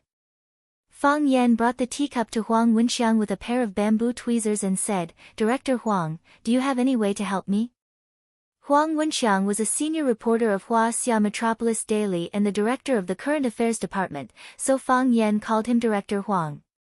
Huang Wenxiang shook his head and said, "I also learned about this from my colleagues in the media. They all said that they had some big news in their hands. I asked around and it was said that there was someone behind this incident. According to those guys working state, I'm afraid they have received a lot of writing fees from others." Fang Yan's eyes were piercingly cold, but returned to normal in an instant. He asked, "Do you know who is behind this?" Huang Wenxiang smiled and said, "Mr. Fang, you are young and inexperienced in society. Naturally, the one who started the trouble should be untied. It's enough to bite on one line, right? I'm stupid." Fang Yan shook his head and smiled bitterly. "Since I left home, a series of things have happened to me. It seems that elegant things like teaching people how to read and write are really not suitable for me. Fighting and killing is my goal in life." "You can't say that." Huang Haoren solemnly looked at Fang Yan and said, "Mr. Fang, don't be discouraged. You might not understand, but in the eyes of many students, your existence means something. The first time Huang Haoren asked me to do something was because of you. Huang Haoren took a poem that you commented on and recited it over and over again. Huang Haoren was full of praise for your teaching methods and is still trying hard to recite Tao Te Ching backwards. All of this changed after you became a teacher at Vermilion Bird Middle School. In the past, his pride made me proud, and now, his humility made me proud. As a father, I want him to be a humble and cultured person, not a cultured but arrogant person. Huang Haoren told me that he looks forward to language classes every day because you surprise them every class." Huang Wenxiang looked at Fang Yan sincerely and said, "I also look forward to the countless surprises you bring to Huang Haoren and countless Huang Haoren." Fang Yan didn't expect Huang Wenxiang to suddenly confess to him. He could feel Huang Wenxiang's sincerity towards him. He could feel Huang Wenxiang's respect for this seemingly incompetent teacher of his. Fang Yan was really touched. "I will take care of this matter," Fang Yan said. "They think I'm a good teacher, but I don't know if I can be what they think I am. At least, I can't be a bad teacher. I'll talk to my colleagues in the media, and I'll also meet with the education department." Without sufficient evidence, maliciously reporting a love affair between a teacher and a student will have a very negative impact on society as a whole. It will also have a serious impact on the reputation of the teacher and the student. If it's not handled well, it might ruin the student's life. "We must be careful with this kind of thing," Huang Wenxiang said. "What else can I help with? You don't have to be polite with me. Leave the rest to me." Fang Yan smiled. "You're right. Whoever started the trouble needs to untie it." The bald man was very cautious. After coming out of the hospital, he scanned his surroundings. He didn't find anyone suspicious before walking quickly towards a white Volkswagen. He opened the door and got in. The car slowly drove out of the hospital compound. Fang Yan's head appeared at the window of a black van. He pointed at the Volkswagen with the tail number 098 and said, "Master, please follow them." "No problem," the skinny driver agreed readily and quickly started the car. "As long as it's a prey that I, One Sword Peak Racing God, have my eyes on, don't even think about escaping from me. Brother, please remind me, which way did the car turn?" "The convenience store on the left," Fang Yan said in a bad mood. This One Sword Peak Racing God was too lame. "Oh, that kid is playing ambush. Oh, he's going to buy cigarettes." One Sword Peak Racing God reached for the cigarette box and threw it back. He laughed and said, "I almost forgot, little brother, you don't smoke. Smoke by yourself." "Don't worry about me," Fang Yan said. "That won't do." One Sword Peak Racing God shook his head. "If you don't smoke, I'll smoke by myself. Isn't that letting you inhale my secondhand smoke? We unlicensed drivers also have professional qualities." Fang Yan decided that he would never talk about professional qualities with others again. The Volkswagen started again, and the van followed closely behind. "Brother, are you a detective?" "What?" Fang Yan was stunned. "I specialize in investigating cases of husbands keeping mistresses and mistresses, cheating and whatnot," One-Sword Peak Racing God said with a smile. "Just like Detective Conan." "Detective Conan also investigates cheating?" "I think so." One-Sword Peak Racing God was not very sure. "You do this kind of job?" "It sounds very mysterious." "You actually guessed it." Fang Yan admitted it. The reason he admitted was because he did not want One-Sword Peak Racing God to ask more questions. He pointed to the Volkswagen owner in front and said, "That guy's mistress hired me to find out if he went back to have dinner with his wife tonight. Are you really a detective? Are you still hiring?" "It depends on your performance. Just watch." One-Sword Peak Racing God stepped on the gas, and the van rushed toward the Volkswagen. Slow down, and be careful," Fang Yan quickly reminded. The van stopped in front of a nightclub called Yulong. Fang Yan looked at the rows of white thighs in front of the nightclub and frowned again. He was not familiar with this kind of place. "Do you need help?" One-Sword Peak Racing God asked. "Not for the time being." Fang Yan paid the rest of the fare and said, "Leave a business card and wait for the interview notice." Good. I'm on call." One-Sword Peak Racing God was very excited. "You don't know, but I admire Detective Conan." Bang! Fang Yan had already opened the door of the van and strode toward the entrance of Yulong nightclub. When he was about to reach the door, he put the phone in his hand to his ear and said loudly, "Mr. Wang, I'm going up. You drink first, don't wait for me." "I understand, we won't go back until we are drunk tonight." When the manager saw the guests, she quickly came to greet them. Fang Yan waved his hand at her, and she immediately retreated. It seemed that this was a regular customer of Yulong nightclub, and a friend had already booked a private room. The bald man was waiting for the elevator, accompanied by a girl in a red cheongsam. The two seemed to be very familiar with each other. The bald man made some touching gestures, and the girl just pushed him away, but she was not angry. Fang Yan put the phone in his pocket, walked behind the bald man, patted him on the shoulder, and shouted, "Brother Bald." The bald man turned around and saw Fang Yan standing behind him with a face full of horror. When he opened his mouth to speak, he found that his shoulder was in pain. The pain was so painful that he could not speak and could not breathe smoothly. In the blink of an eye, there were dense beads of sweat on his forehead. Fang Yan used the golden bell mysterious finger to press the Ming Men point on the bald man's shoulder and said with a smile, "Brother Bald, are you also looking for Brother Wolf?" "Brother Wolf called me and asked me to come here to see him." The woman in the cheongsam saw the handsome Fang Yan, and her eyes immediately became bright. She asked with a smile, "This handsome guy is unfamiliar?" "First time here." "Do you know Brother Da?" "Yes. The bald man and I have been good brothers for many years," Fang Yan said with a smile. The woman pinched the bald man's arm and said, "Brother Bald is really not good enough. He has such a handsome friend and he did not bring him to play. He is afraid that you will play me bad," Fang Yan said with a shy smile. "How can that be? What kind of people does Brother Bald think we are?" The girl said coquettishly. "We will treat you well." The elevator arrived, and the girl rushed into the elevator and directly pressed the number 3. Fang Yan knew that his guess was right. Brother Wolf was in the Yulong nightclub, and the room they were in should be on the 3rd floor. The bald man only felt that his body was weak, and he did not even have the strength to walk. He wanted to sit on the ground, but Fang Yan's hand lightly rested on his shoulder, as if it was his life. His body was completely out of his control. When he was in pain, his old lover was flirting with Fang Yan, which made his body even more uncomfortable. "Bitch, see how I will deal with you later," the bald man cursed in his heart. The elevator stopped on the 3rd floor, and the Cheongsam girl led the way. The music was loud, and rows of long-legged girls were led by the manager in black uniforms to different rooms.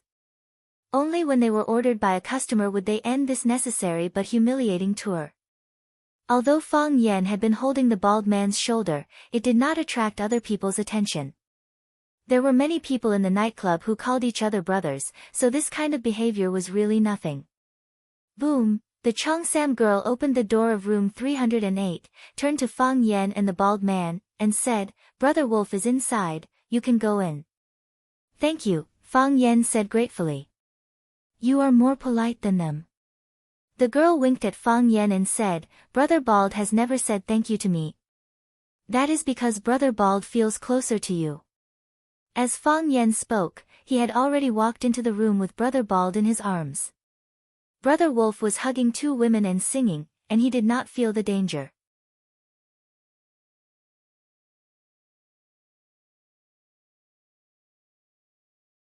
Chapter 45. There were more than a dozen men and women in the dimly lit room. Everyone's eyes were either occupied by the beauty in their arms or the MTV on the big screen. No one noticed the bald-headed man and Fang Yen, who was following behind the bald-headed man. In such a situation, Brother Baldy did not know what to do. He did not know whether to stand or sit.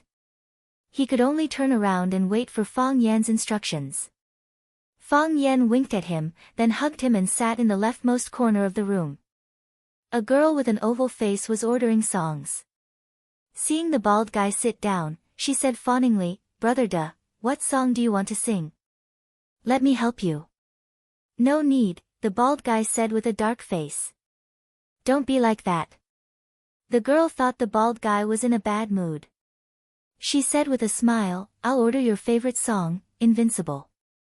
Invincible was the theme song of Young and Dangerous 3, Invincible, during the golden age of Hong Kong movies. As long as one was in the underworld, Zheng Yijian's character, Qin Haonan, was their idol. They were extremely familiar with every song he sang, and many veteran fans could even memorize every one of his classic lines.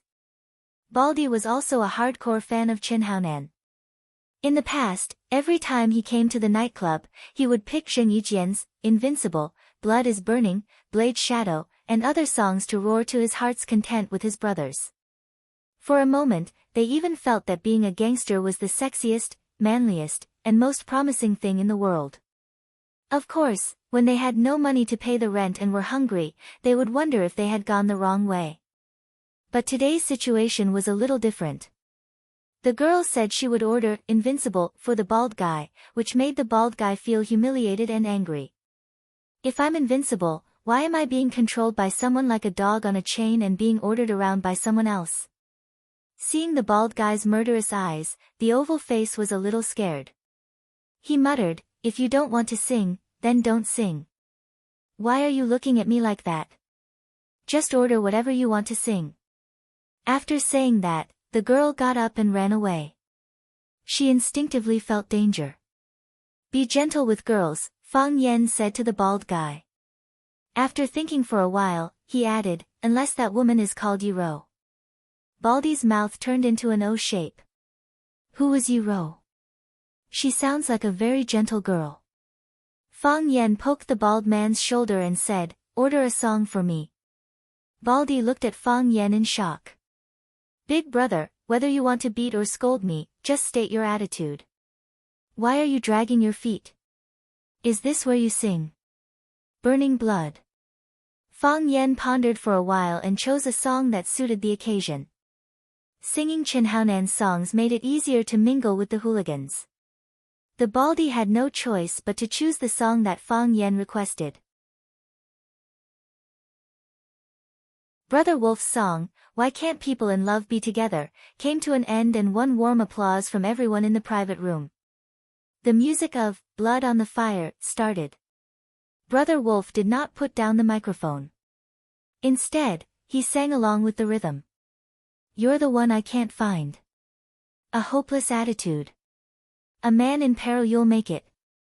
Fang Yen had originally wanted to sing alone, but under the current circumstances, he could only sing a chorus with Brother Wolf. "Time is merciless, but I'm still willing. Breaking a new story for you. Love and righteousness. I know today, love and righteousness. I don't need to doubt again. The more they sang, the more emotional they became, and the more they sang, the more passionate they became. One had a rough and hoarse voice, while the other had a standard and clear Cantonese.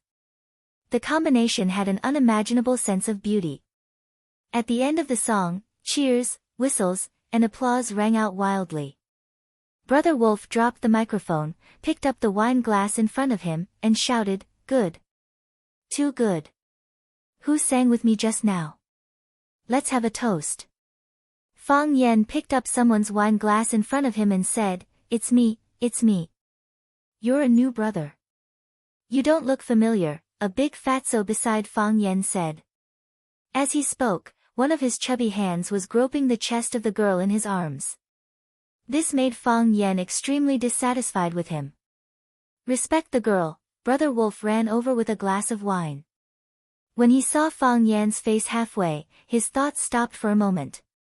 He stepped forward out of habit and almost fell flat on his face. "Brother Wolf, are you okay?" The punk saw that Brother Wolf almost fell and rushed over to help him. Brother Wolf stared at Fang Yan fiercely and shouted, "Fang Yan, it's me." Fang Yan waved happily. Baldy looked at Fang Yan as if he was looking at an idiot. What was this guy trying to do? The punks standing beside Brother Wolf were also stunned. When did the enemy break into their team? Why are you here? Brother Wolf stared fiercely at Baldy, who was sitting next to Fang Yan, and asked fiercely. Fang Yan pointed to Baldy and said, "Brother Baldy brought me here. We went to the hospital together to see Blondie. He said Brother Wolf was singing here, so he invited me to come and play." Baldy.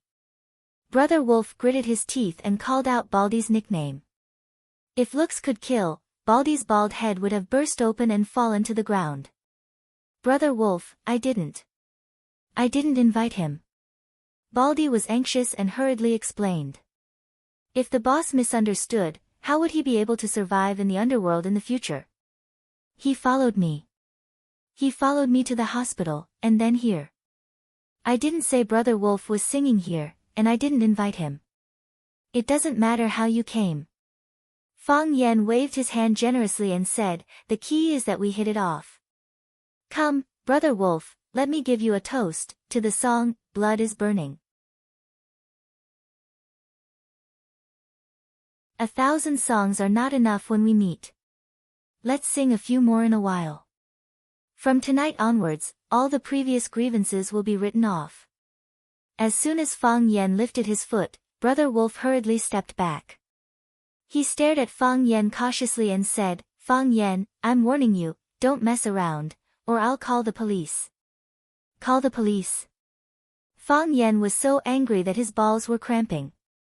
"Your father is a gangster, okay? You're AF** King Gangster, okay? You're black and the police are white. Black and white are incompatible. You're enemies. How can you call the police? In a society governed by law, do you still have professional ethics?" Seeing Fang Yan's expression change instantly, Brother Wolf became even more cautious. He stood in the middle of a group of gangsters and shouted, "Fang Yan, get out quickly. You're not welcome here." "I'm not leaving," Fang Yan said. "I won't leave even if you hit me. Unless you tell me that our previous grievances are written off." Fang Yan had come to look for Brother Wolf to solve the problem. The problem had not been solved. Everyone had not shook hands, drank a glass of wine together, smashed the glass and hugged each other. "You punch my chest and call me an Iron Man. I punch you and call you a good brother. Then, you punch my stomach and call me a life for a life from now on. I kick your crotch and call you a motherf***cur." Brother Wolf was about to cry. "Only an idiot would hit you. You're a human trap. Do you think we don't know that? Brother Wolf, who is this kid? Brothers, F***ck this guy up. Coming to our Master C's place to behave atrociously. I think you don't want to see the sun tomorrow. Brother Wolf, let's call the police." In the private room, there were a few people who saw Fang Yan for the first time. Therefore, they did not know how good he was and were prepared to report his name to scare him away or ask their brothers to beat him up. However, the men brought by Brother Wolf who had dealt with Fang Yen before were all in favor of the suggestion of calling the police. If he was not heartbroken, who would step on his dignity? "You guys sing," Fang Yen said casually. He waved to Brother Wolf and said, "Brother Wolf, come here. Let's have a good talk." Brother Wolf did not move. He was afraid that he would fall into the wolf's mouth again. Fang Yen sneered and said sarcastically, "What? The famous Brother Wolf in Jianghu was so daring? I think you should change your nickname. Don't call me Brother Wolf in the future. Brother Mouse is more suitable. You're going too far." Brother Wolf was provoked and shouted with a red face, "What do you want to talk about? Why do you want to frame me?" Fang Yen asked. He had always been a very frank and straightforward man. "I don't know what you're talking about," Brother Wolf denied. "Let me give you a lesson," Fang Yen said. "I was taken to a bar by my students to sing, and you made a move on my students on the dance floor. Was the first round your fault? As a teacher, of course, I can't watch my students be bullied by hooligans. Don't be angry, aren't you a hooligan? At that time, you were shouting that men are not hooligans and women are not crazy, right? I asked you to apologize, but you didn't want to. Then you challenged me to a duel. I beat you up. You molested my female students, and I beat you up. This second round, we're even, right?" Brother Wolf did not read much, but he still felt that he had been fooled by Fang Yen. How could things be settled like this? 2 days ago, you brought some people to the gate of Rosefinch Secondary and waited for me. We had a good talk and shook hands. Although you don't deserve to be my friend, I thought that the past was written off. In the end, you did this to me. Why did you ask people to carry Blondie who was smeared with human blood to the gate of my school? Why did you ask those reporters to come? Do you want to ruin my reputation? Do you want to kick me out of school? Immature, Fang Yen said with a sigh. The way you deal with the problem is too immature. Think about it, if I lose my job, what will I do? A hooligan. If I become a hooligan and am no longer bound by school and moral standards, do you think you will have a good life? Brother Wolf was shocked. Listening to Fang Wei's analysis, it seemed that he had indeed made a very serious mistake.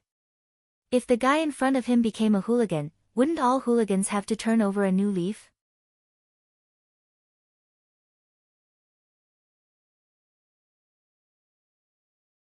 Chapter 46. Do you think we are enemies or opponents? No, we are friends, not to that extent. However, we are definitely not enemies. I will be my teacher, and you will be your hooligan. From now on, we will mind our own business. Let's go. Fang Yen waved his hand and looked at Brother Wolf with a kind face. It was as if a grandmother wolf was looking at her own child. Take Blondie back and say hello to those reporters. Then, write me a letter of apology. Tell them that when you were harassing the female students in the bar, I acted bravely for a just cause, and that you held a grudge against me for taking revenge. Those photos were photoshopped by you. After my painstaking education, you finally realized your mistakes and decided to turn over a new leaf.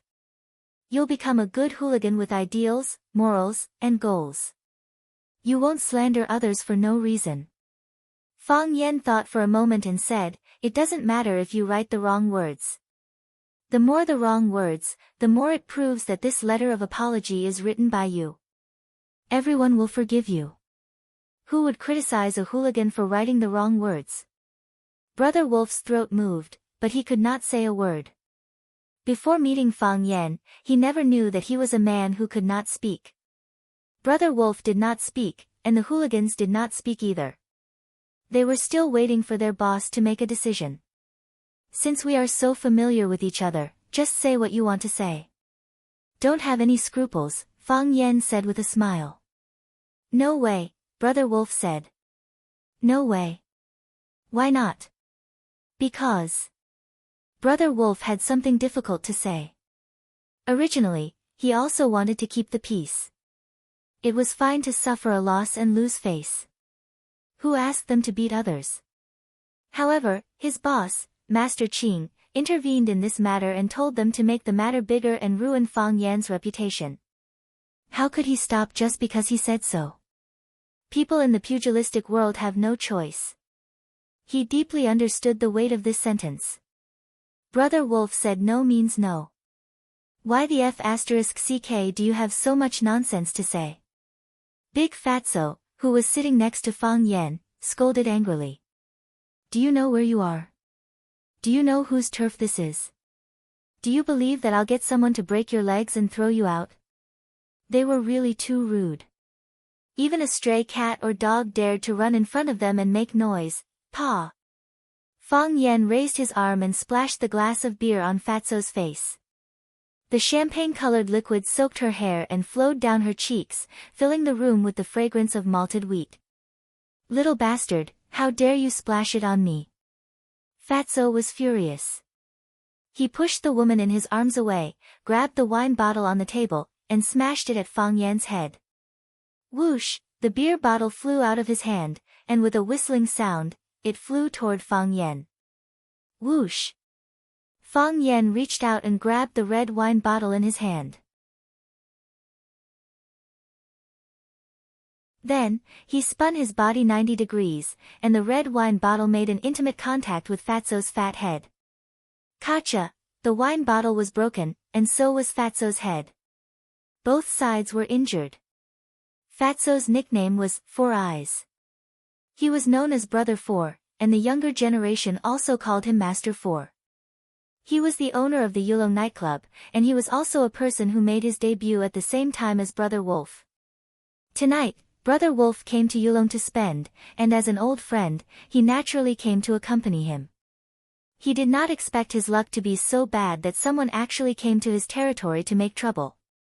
A fight broke out at the slightest disagreement. Fatso was indeed a person who had seen big scenes. He was hit on the head and was dripping with blood, but he still stood there as steady as Mount Tai. Cripple him. Fatso covered his head with his hand and roared angrily. The boss was injured, and the lackeys around the boss naturally had to take revenge for him. Without waiting for Fatso's order, two of the lackeys rushed towards Fang Yan with a beer bottle and a knife. Like wolves and tigers. Fang Yan stood still and turned in a circle with his left foot as the center. He turned to the left and just happened to avoid the attack of the beer bottle. He stretched out his hand and grabbed the guy who was regarded as the trump card by the gangsters. He turned to the right and just happened to avoid the stab of the dagger in his chest. He stretched out his hand again and grabbed another hooligan in his hand. The two struggled with all their might, but they could not escape from Fang Yan's grasp. A sky full of spinning tops. Fang Yan pulled their arms and spun them together. After 3 circles, the two could no longer keep up with Fang Yan's speed. Their feet left the ground and they were dragged into the air by Fang Yan. Go! As Fang Yan spoke, he had already let go of them. The two gangsters screamed and flew towards where Brother Wolf was standing. Bang! Brother Wolf and his men reached out to catch them, but the power of Tai Chi on the two gangsters was not completely removed, and a large number of them were smashed and injured. The gangsters lay on the ground screaming and groaning. Fang Yan walked to Brother Wolf with a smile and said, "Can we talk now?" Brother Wolf looked at Fang Yan in horror and said, I can't promise you." "You mean, no matter what I do today, you will insist on tarnishing my reputation and driving me out of school, right?" Fang Yan asked with a serious face. "I have no choice," Brother Wolf said in a low voice. "The leader has come forward. What can I do?" "You have no choice but to do evil." Fang Yan sneered. "It seems that you also have unspeakable difficulties. Should I forgive you? Even if you ruin my reputation and make me miserable?" This guy's words are really mean. Brother Wolf thought in his heart. "You also know that I am a very easy person to talk to. If you can't talk to me, I will beat you up." Fang Yan said in an unfriendly tone. It seems that we can't talk to each other. I really can't do it, Brother Wolf said. This matter is no longer under my control. Under whose control? Brother Wolf did not speak. How would he dare to betray his own boss? Fang Yan rushed over quickly and punched Brother Wolf in the chest. Brother Wolf saw Fang Yan's movement clearly and also reached out to block. It was empty. His hand was empty, and his eyes deceived him. Bang! He received a solid punch in the chest, as if he had been hit by a big bell.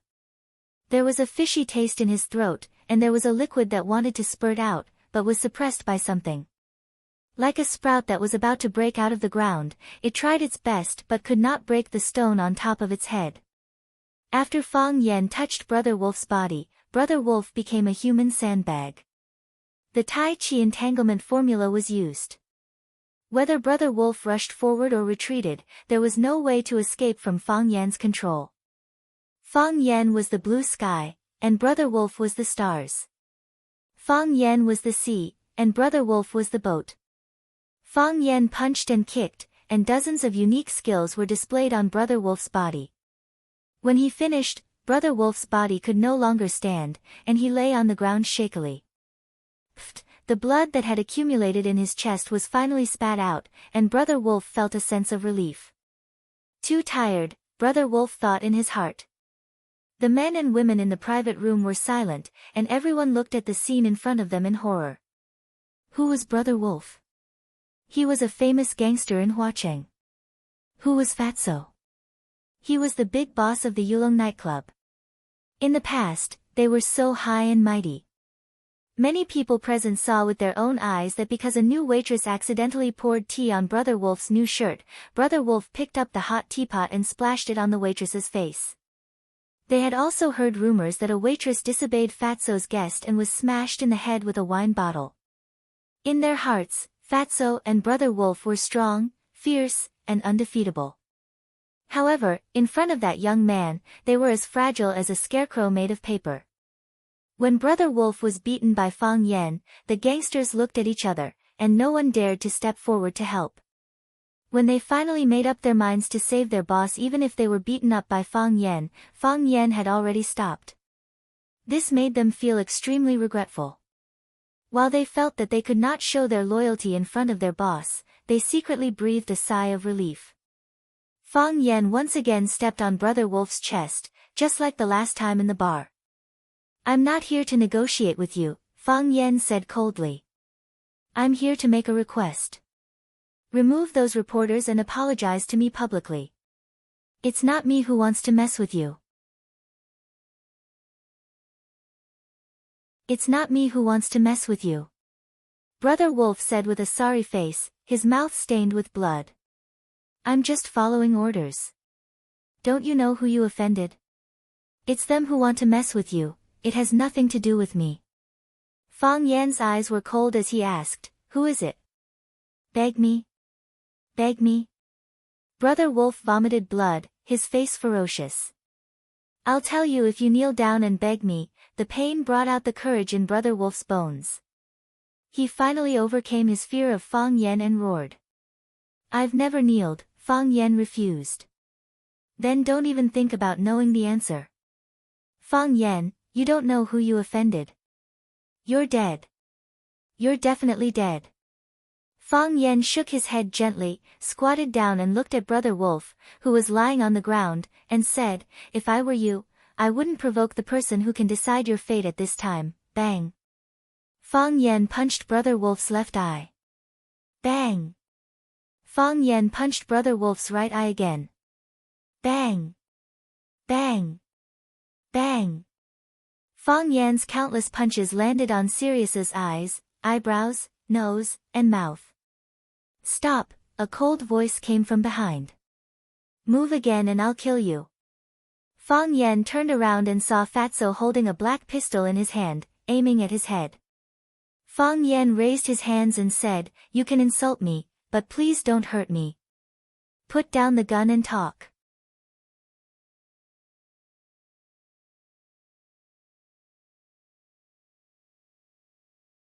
Chapter 47. Seeing that Fang Yan had been conquered by his pistol, Fatso became spirited. He quickly walked up to Fang Yan, laughed and shouted, "Come on. Come on. Hit me. Hit me. Do you dare to hit me again? Hit me here. Hit my face. Slap." Fang Yan slapped Fatso's face. Fatso was stunned. Brother Wolf was stunned. Everyone was stunned. Fatso had traveled far and wide. He started as a gangster and later led dozens of brothers to kill people in the streets. That was how he gained his fame. Taking people's lives, breaking people's hands and feet, he had done many immoral things. Moreover, he was willing to do it. He had encountered countless dangers in his life, but as long as he had a gun in his hand, he could find some bargaining chips or dignity. He had never been as embarrassed as he was today, even when he was pushed to the ground and his back was slashed more than a dozen times. Why did he really hit me? Mr. Fatty couldn't understand. What he meant by this sentence was, "Now that the gun is in my hand, if you dare to touch me, I will shoot you. I heard that you are a teacher, why can't you understand human language?" Mr. Fatty was stunned at first, and then he became angry. He pointed the gun at Fang Yan's head and said fiercely, "Damn you, you want to die." The corner of Fang Yan's eyes glowed red. His originally soft hair suddenly became stiff and erect. He stared coldly at Fatso and said word by word, "There was a man who pointed a gun at my head, and then I disabled him." Fatso's heart could not help but tremble. Why did this guy suddenly become so murderous? Wasn't he a lowly person? Moreover, when Fatso looked at Fang Yan's eyes, the murderous intent in his heart would instantly disintegrate and then turn into timidity and fear. Compared to him, it was as if he was the killer, and he was just a hand. Fang Yan reached out and grabbed the gun on his head, saying, "Shoot." Hit between the eyebrows. Fatso's grip on the gun started to tremble. He wanted to pull the gun out of Fang Yan's hand. He wanted to shout, "This is my gun, and I'll shoot it wherever I want. I'll shoot your thighs, your testicles, your feet, and I'll shoot it on the carpet or the sky. Why do you care?" Fang Yan's hand that was holding the gun suddenly exerted force. He thrust it into the air and then made a 90-degree turn. The koi fish turns over. Whoosh! Fatso felt a strong tug on his arm, and then tragically found that a gun was aimed at him. His chest. "Ah!" the women in the private room gasped. "Shut up!" Fang Yan roared. These women were too hateful. When Fatso pointed the gun at him just now, they were as quiet as dead people. Now that it was his turn to turn the tables, they shouted and screamed as if they were being molested. Do you think honest people are easy to bully? His eyes were fierce, his means were sharp, and his body was dripping with blood. Now, Fang Yan was like a god of death. His roar was really effective. Those women really shut up and did not dare to say a word. Fang Yan looked at Fatso and shouted, "Kneel down. You don't dare to kill me." Bang! As soon as Fatso's voice fell, he was shot in the abdomen. Blood flowed, and Fatso's body softly fell to the ground. "I don't dare, but you do." Fatso looked at the gun in his hand, and tears of humiliation flowed from the corner of his eyes. "I actually don't dare," he said to himself in his heart. Fang Yan walked up to Brother Wolf and asked softly, "Now, do you give me an answer, or do I give you an answer?" "Master Qing," Brother Wolf said with a pale face. "It's Master Qing who wants to hurt you." "Yellow hair, take it back." "Yes." "Are the reporters going to leave?" "Yes." "Are you going to apologize to me?" "Apologize." Fang Yan was very dissatisfied with Brother Wolf's attitude and said, "Don't you feel that you have wronged me? You are gangsters and hooligans. What are you good at?"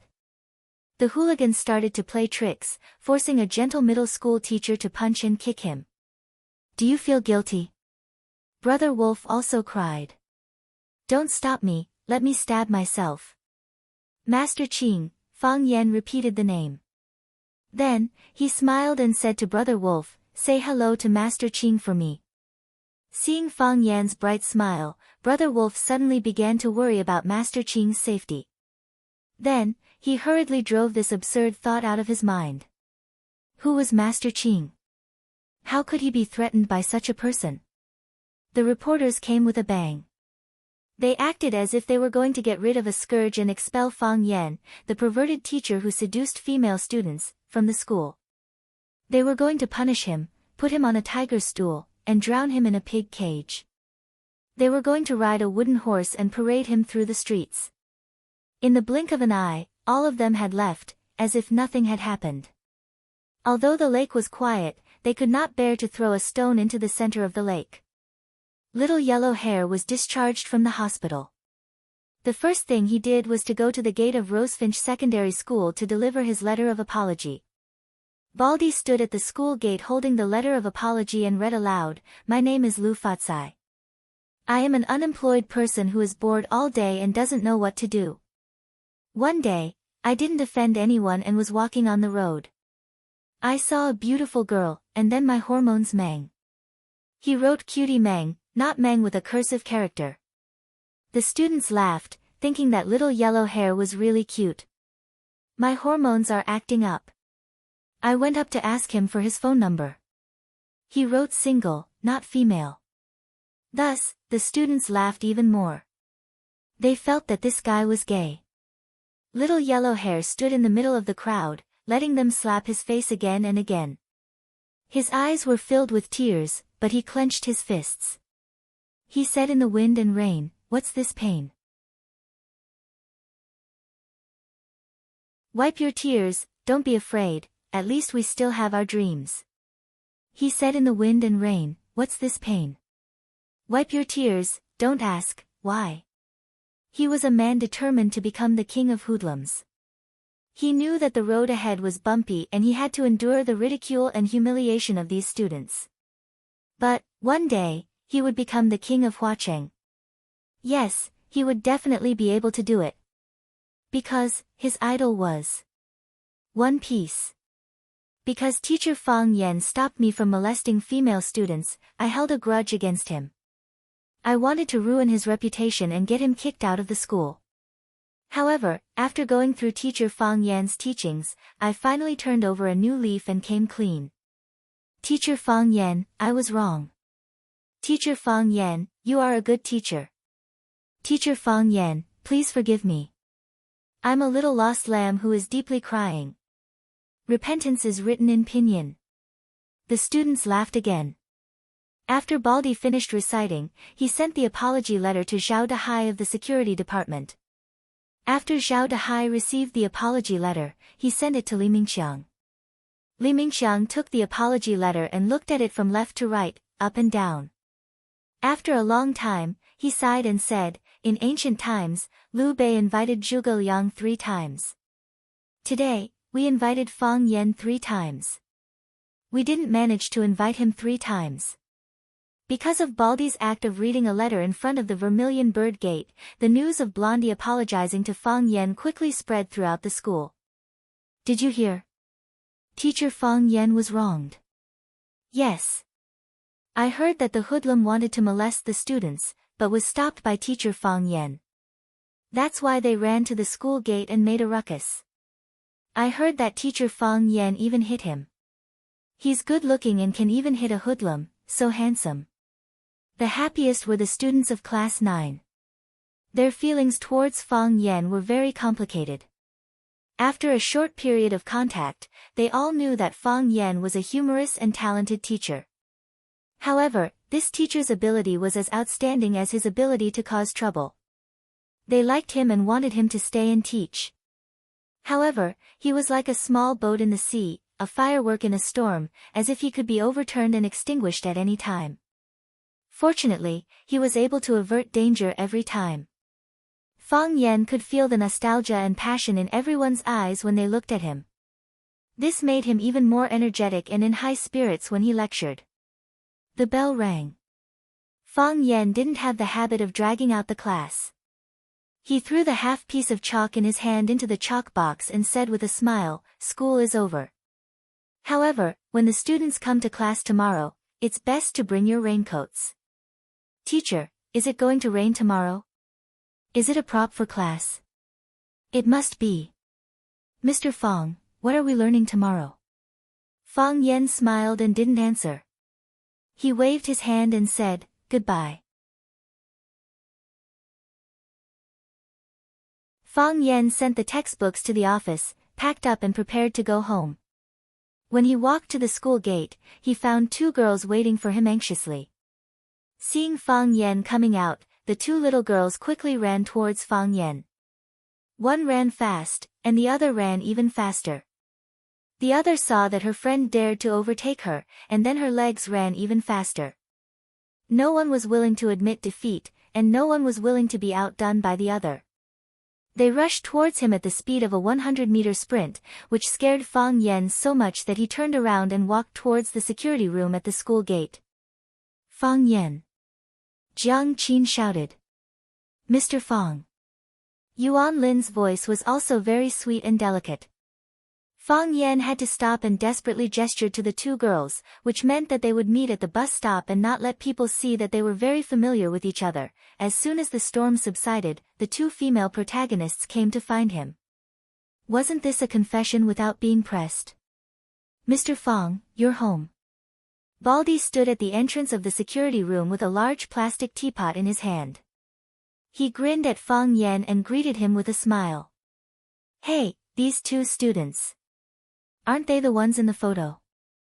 You're tuning in to the Blissful Bookshelf YouTube channel. We're so grateful for your support and don't forget to subscribe to join us on this incredible journey through captivating stories. Your generosity through donations truly makes a world of difference, as it's the primary source of revenue that allows me to expand and enhance this channel for you.